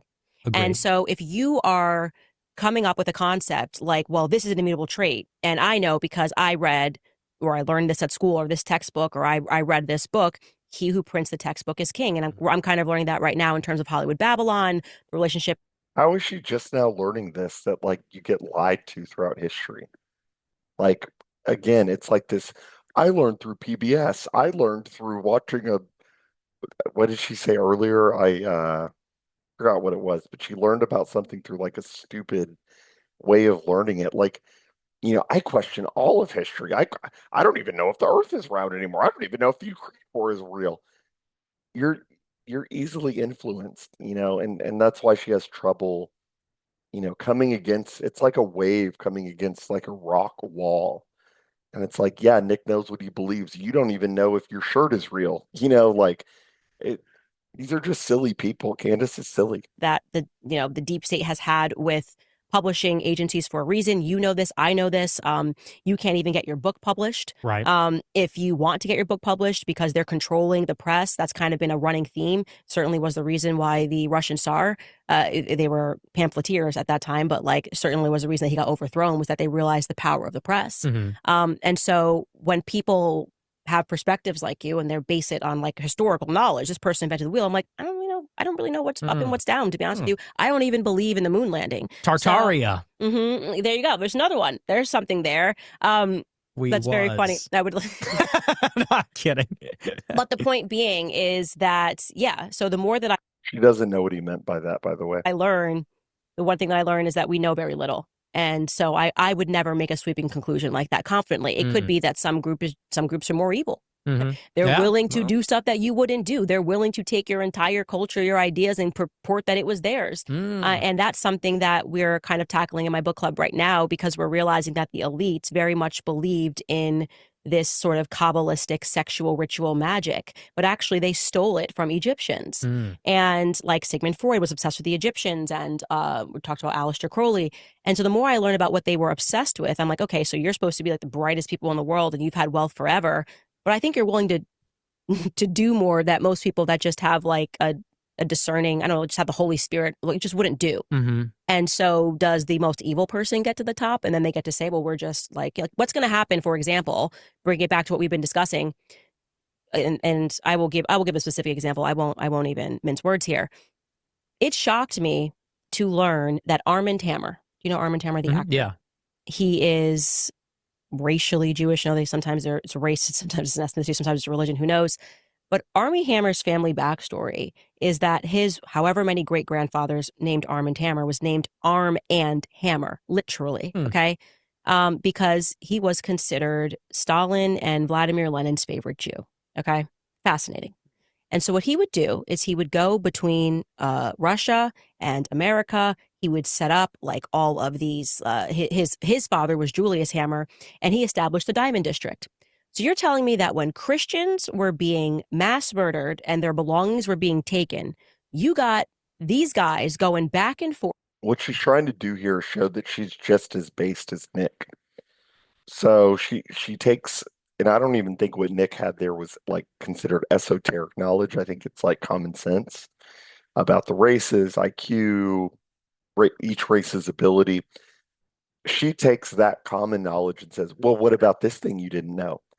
It's like cheap, and it's like maybe what she's saying is true, but it's kind of irrelevant to what he was talking about before. Establishing districts in America, they're peddling art. He started peddling art. He started peddling diamonds. I think that's stolen. Mm. Okay.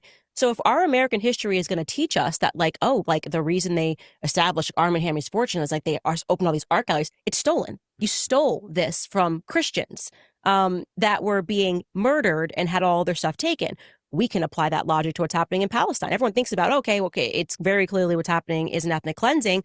Where's all that stuff going? Are we going to in the future go, well, Palestinians just couldn't get ahead because, they're just not that smart. Fundamentally, if you look at the IQ of Palestinian, the reason why they got ahead is because they weren't that smart and the Israelis were just really smart, or no, the Israelis were just evil. And so I am not comfortable with the conclusion that you have arrived at because I just pay attention to what's happening now and what limited research that I've done. I'm like, well, some people are just a little more evil. They'll rewrite the books and 50, maybe 100 years from now, they're going to say the Palestinians never had that land. She's so lost in the sauce that she doesn't even realize that she's making the point Nick made earlier about it not just being an APAC ADL thing. It's like a Jewish thing. And what she's saying is that like Jews control the history books. She's like being even more anti-Semitic than she even realizes. But like she's so focused on like owning Nick that like she's agreeing with his earlier point about the victors writing history. And, surprise, surprise, who owns the textbooks that middle schoolers read today? I'll let you guess. And it was really a matter of people lying, and it was anti-Semitic, and we'll be none the wiser. Right. Fair?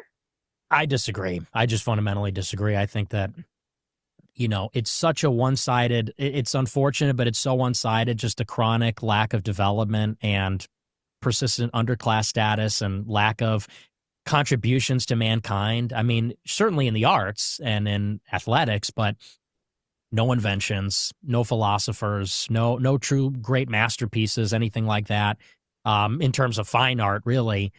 And then you have the whole planet is like this, I mean, if half of Africa was super developed or halfway developed and the other half wasn't, maybe you'd have an argument, but it's whether they're socialist or capitalist, whether they got colonized or not, whether they got freed from slavery in 1800 or in 1860, or it's the same story everywhere. There's not one written language among them. You talk about who controls the printing press. They don't have books. They don't have words to put in the books. And Right. I think that, Right. it's a sad fact of the world, but it's something we have to deal with. And to me, that's the only conclusion that satisfies. And don't get me wrong, I get where you're coming from. I'm not, I'll give you an example. My family lived in Chicago for 4 or 5 generations. And my parents and my grandmother, they had a security firm in the city. They taught cops and security guards how to shoot their guns and gave them licenses and things like that. And almost all their clientele were black. And when I was growing up, this was impressed upon me at an early age. They always said the older generations in Chicago, when my grandmother was growing up in the projects, when my parents were running this business in the 80s and 90s, they said they were the most polite, the most pious, the most considerate. Right. Some of them couldn't read, though. They would come in and not be able to read, but they were less dysfunctional than my family. My grandmother, her mother had mental illness, and she would look outside the window in the projects and see a black family across the way, and they were sitting around the table holding hands saying grace, and it was an intact family. So I completely agree with you. So, obviously, there's a cultural destruction.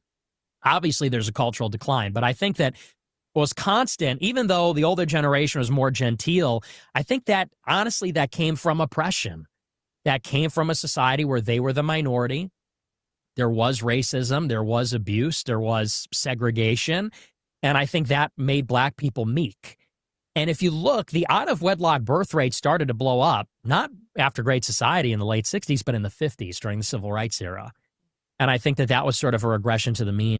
That's what I just said earlier, by the way. Moment. And, again, I think that it's not that black people can't be good people. There aren't smart black people, or there aren't, incredible black people. I'm sitting across from one right now, or yay, and everything like that. She doesn't budge at all. Her body language doesn't even shift a little bit when he tries to give her a compliment. It's kind of funny. Incredible black people. I'm sitting across from one right now, or yay, and everything like that.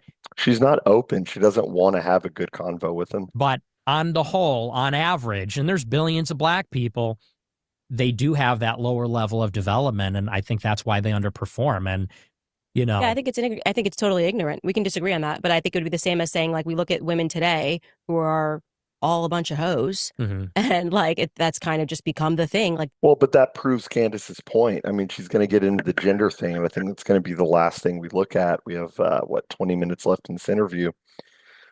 She uses modern women as a rebuff against Nick's point about black people, not having low IQ. The same applies for modern women. Modern women, or not modern women, women were best behaved when they were pressed downward, when they had no social mobility, when they were oppressed, if we want to call it that. Blacks behaved best when they were oppressed, if we're just being honest. And you know what? Maybe it takes a higher IQ to say something like this, but you know, if they were to institute, if we woke up tomorrow and had a white nationalist government and said, Jordan B, you can no longer vote unless, you're a landowner and you pass this test and you jump through these hoops, maybe I don't pass. But you know what would happen? Society would probably be better than it is now. And I think a lot of women need to take a look in the mirror and say, you know what? I may not have as much fun if I didn't have my phone and my Tinder, but I'm willing to sacrifice that for society. And I'd be willing to say that, it's unfortunate to think about, but it's like, yeah, that's what IQ is. It's the ability to sacrifice the self for the idea. And I think that's what I've been doing throughout this video. this is what women are, and then kind of looking at this moment in time and saying like this is just who they are. It's like women as soon as they come of age, they just want to like be on screen shaking their butts because they're all low IQ and they need men to do this or whatever. It's like, no, the culture has been corroding for a very long time. No, no, And I don't accept the argument that it's because women are women and that's just who they all are deep down on the inside. I find that Hmm. I do think that um in time you might move away from that. Okay, Yeah, I'm we'll see. open minded. well, that's always the argument. And I know Nick will say I'm open to that, but I mean, that's always the argument. What she's getting at here, and I think she's opening the door to this, is she's saying you'll get there. She's implying that he's young, he's a baby, and he's only 4 years younger than her. Keep that in mind. She's trying to infantilize him. She's trying to say, well, at some point you'll get there. And it's like, no, women have always been women. And like I said in the last three videos, we've unleashed female nature onto society. It's not that the women have changed, it's that we've opened the floodgates. Yeah. We'll see. Okay, so you are a racist. You accept that. You are anti-Semitic. I don't like actually using that word because even that is what I mean, like trickery, where it's like Semitic. Palestinians are Semitic. Right. So it's nothing more anti-Semitic than blowing up Palestinians. Are you a Jew hater? No, I don't hate Do you anybody. hate Jews? I don't hate Jews. I don't hate anybody. You don't hate anybody. Mm. Okay. And your faith, you don't find that saying that you're a Catholic while also saying that you don't believe that whites and blacks should be married or you don't believe in interracial marriage for whatever reason, that doesn't conflict with your Catholicism? No, I don't think so. Okay, but you said that like that's not a Catholic perspective. It's not a sin. The Catholic Church doesn't say it's a sin to mix races, but there have been various Catholic authors that have said that it's not conducive to a long-term marriage to mix races because you have this clash, you have this dissonance between cultures, between different upbringings. And so they say if the selfless goal of a marriage is to rear children and you want to make that as conducive as possible, then you should marry within your race. It's not a sin if you Catholic don't. author? I don't know off the top of my head, but there are Catholic theologians that have said that. It's not conducive to a long-term marriage and stable. Okay, jumping in here, even though he didn't say that he would produce a document, I thought it was important to fact check this one, obviously, because I don't want people to walk away with a perspective that it's a Catholic teaching or a Catholic idea or a Catholic theology that people shouldn't be marrying outside of their race. So I gave him an opportunity and told him it was important to me if he could supply us with the name. And the reason Candace is doing this is because she's in a mixed marriage herself. So it's very much people like this who like feel the need to defend their own existence. I don't have that. I'm in a mixed marriage, but we're both Catholic. I don't feel the need to go, well, did you ever think about me? It's like, no, I mean, obviously I'm the exception to many rules. And yeah, I wouldn't suggest this for everybody. I actually think it would be non-optimal for most people. for the reading. And this is what he came back with that we were able to fact check as being an accurate quotation from Thomas Aquinas. The Nice. quotation reads, "It is less fitting to marry one who is far removed from us in customs and manners, lest the mutual fellowship be hindered." Doesn't say anything about race. I certainly don't disagree with that whatsoever. And so I am not clear on how that could be interpreted. Absolutely tedious from Candace here. I keep calling her Kansas. Absolutely tedious from Candace here. Acting like Aquinas was not talking about race. It's like a fish swimming in water. Aquinas was living in a world that was racially homogenous. Customs. What are customs? Customs are downstream from race. If you are a 5'2" blonde girl who grew up in the suburbs 2 hours outside of Dallas, and you marry Demarquius from the inner suburbs, or I'm sorry, from the inner city, would you say that they have similar customs? Obviously not. These are stand-ins for race insofar as that was even on their radar back then. So obviously that's what that is, and there are actually other popes that have talked about this. I would leave this up to Pine Sap and Spexo to talk about, but yeah, these are very common things that have been discussed in the Catholic Church as being about race. But again, the only reason I wanted to fact check that is because it's really important for people who are obviously having faith-based discussions to know that that is not a Catholic perspective. All right, let's get back. Oh no, it absolutely is a Catholic perspective. Even the Jew stuff with Aquinas, what he was talking about with his letter to Anne of Flanders, talking about how to address the Jewish question. So I hope that's not in the 13 minutes or so that was cut out inadvertently, but I don't think it was cut out. So we'll see. To the conversation. And by the way, the statistics bear this out. There's more mental illness, more domestic abuse in mixed race households. It depends on which ones. Some are worse than others in terms of the statistics, but obviously, I mean, look, at the end of the day, elephant in the room is you're a black woman in a mixed marriage. So obviously, we have different beliefs on this. If we don't, listen, I'm never going to obviously adopt your beliefs on it. I just think it's patently wrong. But do you understand why I would want to have grandchildren that are white? I don't have an issue with you saying you want your kids to look like you. But do you understand why I would believe that or feel that way?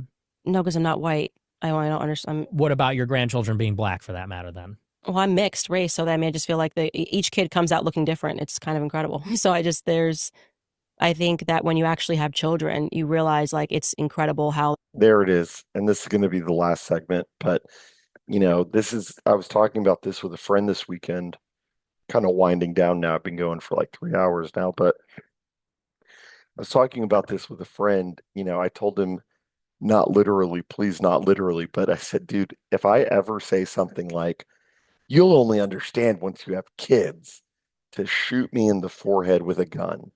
Like, I think that is such a cheap argument to say you're only going to understand when you have kids. I think that's, I love my daughter in a way that I never thought I could love someone. I get that. But I would never use that in a debate and say, like, you're only going to get, I have this elevated level of knowledge that only you can get to when you get to my level. It's just cheap. It's like, I can't, I don't even know what the analogy is, but it's unfair and I don't like it. It reeks. Like my daughter is a little bit darker, but she looks like my husband. And then like my son's whiter, but he looks just like me. And I think that's kind of one of the exciting parts of being in a mixed race. That's great, Candace. Everything is new and different when you're in a mixed race thing. That's cool. Relationship. I'm always like, I wonder what this kid's going to come out looking like. If you're saying that generations down, like 3 generations down, it'd be possible that you could just have all black kids or something. Would that bother you? You'll probably be dead. Before that happens, you'll probably be dead. I'm alive now, and I mean, how is that any different than the boomer mindset that, like, who cares what happens with my money or what happens to the world when I die? I'm going to be dead. It's like when you really get down that path, you're sounding like a boomer. And that's what you end up talking. That's what it ends up sounding like with people who don't care about race, don't care about lineage, don't care about offspring, don't care about passing money down. They say stuff like, "Well, I'll be dead anyway. Who cares?" You know what? I care. You know who cared? St. Thomas Aquinas cared when he wrote, Summa Theologia. You know who cared? St. Augustine cared when he wrote City of God. He cared what would happen with the world after he died. And the idea that, like, well, once I'm in the grave, it doesn't matter, bucko. That's ridiculous. And it's actually kind of antithetical to everything Candace is doing. You know, like, if it doesn't matter when you die, if all your work doesn't matter when you die, why are you even doing this? Kill yourself. Not literally. I'm against all that. But I'm saying, in theory, why not just end it? Because none of your work matters anyway, right? I No, what love I'm the saying is that idea. like by the time you could breed it out, so to speak, Mhm. you'd be dead. So I'm just answering your question. Like it doesn't bother me at all. Yeah. No, obviously not. I'm saying, but do you understand why I would feel that way? If I understood it, I wouldn't be in a mixed race Candace, did you have breakfast this morning? relationship. I don't Yeah. understand But it, you but have I no accept empathy it. then for like, No, you can't step outside of your no, I kind of situation. no. I mean, no, I'm not. I don't need Well, I said that earlier. Candace has no ability to step outside of herself and think beyond the person and consider ideas. She just admitted as much. Listen to this. it. Then for like, No, you can't step outside of. a mixed race relationship. I don't Yeah. understand But it, you but have I no accept empathy it. then for like, No, you can't step outside of your no, I kind of situation. no. I mean, no, I'm not. I don't need to have. How would I have empathy Right. Why would she ever need to have empathy for you? You're different than her. She can't conceptualize different ideas. Like we are kind of doing the breakfast question thing. Like that's kind of sad actually, because I thought Candace was smarter than this. for it? I mean, I don't feel that way. Okay. So it's just something that we disagree on, Well, which is fine. I'm saying that because I actually can understand the appeal of a mixed race relationship. I get it. I mean, I find other races attractive also. And, you know, if I was in love with a person from another race, I would probably want to build a life with them also. But my values are not just who I'm in love with and things like that. It's also my heritage, my identity, my race. And, you know, I like the idea. It is important to me. My parents look a certain way. Their parents look a certain way. We come from a certain place. I like the unbroken chain. And I want my grandchildren and great grandchildren to have a similar complexion. I want them to have similar hair. I want, you know, because these kinds of things, they echo. We're all connected, not just in time horizontally, but vertically across the generations. And so the idea that, you know, 2 or 3 generations down the line, one of my children bears no resemblance to me at all, it's almost as if we're not related. It's almost as if I Fair. never existed. And there's something very disturbing to me about that. And I can understand why people are okay with that. You know, because people have various feelings about race. They say, I don't care about my race or whatever, but I do. Okay, that's totally fine. And like I said, it's not a Catholic doctrinal perspective. Yeah. It's your perspective. You're entitled to it. You can marry whoever you want. That's the point of free country. But would you make the argument that it should be legislative? No, I don't think it should be legislated at all. When did he ever say that? Nobody's ever, I mean, I'm sure some people have, but never once has it left his mouth that it should be legislated that like you have to marry a white woman or a black like it's just so ridiculous. It's intentional. Again, it's all intentional on our part. Okay, No. it's just your perspective. Yeah. It's my value. Listen, I by the value it. way, you're allowed to have a type. That's one of the things I think I don't personally care if people tell me I'm not attracted to black women, I'm not attracted to Spanish women, whatever it is. Do your thing. You know what I Mhm. mean? That's the reason. Yeah, but it's not sufficient to say that. He's going much deeper than that. He's not just saying everybody's allowed to have a type. What he's saying is that it's not optimal to be in a mixed race relationship. And it kind of gets into the question of like, what are the commercials and the movies pushing nowadays? Are they pushing normative relationships, which I would call homogenous relationships? Are they pushing that or are they pushing mixed race all the time? And that's kind of the interesting question, is what are they pushing and why? And Candace is acting like it's all just like this laissez-faire. Well, they're all they're pushing normative. No, they're not. You know, she wouldn't have an issue like like extend that to gay marriage. Would she say, well, everybody should just be able to do what they want? And I guess she would say the issue with that is that it's fundamentally immoral. I don't think interracial marriages are immoral. It's just to say that like it goes a little bit beyond, well, that's just your preference. You're just retarded and you can have that belief. It's like, no, I think there's actually it's somewhere in between those two, actually. And why you're allowed to be you and I'm allowed to be me. Mhm. A question that I would No, ask you nobody's saying you're not allowed to be you, Candace. Like, that's ridiculous. then is what is your dating life? I don't have a dating life. So you don't date. No. Do you have a perspective about who you want to marry? Do you intend to get married? I do. I do intend to get married and have kids. So where are you at Here we go with the gender question. on that? I'm trying to get prepared for that mentally. What does that mean? You're 26 years old. I like my life. So ridiculous. You're 26 years old. Candace, you got married at 28 or 29. You were only 2 years older than him. What were you doing for those years? You should answer that question. like being single. I like being a guy. I like what I like. I like reading books. I like doing my show. I'm a pretty antisocial person. And it's a big adjustment for a man to go from having a life where you can do whatever you want, go wherever you want, unaccountable, everything like that, to then you have to be roommates with women and children. It's a totally different lifestyle. And for someone like myself, I'm a pretty eccentric and, kind of out there person. I don't have a regular sleep schedule. I'm awake all night. I'm asleep all day. And my sleep schedule's moving around all the time. I like to go out on drives all the time. The idea of my wife sending me out the door, okay, be home by 10, call me and tell me where you're going. Or, I go on a trip. I got to get the car seats and buy all the plane tickets and stuff like that. It's kind of cramping my style. So I'm trying to Look, I'll give Nick, how will I do this? So I'm married, as everybody who's watching this knows, especially if you're watching up to this point.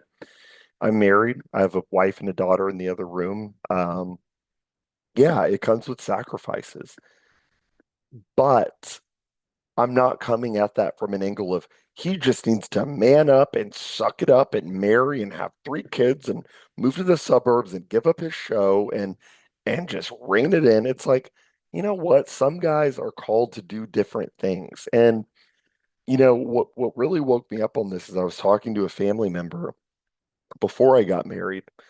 And I was kind of that mindset. I was like, well, I don't know if I'll I always knew I'd get married, but I was like, I don't know when. And he's an older guy. He's in his mid 40s, and he was saying, you got to get married, and that's the only way to pass on your genes. He tied it into the genes. And I said, there are ways to pass on your genes outside of having a child and getting married, right? And he laughed at me, he scoffed. He went, oh yeah, what do you mean IVF or something like donating your sperm? I was like, no, I'm saying we're both Catholic, and I said, would you say that St. Thomas Aquinas, who had no kids, didn't pass on his genes? Aquinas is, like I said, widely considered one of the 5 best philosophers of all time. Definitely, he's called the angelic doctor. He's the man. He's my favorite saint. Would you really look at someone like Aquinas and say, well, he didn't live his life to the fullest because he didn't have kids? It's like, no, I think Aquinas did that. And I'm not calling Nick Aquinas, obviously. But what I am saying is that some men are called to something deeper. You could even say like something that transcends living a normal suburban life. It worked for me. I wasn't going to be Nick. Not everybody's going to be Nick, which is what is honestly what I think a lot of people need to consider. Not everybody's going to be Nick.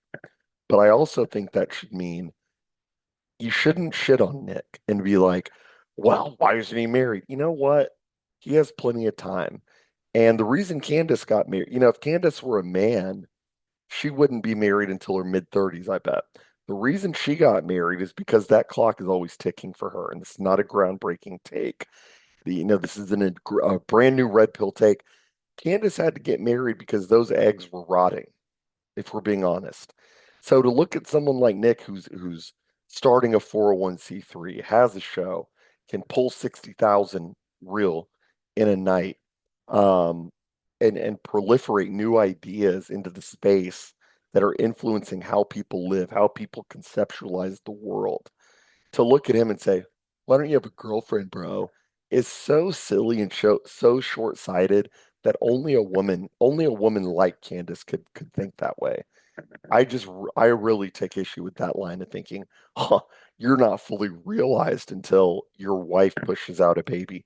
Look, I love my child. I love my wife, but I would never look at somebody like Nick and say he's not, yeah, I'm better than him because he doesn't, he's not taking some girl he met on Tinder to Chili's or something. Like, It's disrespectful. Get over that, I guess. But that's maturing.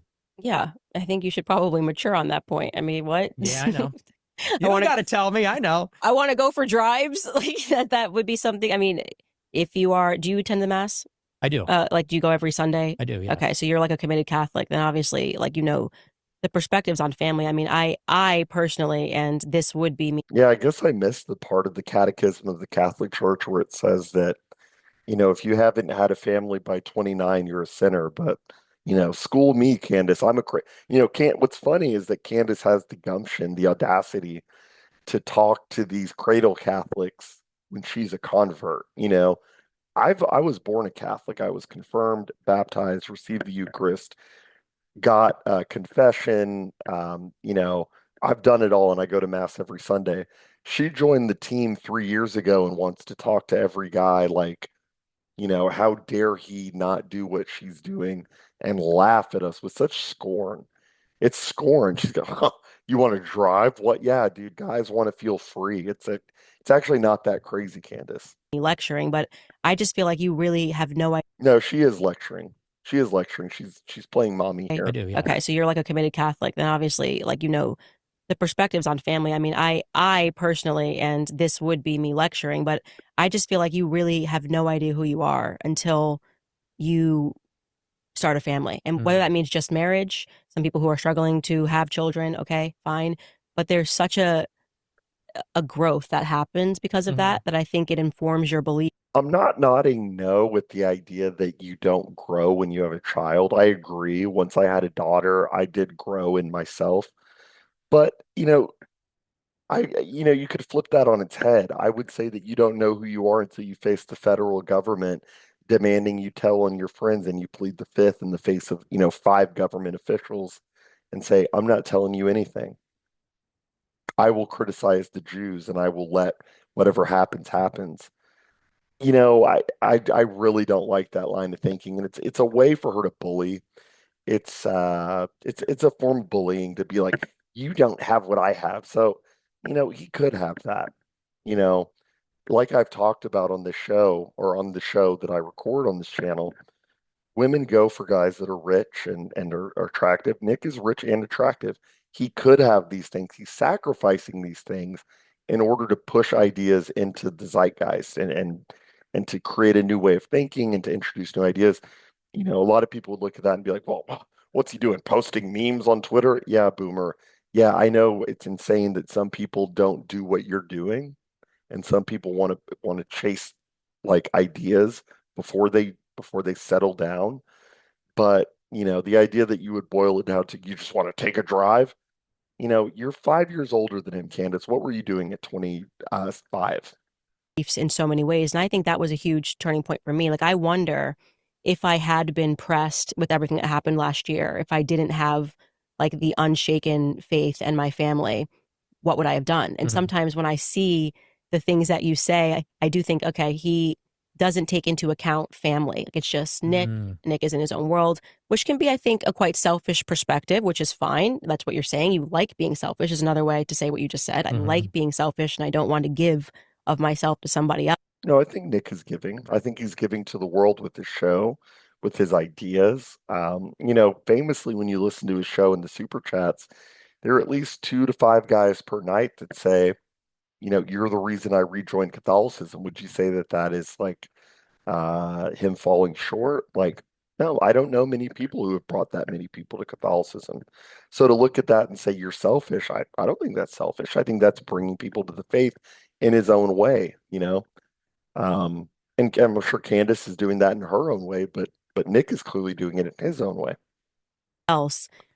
But well, I also think there's something selfless involved, which is to say, I could go and start a family and drag them into a world of mine, which is pretty chaotic. I mean, is this really the kind of a lifestyle? If I'm banned on everything and I can't make a living, I'm banned from banking, I'm banned from credit card processing, I'm getting doxxed, people are showing up to my house trying to kill me, things like that. And what's more, I mean, let's also get, I also don't appreciate the lecture. You don't know me, Yep. so I know you're married, I know you're older than me, but you don't know me. You don't know my life. You don't know my situation. I don't think you're in a position to give me advice, especially as a woman, honestly. I don't think women, this is something in the right wing. We say we're anti-feminist. Well, that's the thing, and I'll rewind this a little bit, but for all of the anti-feminist lecturing, Candace is definitely going on a bit of a tirade here against another guy. I thought you were against female lecturing. On telling men what to do who are not their husbands. And, I don't really buy into that ideologically, but that's besides the point. My life has been tumultuous from the very beginning. From the time I turned 18, people were coming for my neck and trying to get me. And I was kicked out of college. And then, once you're branded as an anti-Semite, before it became cool or popular, can't get a job, can't make a living, get banned from PayPal, all this kind of stuff. That's a very difficult environment to try to have a dating life. What do? I go out on Tinder, I go to a bar, and I say, hey, I'm a neo-Nazi Nick Fuentes that the ADL is writing articles about every day. I'm going to start a dating profile on Tinder. People are going to screenshot that, mess with me in all kinds of ways. It's a very difficult predicament, actually, for me, because I took on basically a huge sacrifice at the beginning. And I don't know that you really appreciate that enough. I think that you're somebody who, you had a career in politics for as long as I was fighting a battle.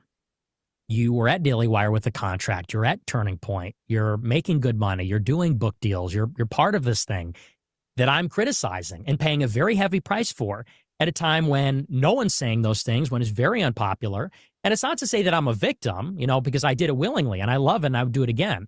But it is to say that, you and I have lived very different lives. And, it's easy, I think, for you to say you had your husband, have your kids, you got your ducks in a row, made quite a bit of money, then you discovered the truth, and then you went out on a limb. And it's not to say you didn't make sacrifices and it wasn't a risk, and it paid off. You're doing great now, and I congratulate you. But with me, there was no calculation. I mean, I almost want to say I was 17. What's your excuse?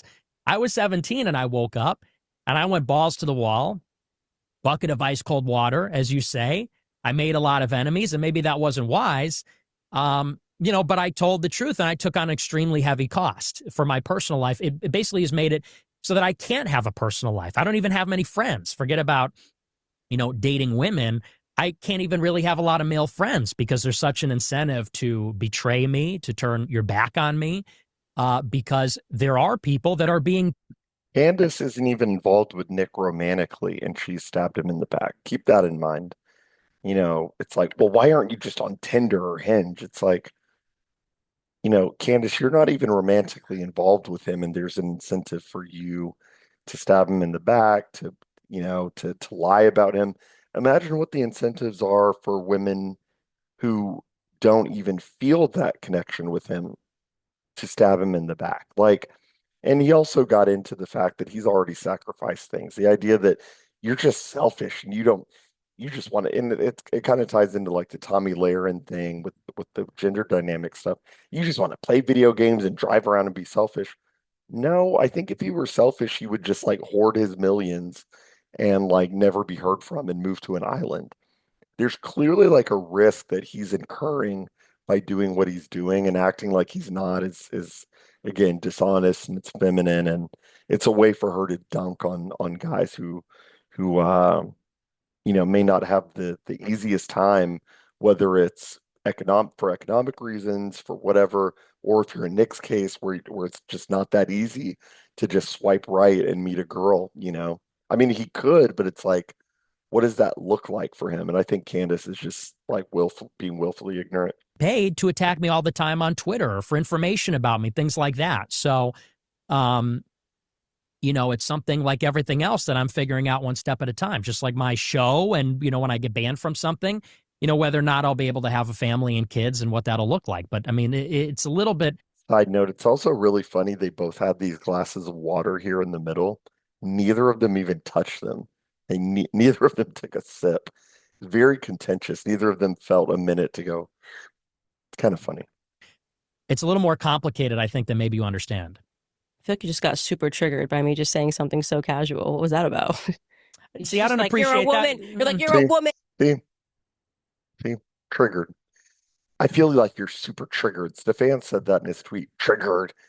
He's not triggered. He's just explaining to you, and I understand why Nick said, I don't appreciate that.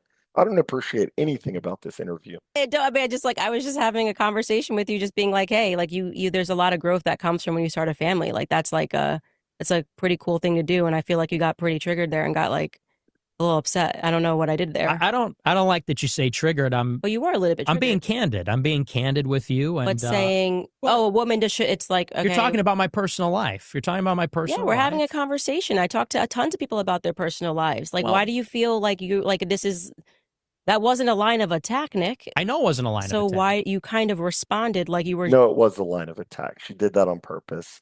She did that as a way to elevate herself over him and to infantilize him. And again, there's only a 4 year or 5 year age gap between them. She's acting like you're a baby. You're not. He knows what he's doing, Candace, and he's done a lot more to push new ideas into the right wing zeitgeist than you have by pushing. Emmanuel Macron is gay and Bridget's a man, and he's with his dad. You know, how far is that? What is that really doing for people? Let's look at you for a minute, Candace. What was Candace doing, in her early 20s? Was she starting a family? By her own logic, she should have already been married at raising cows and chickens and having 4 kids by the time she was 23. She got married at 29 and converted around the same time. Where were you then, Candace? Just attacked. Because you're giving me this lecture, giving me this advice about things and telling me, you don't know who you are and all this kind of stuff. I said that when people start families, it does commute your perspectives a lot. And sometimes when I see these clips of you floating around or certain things that you do or say, you said I'm selfish. It does. Yeah, but you admitted you were selfish. And I just don't really. You said I don't want to. What are you talking about? You just said that the reason that you didn't want to have a family when I asked the question or didn't start a family, you said was because I like to drive alone in my car. I don't really want to have to come home and have to deal with roommates, as you referred to, children, a wife. You want to stay selfish. You want to be in your own world. That's a fair assessment. I said that in terms of my development, I'm trying to get over some of those aspects. But that is selfish, right? I mean, is that fair assessment? I think that's judgmental. I think that's a judgmental selfish. Way to look you at want to spend time with yourself. You don't want to invite people into your space. I think I used that word exactly as it should be used. Well, and I'm explaining why there's multiple aspects to it too. It's not just as simple as that. That's fine, but acting like I tried to offend you when I just I'm gave not saying you you tried word to use. I definitely did not try to offend you when I was asking you about family. You ask people about themselves. Okay. That's for the same reason that I asked you about what you were up to in high school and what your priorities were, what you were doing in college. It's because it's a natural point. You're 26 years old. People are going to ask you, okay, you have all these perspectives. You're saying people, a very natural transition. You're talking about the fact that you don't believe people should interracially marry, correct? Yeah. I think it's pretty fair to then move on to the discussion and ask you about marriage. There wasn't some like trap there. Yeah, no, and I don't think that's my issue with it. But I don't think I got triggered. I think I gave you a real response. So you were like, listen, woman, don't ask me what I'm doing. I didn't say listen. No, he didn't say listen, woman. What he said was that you're doing this whole lecturing guys thing when your whole brand is this like anti-feminist, stay-at-home mom thing, which I respect. But, you don't get to talk out of two sides of your mouth and say, I respect men and I make my man a sandwich when he says to make him a sandwich. But also, why aren't you being a trad man? You don't get to talk out of both sides of your mouth. And that's actually what happened earlier with the conversation thing, where Nick said, you don't get to play both hands at once and say, I never knew him, but also, okay, you're right, we did talk twice. Same thing. She's dishonest. Look, I happen to believe that I don't like women telling me what to do in general. I didn't tell you what to do. I said that when you get married, you said you wanted to get married. You said you're giving me a lecture. You said I said, well, this may sound like a lecture because I'm sounding like an old timer here, but I didn't tell you what to do. Okay. Like if you're giving a lecture on any topic. Okay, this is becoming tedious. Hey, this is what's great about marriage. I didn't say, Nick, you need to get married right now. I just feel like it's pointed. I feel like a lot of these questions are pointed, but maybe that's just me and I'm imagining genuinely, you're imagining it. Yeah, I don't think anybody watching that is going to be like that. They always say that. You're imagining it. That was a setup after he talked about interracial marriage for her to ask him his perspectives on his own life and what if he's dating people. to be honest, if you want me to psychoanalyze that, I feel Well, I don't, but feel okay. free. Yeah, I feel free. Thanks. I feel like I do think you got a little bit triggered there. And I think that towards the end of that triggering, you kind of got to the main gist that because of your life, it's difficult for you to actually establish real world connections with people because there is the Nick Fuentes caricature.